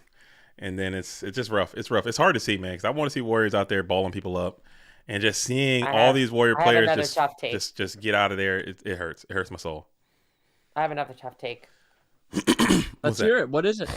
All right. As someone who's played a fair share Warrior, I mean, certainly not the level, the extent as some of the greats. I'm no SDL. I'm no Moxies. I'm no LeBounty. I'm not even a Soul Master Matt. I'm not even a Oops of Cow. But I've played enough Warrior that every time I play the Turbo matchup, I'm like, why is this a good matchup? What about this is a good matchup? Are you just getting balled up nonstop? I don't get it. I'm not even saying it's bad. I'm looking at the hands I have. I go, how is this hand? What about this hand is the free matchup against Turbo everyone's promising? I don't see it. I just don't see it.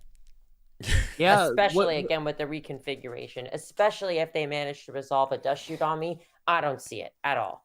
Oh, Dio-sama. Dio-sama's in the chat. Dio-sama says, if only that was a Dekoichi, I would have won.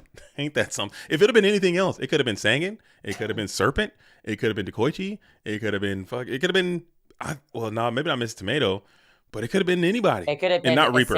Assailant or Gravekeeper's Guard or Reaper. Those are like the only things where it isn't just insta death. Well, that sucks though. But GG's though, thanks for coming out and playing. I hope you had a good time and we learned a lot. Good showing for the Machine Gate. Thank you so much for giving it a go. Yeah, that's nice. That's nice. As the Tsukio flip me is coming down, hitting over that breaker. No plan. There was no plan for that one. Dang. So we got Ivan here, and as I mentioned before, we did a few of these Fridays. We did a few No Trinity. We would do a limited ban list, limited card pools, very similar ban lists. We never took anything off, so I think that's the next evolution. But Ivan has won them all. We did one event, and I thought it was really fun. Shout out to Big Noodle, he suggested it. But we would do where you all enter with a deck, and then the person that you beat, you have to switch decks and use their deck to continue on with the tournament. Oh, I love that. So each round you were playing with a new deck, and it was the person that you just defeated. Ivan won that one too. So the guy just kind of knows how to play, man. I think he's really, really good at Yu-Gi-Oh. Wait. So that means that there's some stream where I can watch Ivan playing not Turbo for like an hour? I want to watch that shit. I want to watch that shit. There is a stream that exists that you can see Ivan being forced to play Black Tyranno, Dark Triceratops, Gale. Oh, that makes me Gale Lizard, dude. And he won with it. Huge evolution. Grandendor. Yes, he freaking won with it. That makes me so fucking happy. You have no idea. Where do I find this? It's on this YouTube channel. There's a Friday. It was called Freaky Friday. It was Freaky Friday. We called that one. It was Freaky Friday.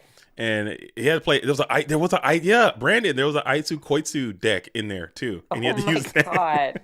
Like, so the whole meta was like, you have to come out and you have to make a deck that's good enough to win, but also bad enough to pass to your opponent, but also playable. It was good. It was good. Oh, I'm queuing that up for later. That's gonna make me so happy. And he won. He still won. Yeah, Detox. He played the Detox tournament. Won that. No Trinity tournaments. He's won that. Okay, well, I know he's gonna win Detox. He's he's a good player. Yeah. I mean, his technical play is unmatched. It's just that he's come to the conclusion that means this is the only deck he played. So it's always entertaining to see him play not this.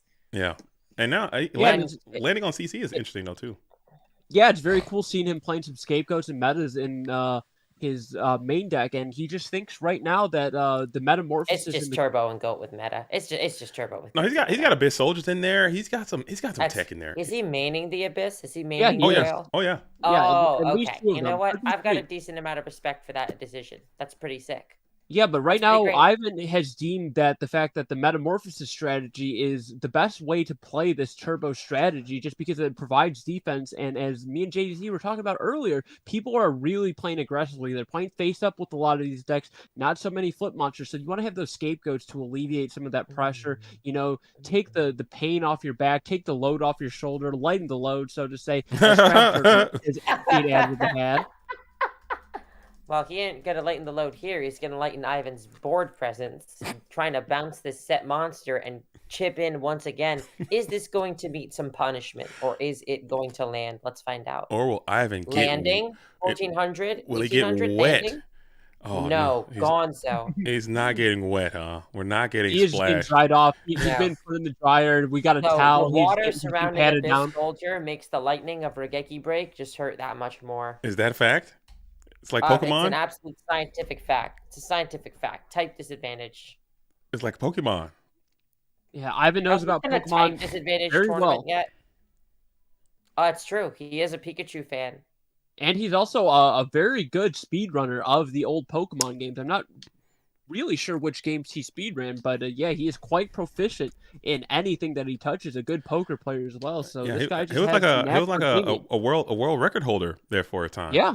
I don't know if he still has it, but What I know record? he definitely had one in Pokemon, one of the Pokemon speedruns. I believe it was Sword. I think it was Sword and Shield. I believe when that game first came out, I think he held the world record in that. I could be wrong, but yeah, Ivan is just very good at whatever he picks up. As history of Yu-Gi-Oh says, Hadez is present whenever Raigeki Break is activated. Hadez is, that hand is always looming, so you always have to be fearful. Is that Hadez's hand? Is it? I don't know, but that's what the history of Yu-Gi-Oh is saying, and I trust the chatters in this community to not spread misinformation. Dang, is that Hadez's hand? Somebody Google that. That doesn't look like his hand. Hades' hand looks a little more beefy than that. That looks like a... I got it. As Diosama asked, at Go Format, do I play against the loser of this match? Diosama, unfortunately, I hate to break the news to you, but you are out of the tournament. Yeah. You finished in third place. You had a great run, but right now this is going to be the last match of the tournament unless it gets reset. Absolutely. So now in the art for Dark Ruler Hades, he does have the long nails. The hand is a bit of a turquoise leaning towards green. Now, these fingers, I'd say, are a lot more lanky and they're more blue. So it's possible. It's just a matter of lighting and shading, but that's I'm going to go ahead and say probably it's generic lightning finger. It's generic lightning Kinsworth is saying it is. It is. I'm thinking it's not. That hand looks way too thin. Wait. I think Raigeki Break came out way before Hadez even came out. I think this is just some generic goblin hand. Raigeki Break came out in the Pharaonic Guardian. And Hades came out in Labyrinth of Darkness. So it came out. Raigeki Break did come out after. 2019. Dang. I don't know. And Paul O'Neill asked, does he run Crab Spell or not? There is no ritual action. We're not going to be seeing a summon of the Crab Turtle. Just using it as a way to cycle cards with lighting the load and bouncing stuff back with Abyss Soldier. So that's the synergy there. It's a really good deck. It's very well constructed. The Manju generates a +1. We can cycle as a Heavy Storm is being activated from Ivan Rosito. Now, I must say, if the Master Reactor is listening, I do have some thoughts and feelings. It would be so cool and so spicy, such a cookery cook, if slot number 15 in the side could be Crab Turtle Oath. That's all I'm saying. Because no one's going to expect that. Dude, no one's going to have him just summon it. If he could just get that thing onto the field, that'd be hilarious. If he's feeling it. If he could just get it down. Yo, 2 Thunder Dragons, that's a Crab Turtle right there. That's all a Crab Turtle. Dude, that thing would come out. It's actually a really good answer versus Ojama tokens, if I'm all jokes aside. Yeah, as like an anti-burn measure. It gets rid of 2 Ojama tokens on resolution and replaces them with a giant beater. Okay, Chaotic Sorcerer is going to be huge here if it resolves, if it's doing what it does. I don't think we've seen a Solemn Judgment from Ivan Rosito. I could be misremembering. Now that is an interesting observation, and yet I can see the reasoning. I can see the reasoning like I'm a dude in a turban pointing at you. Damn. And the Abyss Soldier is being flipped down as boy. All right, do coming we in with have a freezing another great- handyman over here to get rid of it, or is this going to be real bad? And Paul real O'Neill says bad. Cramp Spell would be very proactive for the aggro strat. Yeah, it totally could be. And as Poi alluded to, it would be fantastic against any burn decks if someone is so bold to bring that. But if you go against Madcap, you definitely want to be equipped with your Crab Turtle Ritual spell for sure. As Camelo Jalil has Most just become a effective member. answer. Camilo God. Jalil, thank you for subscribing and becoming a member of the channel. Greatly Many appreciated. thanks, Camilo Jalil. Thank you.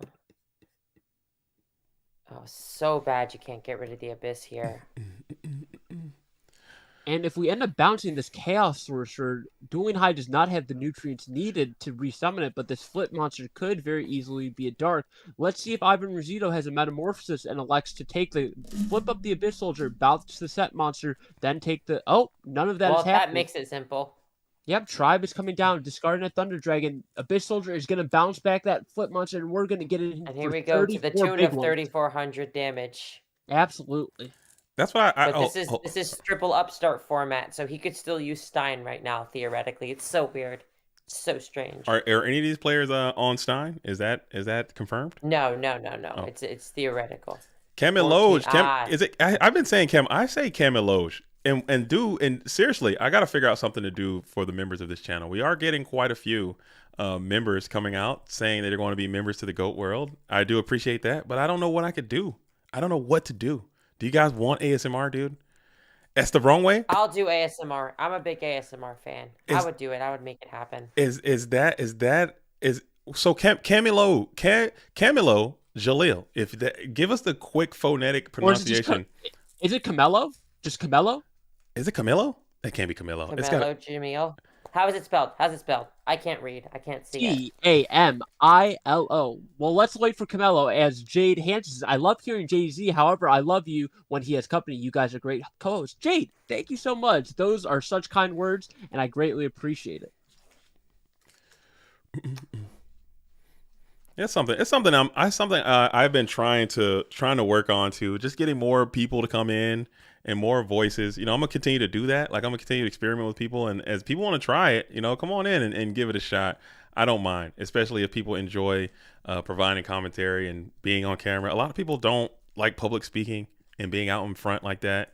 So I'm gonna continue to do that, and that's one of my bigger pushes for this season, just to get more voices out there, more faces, more names. Yeah, you guys. Yeah, I'm a big fan of that. Out. Because if JGZ would have asked me to do this 2 years ago, I would have said HE double hockey stick no, because I was not very vocal, but I decided to give it a shot, and I've been loving it. It's been great streaming, great interacting with all these wonderful duelists in the chat, and I hope you guys have been enjoying the commentary. And make sure drop that like on this video before this stream ends. We have 88 people watching, 76 likes. Can we get 80 before the streams end? That would be fantastic. That should be possible. We typically hit 100. We can hit 100 and subscribe to this channel. I think at some point, maybe even this weekend, maybe we can hit up to 10,000. I want to say we can do it. Are we working on the 10,000? Where are we at right now? Where are we at right now? 9,858. Oh, that's so close. It hurts. Listen. Tomorrow's stream, I will be sending anyone who somehow isn't subscribed to you over. We'll make it happen. I think it's gonna be good. I think it's going to be good. I had that on my app. I submitted. I know I'm kind of new here. Wait, what? You had which one on your app? You had something on your app? Are you in? Are you trying to play tomorrow, Cub? You guys go subscribe to Cub too, man. Cub's out there doing videos. Mr. Cub. Yeah. Is it Cub? I thought it was Coob. I can't read. Pui, come on, man. I'm a Yugioh player. Is it Cub or Coob? Tomato, tomato, potato, potato. Cub. Mystic. If someone calls it Mystic Tomato, disowned. Nah, you can. We got a lot of English. Tomato, fine by me. Okay. Mystic Tomato, no. It smells like Cub. Okay. Yeah, Cub. That's what I said. Cub. It's Cub. I can understand that. I could sympathize. I can understand. As History of Yu-Gi-Oh says, Yu-Gi-Oh players can't read, tries to recommend us books. That's why we're reading, so we can get these pronunciations correct in the chat room. So we have to expand our minds. Our brain needs to expand. We're modifying our minds, like we're modifying the format. Speaking of JDZ, I just noticed you put a giant M on the goat's forehead. That is the funniest thing I've seen. I did. Oh, you're talking about on the thumbnail? Oh yeah. Wait, is it like Majin Buu? It's a little Majin Buu. Yeah, like a little Majin M. I love that. That's great. That's awesome. I didn't get it at all. It just looked like an angry eyebrow, and I was like, that is a letter M right there. It's a little modified. You let people know that we're modified out here. And I put a bit soldier on there and a little bit of chaos. It's turned out I should have put a crab turtle on there. I don't know. As Ivan's upstarting, okay? Ivan is upstarting and knocking. And Nobleman of Crossing out. Oh God, the guard has been crossed out. Dang. Like a blonde bastard. Is this a singleton copy of guard? No, we're doubling up. No, it's a doubleton. We're doubled up. As Mitchell Mayhouse says, "What's up, JDZ? What's up, Mitchell? How you doing this evening? Hopefully you're having a great Friday night. Hopefully you're faded and feeling X-rated. You're going out on a hot date." And maybe you're gonna go out that's a little filthy. Hey, it's Friday. If your hair is still up in a bun, down and dirty. It's Friday night. We're getting loose and reckless out here in the booth on Fridays, baby. Usually have some music going, but DMCA, okay, YouTube. Really, I turned down partying at a bar to be here personally. That's how much I love the game. I love the people. I mean, but you can go to the bar after the tournament's not going to be all night. We are going coast to coast. We are locked in and loaded. But the bar's going to be there, and you're not even old enough to drink. You're like 18 years old, okay? You're a child. You're not allowed. Thank you very much. I am 17 and 3/4. You can't even drink. You can't even consume. I don't think we're allowed to have you on stream if you're only 17. You might not even. Isn't it past your bedtime? This is the midnight hour. Okay, no, this is adult. I got my parents' consent. Don't worry. I'll send you guys the permission slip. This is adult time. Okay, this is the for the adults only. This is the nights. This is Friday. For those of you who are just tuning in, I will explain. I am 22 years old, and the joke here, the joke is that I am a very young human in comparison to most of the humans. I think most of the GOAT players could have had me as a kid. I probably could. I think honestly, you're joking, but my oldest daughter. I'm not joking. My oldest daughter literally just started has a job. Okay, she's employed. Okay. How's that feel? It feels terrible. It feels cool, but it's kind of sad. Yeah, you're gonna be a proud father, but your age is definitely. I gotta take my kid to work. Like, what the hell, dude? Come on, man. Take your daughter to work day, but it's every day of the week. Dude. Not fun. It's rough, man. It's rough. Not as cool. But it's cool though. It's good. It's good to see him. It's good to see him growing up. So it's like, that's pretty nutty. I'm old. I'm an old man. Speaking of nutty, Ivan is kind of pulling out the advantage here. Oh my god, that was like 3 free +1s in a row. Yeah. That was like a rapid increase. The Thunder Dragon +1, and then we got the MST on the break probably is pretty big, and then the free Sue kit is not going to compare to a Pot of Greed at all whatsoever. And I Mitchell swallow my words. Mitchell and the said, graceful. Had a long day, so is this modified GOAT format a thing like in real life? What places use it? So tomorrow we are hosting a modified GOAT format tournament hosted by none other than Pui on the GOATformat.com Discord server, and who knows, maybe in the future we'll be doing this in real life, but as of right now, this is just a thing that we're doing in the Discord. This is merely the pilot event. The Grand Prix is the pilot event, and then this ended up being the pilot to the pilot. And honestly, people are eating it up. I'm having a great time. I think a lot of these players are having a great time. I cannot appreciate enough everyone who is here giving it a shot. I know we have the naysayers, the complainers, the armchair theorists, but a lot of people are bringing it, giving their all, and this has been some great gameplay. I'll go ahead and say it. Honestly, I would agree with you wholeheartedly. I think the matches that have been won and the matches that have been lost were the players had an impact based on the card choices they selected and the way that they put those cards into the fray. I think it's been really, really good to see, because usually I watch PWCQ streams and sometimes people will just be getting their balls completely sacked off. Just completely just deballed until there's nothing left but like a little polished nub of where a little grapefruit. Yeah, just a small little raisinette of where your sack used to be, and they're gone. There's nothing.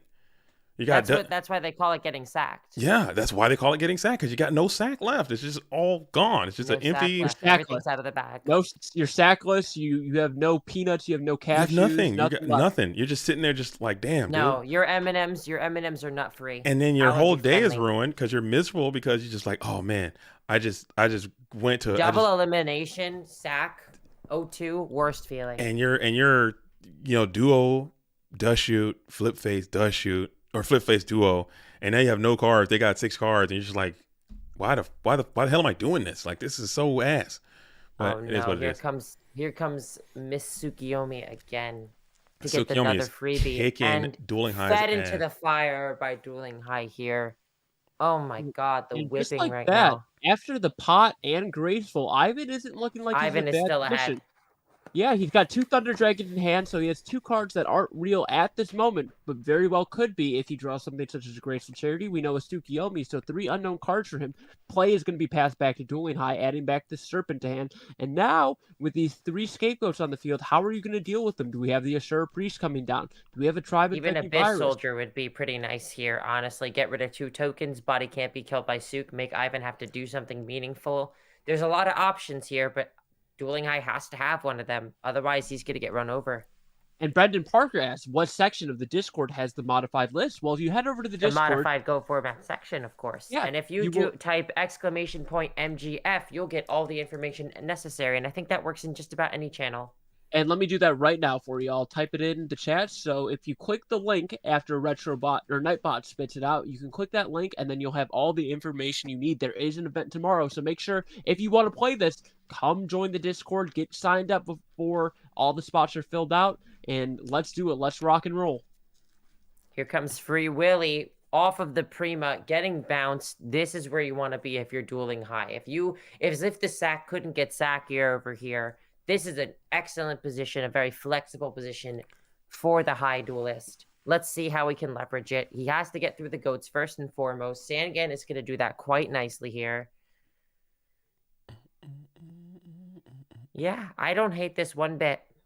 I don't hate this one bit for Dueling High. This is a great position because if Ivan somehow answers this Abyss Soldier, you still have the Premature and you can continue to loop it. And now Ivan has to take a big think. We have 1 back row into the mix from Dueling High. So how is Ivan going to tackle the situation? We know he has a Tsukiyomi, 2 TDs, and the Tsukiyomi cannot contest this Abyss Soldier. He has quite the large buns. He has big cheekage that Tsukiyomi cannot penetrate through. No. Even when flip face down and the butt's up. That's one thing. That's one thing I will say though. I am surprised. I thought that there would be way more Zaborg out here today. I saw a staggeringly low amount of the 5-star Monarch. I don't know where that guy's been at. Sky's blue. Okay, the grass is green, and players underestimate Zaborg. I thought in this format, I thought he would be. I thought underestimate the Borg. I just thought Monarchs in general. They just don't play the Borg. They don't respect the Borg. I just thought Monarchs in general would just be played at a way higher clip. I think Soul Exchange is great. I think Monarchs in general are just great. And it's like, damn, dude, I didn't see any. Where they at though? Where they at, duelists? Where the Soul Exchange? I mean, are they at the lower tables? Did they go to Dogtown? I don't think so. I didn't see any. I just did. We were cruising around. I saw quite a few of the duelists that played today. We were jumping around, and most people were kind of on this like kind of a hybrid turbo, maybe Chaos Control Abyss deck. And Dueling High is on the Crab. Ivan's on Chaos Control basically. But it's like, man, that's pretty rough. That I thought it'd be way more Monas. If you guys saw what I was seeing right now, my computer is suffering. My computer is suffering. This is hilarious. Oh my god.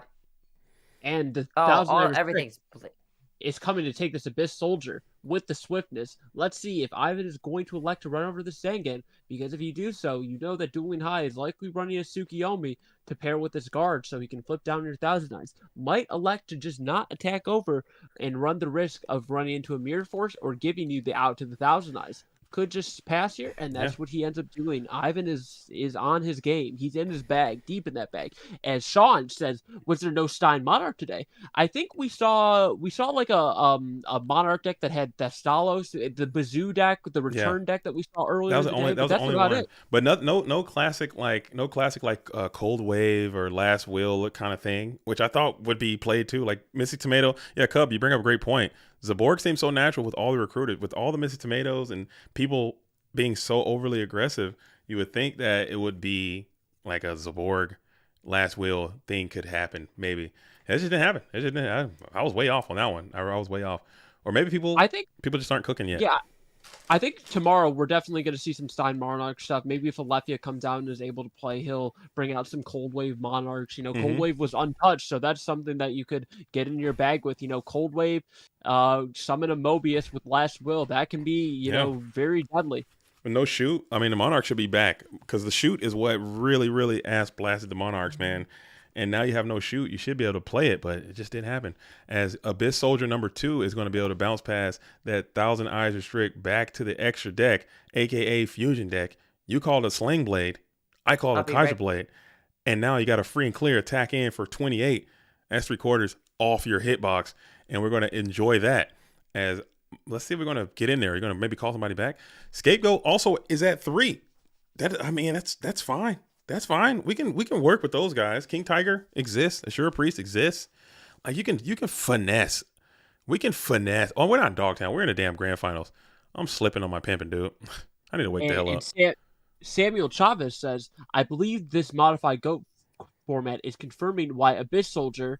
Oh, I'm assuming your thought got cut off there, but yeah, Abyss Soldier has been super strong, and we see it right here. Look at this double Abyss Soldier coming down, trying to whittle away Ivan's life, going very aggressive here. We can't bounce back this premature, but we can put him extremely low. Maybe think about the Chaos Monster. That would not be lethal if my math is mathing correctly. Let's see, are we bouncing the premature? But he's already Abyss Soldier's always been at 2, and it wasn't a problem. Why he's at 2? But I'm saying, like, if he were at 2 and he wasn't touched, I don't think people just lean on Abyss Soldier in this type of format. I really don't. Because even at 2, it would still be, as playable as it is kind of right now. But maybe 3 just makes it that much better. But I don't know. I think it's a consistency thing, right? If you're drawing multiple, you're more likely to see multiple Abyss Soldiers. And if you're able to have more water monsters in your hand to bounce with the Abyss Soldier and see it more frequently. And then on top of that, if you're playing something like Tomato, so you can pair it with that Serp. I think maybe, but I also, with that being said, I think Abyss Soldier might be a little bit overrated at the moment because, as you said, the difference between 2 and 3, the percentages of how often you're going to see it. I think people just see, the shiny new toy. They're saying, "Hey, let me take this thing out to drive," and maybe it's not that great, but who knows? Or maybe it is just a good card even at 2. It could still have some value, and maybe it can be played a little bit more in standard goats. I'm a big Abyss sucker. Standard goat, modified goats, it doesn't matter. And I think that's a cool card. But maybe it's just a lack of the threats of BLS and maybe the heavy chaos threats that allow you to play more water monsters or something like that. And now Ivan has the solution. Ivan has the answer in the form of Skilled Dark Magician, as he's going to be able to wail on the whale if he elects to do so. But this is a tight spot because you got that premature burial looming and you're going to be able to get it back. And can I talk about the Skilled Dark Magician real quick, if you don't mind?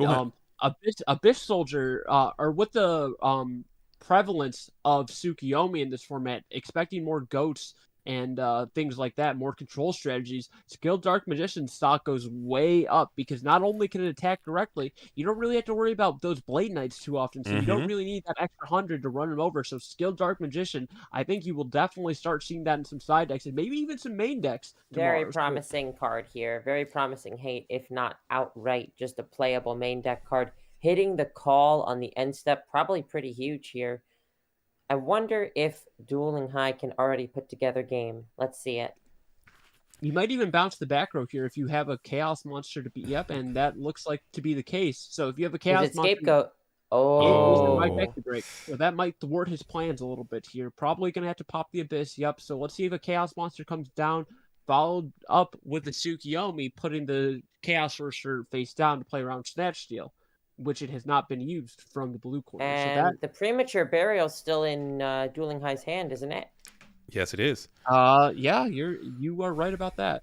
So there might be something brewing here. There might be something stewing and brewing.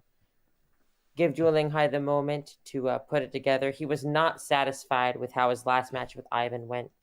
So As AJT DLS, the player of the year, says, the Tonka truck coming out. Love seeing Ivan at the top tables. Yeah, we've been enjoying his gameplay all day, AJT. He's been killing it. You know, he's playing the chaos control strategy with the scapegoats in the meta and the main, and he has been, you know, absolutely performing just spot on tactical play all day as Dueling High is dropping this chaos monster.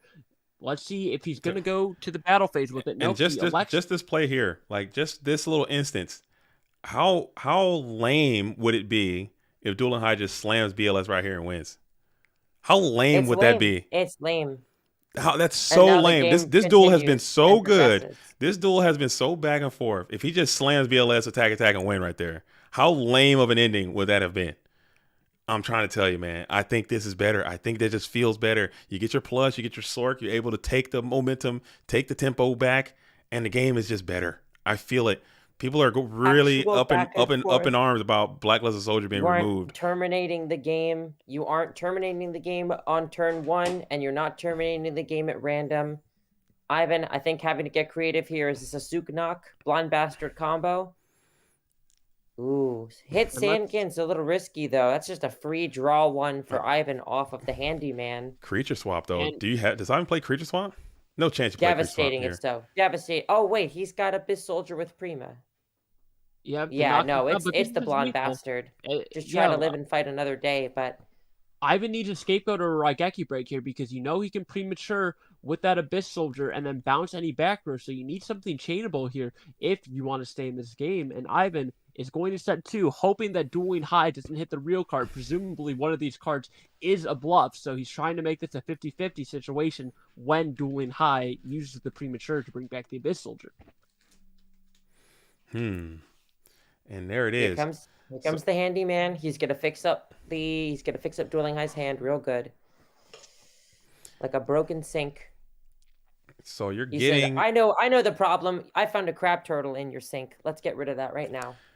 And that's what they do. Gonzo. Just like that. Cub asks, is Dueling High playing Turtle Oath? No, he is not playing the ritual spell. He is not. No way, no how. Who needs it? The point is the handyman lightens your load. Sounds like a plot from a certain website. That makes perfect sense. Are you going to try to save? Maybe just trying to save the premature burial again. Target pre. Yeah, this can just continuously loop out of the game as TT is going to be able to splash. Dang. Oh. You've been bamboozled. Hoodwinked, if you will. Dang. And just like that, Ivan is going to live to see another day unless we have... No, doesn't have the materials for 2 Chaos Monsters, so it looks like play is going to be passed back to Ivan Rizito. And Dueling High is typing. Pre goes to the grave, right? Yes, it does. Yes, it does. Indeed it does. Dang, in a hopeful world, you wish it didn't, but in fact, it does. So now Ivan has the ability to take over this game again. He only got 2 cards in hand. Another skill dark just goes crazy, and that'll be able to kind of get you long and strong and get some friction on into your hitbox if you could. That thing can walk you down. 1900. Direct. Maybe. Do you have what it takes? Oh, Discord. Open back up. And then History of Yugioh says, think of what Dueling High is playing like you would gadgets. Exactly. You know, you're just generating a +1. It had the that's a way to think crab. about it. Oh my god. Yep. As a premature burial. With the Sook on the Faith. Oh no. It's going to target. And he takes the game back just like that. What's in the graveyard? We have Charity, Goats. He has anything he needs to not die here. Yeah, and this premature is putting you down to 16, so you are a little bit low. If there's a combination of cards, maybe a normal summon plus chaos. And there it is. Nobleman showing him game. And we're going to a game Ivan 3. Is doomed. We're going to game 3. And let's see if Dueling High can reset the bracket and go to a second match, or if Ivan Rizito is going to take it here and call it a night on top. I'll be honest. Honestly, even in the pilot tournament, if we see crabs second place, I'm happy as a clam. I think maybe happy as a crab. I think that's a good showing, and it just shows like, if you are good enough at building a deck in this loop modified format, if you're good enough at just trying to build something and making it happen, it could potentially work. I don't know. Especially in this format. This format is not perfect, and as soon as it becomes perfect, we'll change it again. That's the whole point. That's the sauce. So you build something that's true to itself, that you know how to play well, and you can navigate vaguely tough situations. You don't need to know the meta like your back of your hand, because no one does. That's the point. That's the beauty of it. It's been good. I enjoy it. I enjoy it. Hopefully, there's a lot of naysayers and a lot of doom and gloom out there, as it is sometimes. And they feel like, oh, the game is going to be destroyed and the identity of GOAT format is going to be down and you guys are going to split the community because of what happened in Yugioh. I wasn't around for Yugioh. I wasn't around for Yugioh. I don't know much about Yugioh. I can't learn from history. I'm a baby. I'm definitely gonna talk. I've been talking to Scully about it, and I've been talking to John Wick about it. I need to sit down and talk to. I need to talk to Jazz about it, because I know Jazz was big into Yugioh and some of the lessons learned they had, and some of the mistakes that they made, and maybe we can continue to learn from those as we continue to go on. But when they did that Yugioh, they didn't have the GOAT world. Okay, they didn't have me. They didn't have you. They didn't have people who really give a shit about it and are willing to put the time and grind behind it. And I think was this Duelist Grounds era? I think it was. It was 2012. So Yugioh was in 2012. God. I know LaBounty played Yugioh as well. That was my first format. I was in diapers playing Dino Rabbit, and I was playing UBell Turbo. Yeah, and getting my ass kicked. So it's and maybe I have no idea what's going on there. Was a thing prior to that, but you can actually go on YouTube and there's an IRL tournament that they had for that. I think it was like a Toy Wizard tournament, but yeah, you can go back and see that footage. But yeah, they didn't have the infrastructure needed to really build this thing up, keep it sustainable, and we have a lot of resources that they didn't have back then, and we have a lot of players who seem very interested and passionate about it. So I think we're going to keep this thing going, and we're going to keep it strong. We're going to hear feedback from you guys, see what you think we can do better, and we're always receptive to everyone's comments. Yeah, I'm feeling extremely positive and very optimistic right off the bat. I think it's good. Despite all the naysayers, and also nothing with the main game will change, so it won't be any different. You know, you'll still it's just more like a side quest, like an alternate thing that you can do, and I think that's really cool. As we're going to go ahead and lighten up the load. And we're going to bust our load again. Sending Crab Turtle back in. And he's got him again. He's really going crazy on those lightning loads, man. And he's got one Dusty Boy. One Dusty Boy is going to be responded to with the Nobleman of Crossout. Hold the phone. Lighten the load reads like it's all one effect. Are we treating this as cost? It is a cost. Right. Yeah, if you look at the GoFormat.com rulings, it is in fact a cost. So if you return it, brutal. Yeah, it is. It ends up being terrible for Dueling High here. Now Ivan has a huge amount of card advantage. It looks like Dueling High has 4 cards to Ivan's now 7 cards, and just like that, the momentum has been shifted in Ivan Rosito's favor. How will he maneuver around this handyman, the man who can, Manny, the handyman? He's got him. He's going hard. And 2 Thunder Dragons in hand. Ivan looking at the graveyard, pondering, thinking, what are we going to do? How can I get around this guy? 14, that's a big boy. No tomatoes in Ivan's deck, so he can't crash. So that's not something Dueling High needs to worry about. But Ivan, going to take his time. Raigeki Break being activated, pitching the Sister Serpent in the draw phase, hitting the Raigeki Break from Dueling High. Standby phase, adding back that Serpent. Possibly going to set that Serpent here. Possibly going to set another monster. Only time will tell. All right, I'm gonna need you to breathe, big dog. I'm gonna need you to pull it back, okay? I'm gonna need you to breathe. All right, okay. My apologies. I'm sorry, Dead Horse, but I'm searching into this, and I do not see any indication that is the cost. I see two errata. Both of them seem like it is a single unitary effect, and the only ruling I see says that your opponent gets to see the monster. Well, it doesn't read. Ivan was the one who made the ruling on this, and Ivan is very knowledgeable, so I trusted him. I can go to goatformat.com and look at lighting the load. You got Ivan make a ruling in his favor in the middle of a tournament? Well, he didn't make the ruling. He just said it, but it wasn't contested by any of the other duelists. So I trust Ivan. I'm sorry. I don't want to do this live. I'm here contesting. That effect doesn't read like that whatsoever.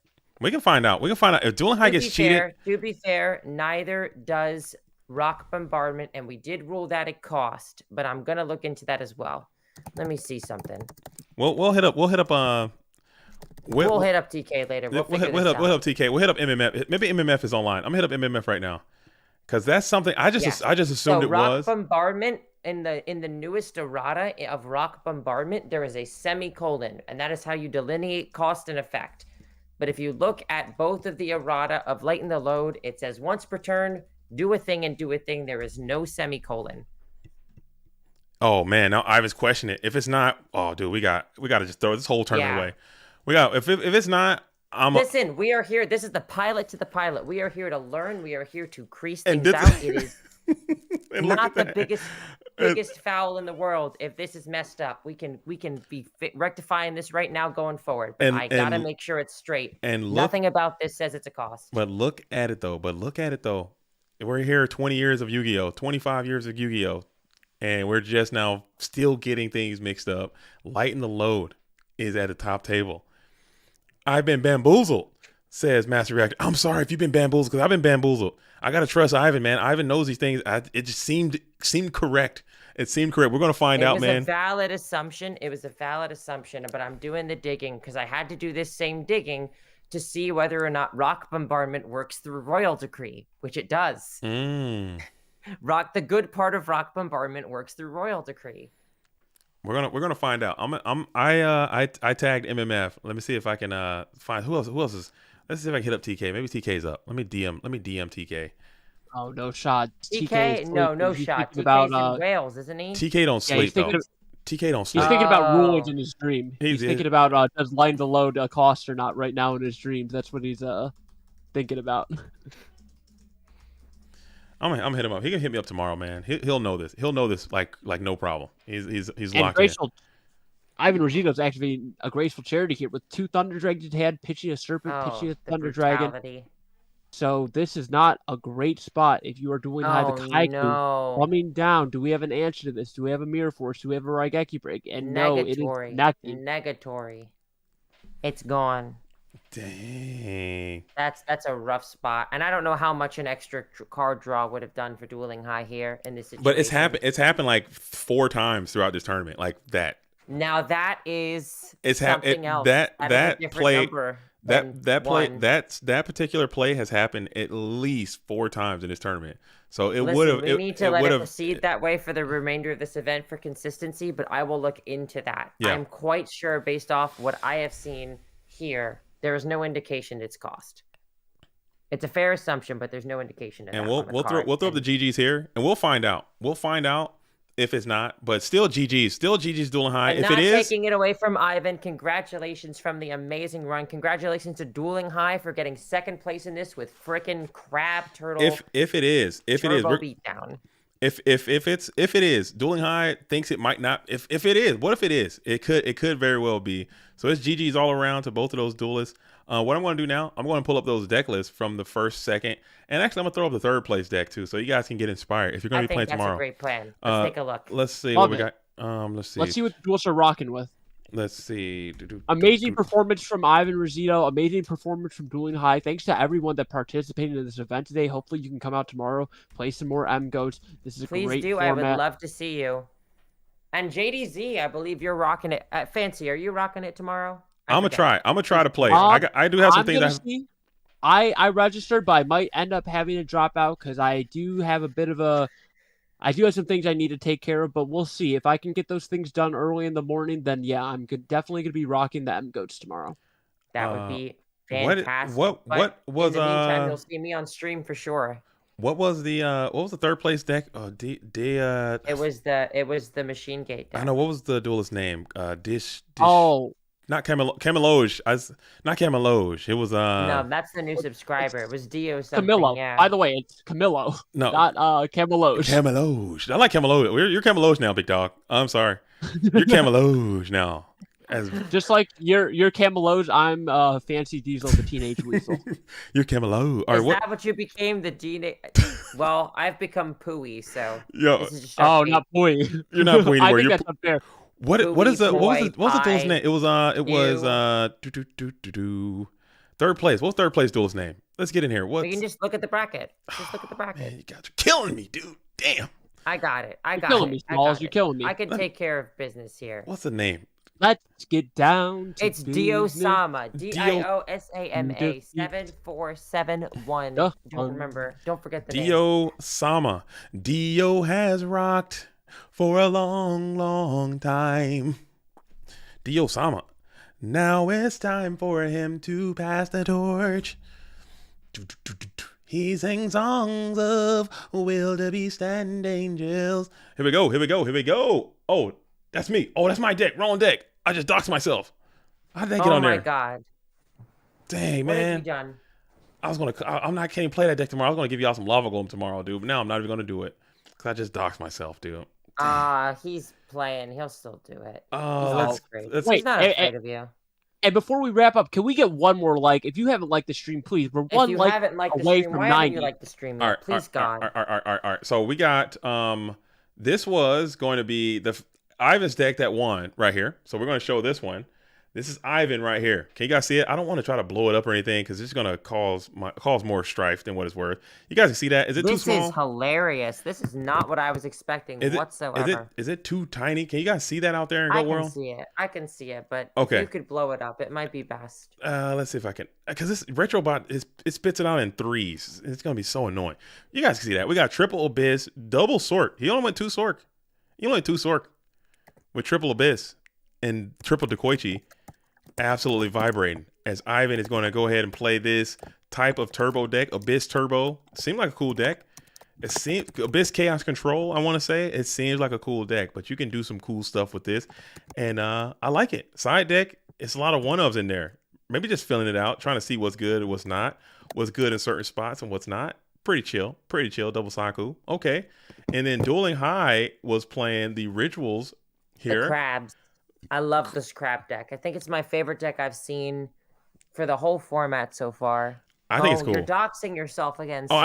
I don't care. I got so much heat, Pui. That's just a small sample, dude. That's just a small little taste test. Hotter than being in the lava golem cage. So he's got double lightning load. I thought he had a couple more lightning loads in there with triple Regeki break, TT mirror. Okay, triple upstart. All right, this deck seems pretty good, man. It seems pretty chill. And it worked out. It was working out quite nice. And also seeing Dueling High on double Sork as well. Very interesting to see the 2 top first place and second place decks are double Sork gang. Maybe because you got these triple Abyss and it's going to mess up your ratios. Triple Abyss has to change the ratio for sure. I can respect that. Grussel. I can respect that. Now, another cool thing about the Dueling High deck, I can't help but notice the trap lineup is very effective but very compact. So I'm having this moment of thinking.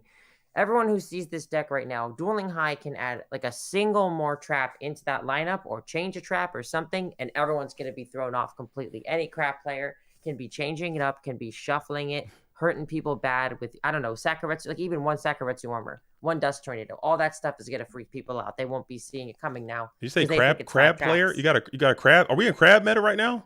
Listen, crazy. I think it's crab meta. I think this deck is. I won't say who, but I told another player. They should play crabs tonight because they wanted to play blue turbo. I told them they should be playing crabs. They did not listen. They played a different deck, and I bet right now they wish they were crabbing.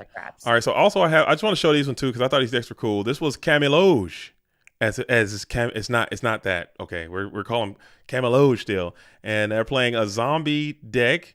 Okay, with double Dawn is hilarious. Double Dawn, double Tomato. With double drop off and double time steal too. My lord. Awesome. Triple Smashing Ground in the main. I think Smashing Ground's great. Not even a completed side deck. Yeah, 13 card side deck is crazy. We got here with just triple, and the side deck is not. You're not even covering all your matchups either. You got triple Wombat in there. Just double. I love it. That's what's up. This dude was confident that his deck was able to handle all matchups. I could have sworn that there was a Rhoda in here too. Maybe I was mistaken. Cameloge out here getting busy. Going for like a hand control Dawn deck with Reaper and Dawn and drop offs and shit. Pretty cool. Hand control zombie is very solid. That's a very cool concept. And then we have Brum Brum right here. We're hitting the limited removal machines. Brum Brum. Look at that. Untouched. Wait, hold up.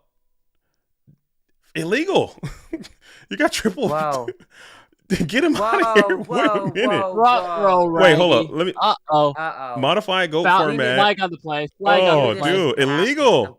You've been busted. Diosama. I noticed your name Plus, was limited dude. after I registered, so the list is the bot isn't the right. Can you DM my list? Actually, use in turn. Okay. Let me see what you actually use. Let me see me the right one, because that is illegal. Okay, That's a flag absolutely on the play. banned. D Osama banned. Okay, no, you're not banned. I'm kidding. It's okay. Let's see the new list, the new updated list coming in from D Osama. Boom. Oh, this is the YDK. I can't do YDK right now. That's just absolutely not going to happen. But because I got to shut this thing off. But I believe you. I believe you. I believe you. I know it's illegal. Your list was illegal in the tournament. But we're about to sign this thing off and wrap it on up, duelists. First, Pui and Fancy, thank you guys for coming by and kicking it with me in the booth. I really appreciate that on this Friday night. Of course. Anything you guys want to say before we wrap this thing up and shut it on down?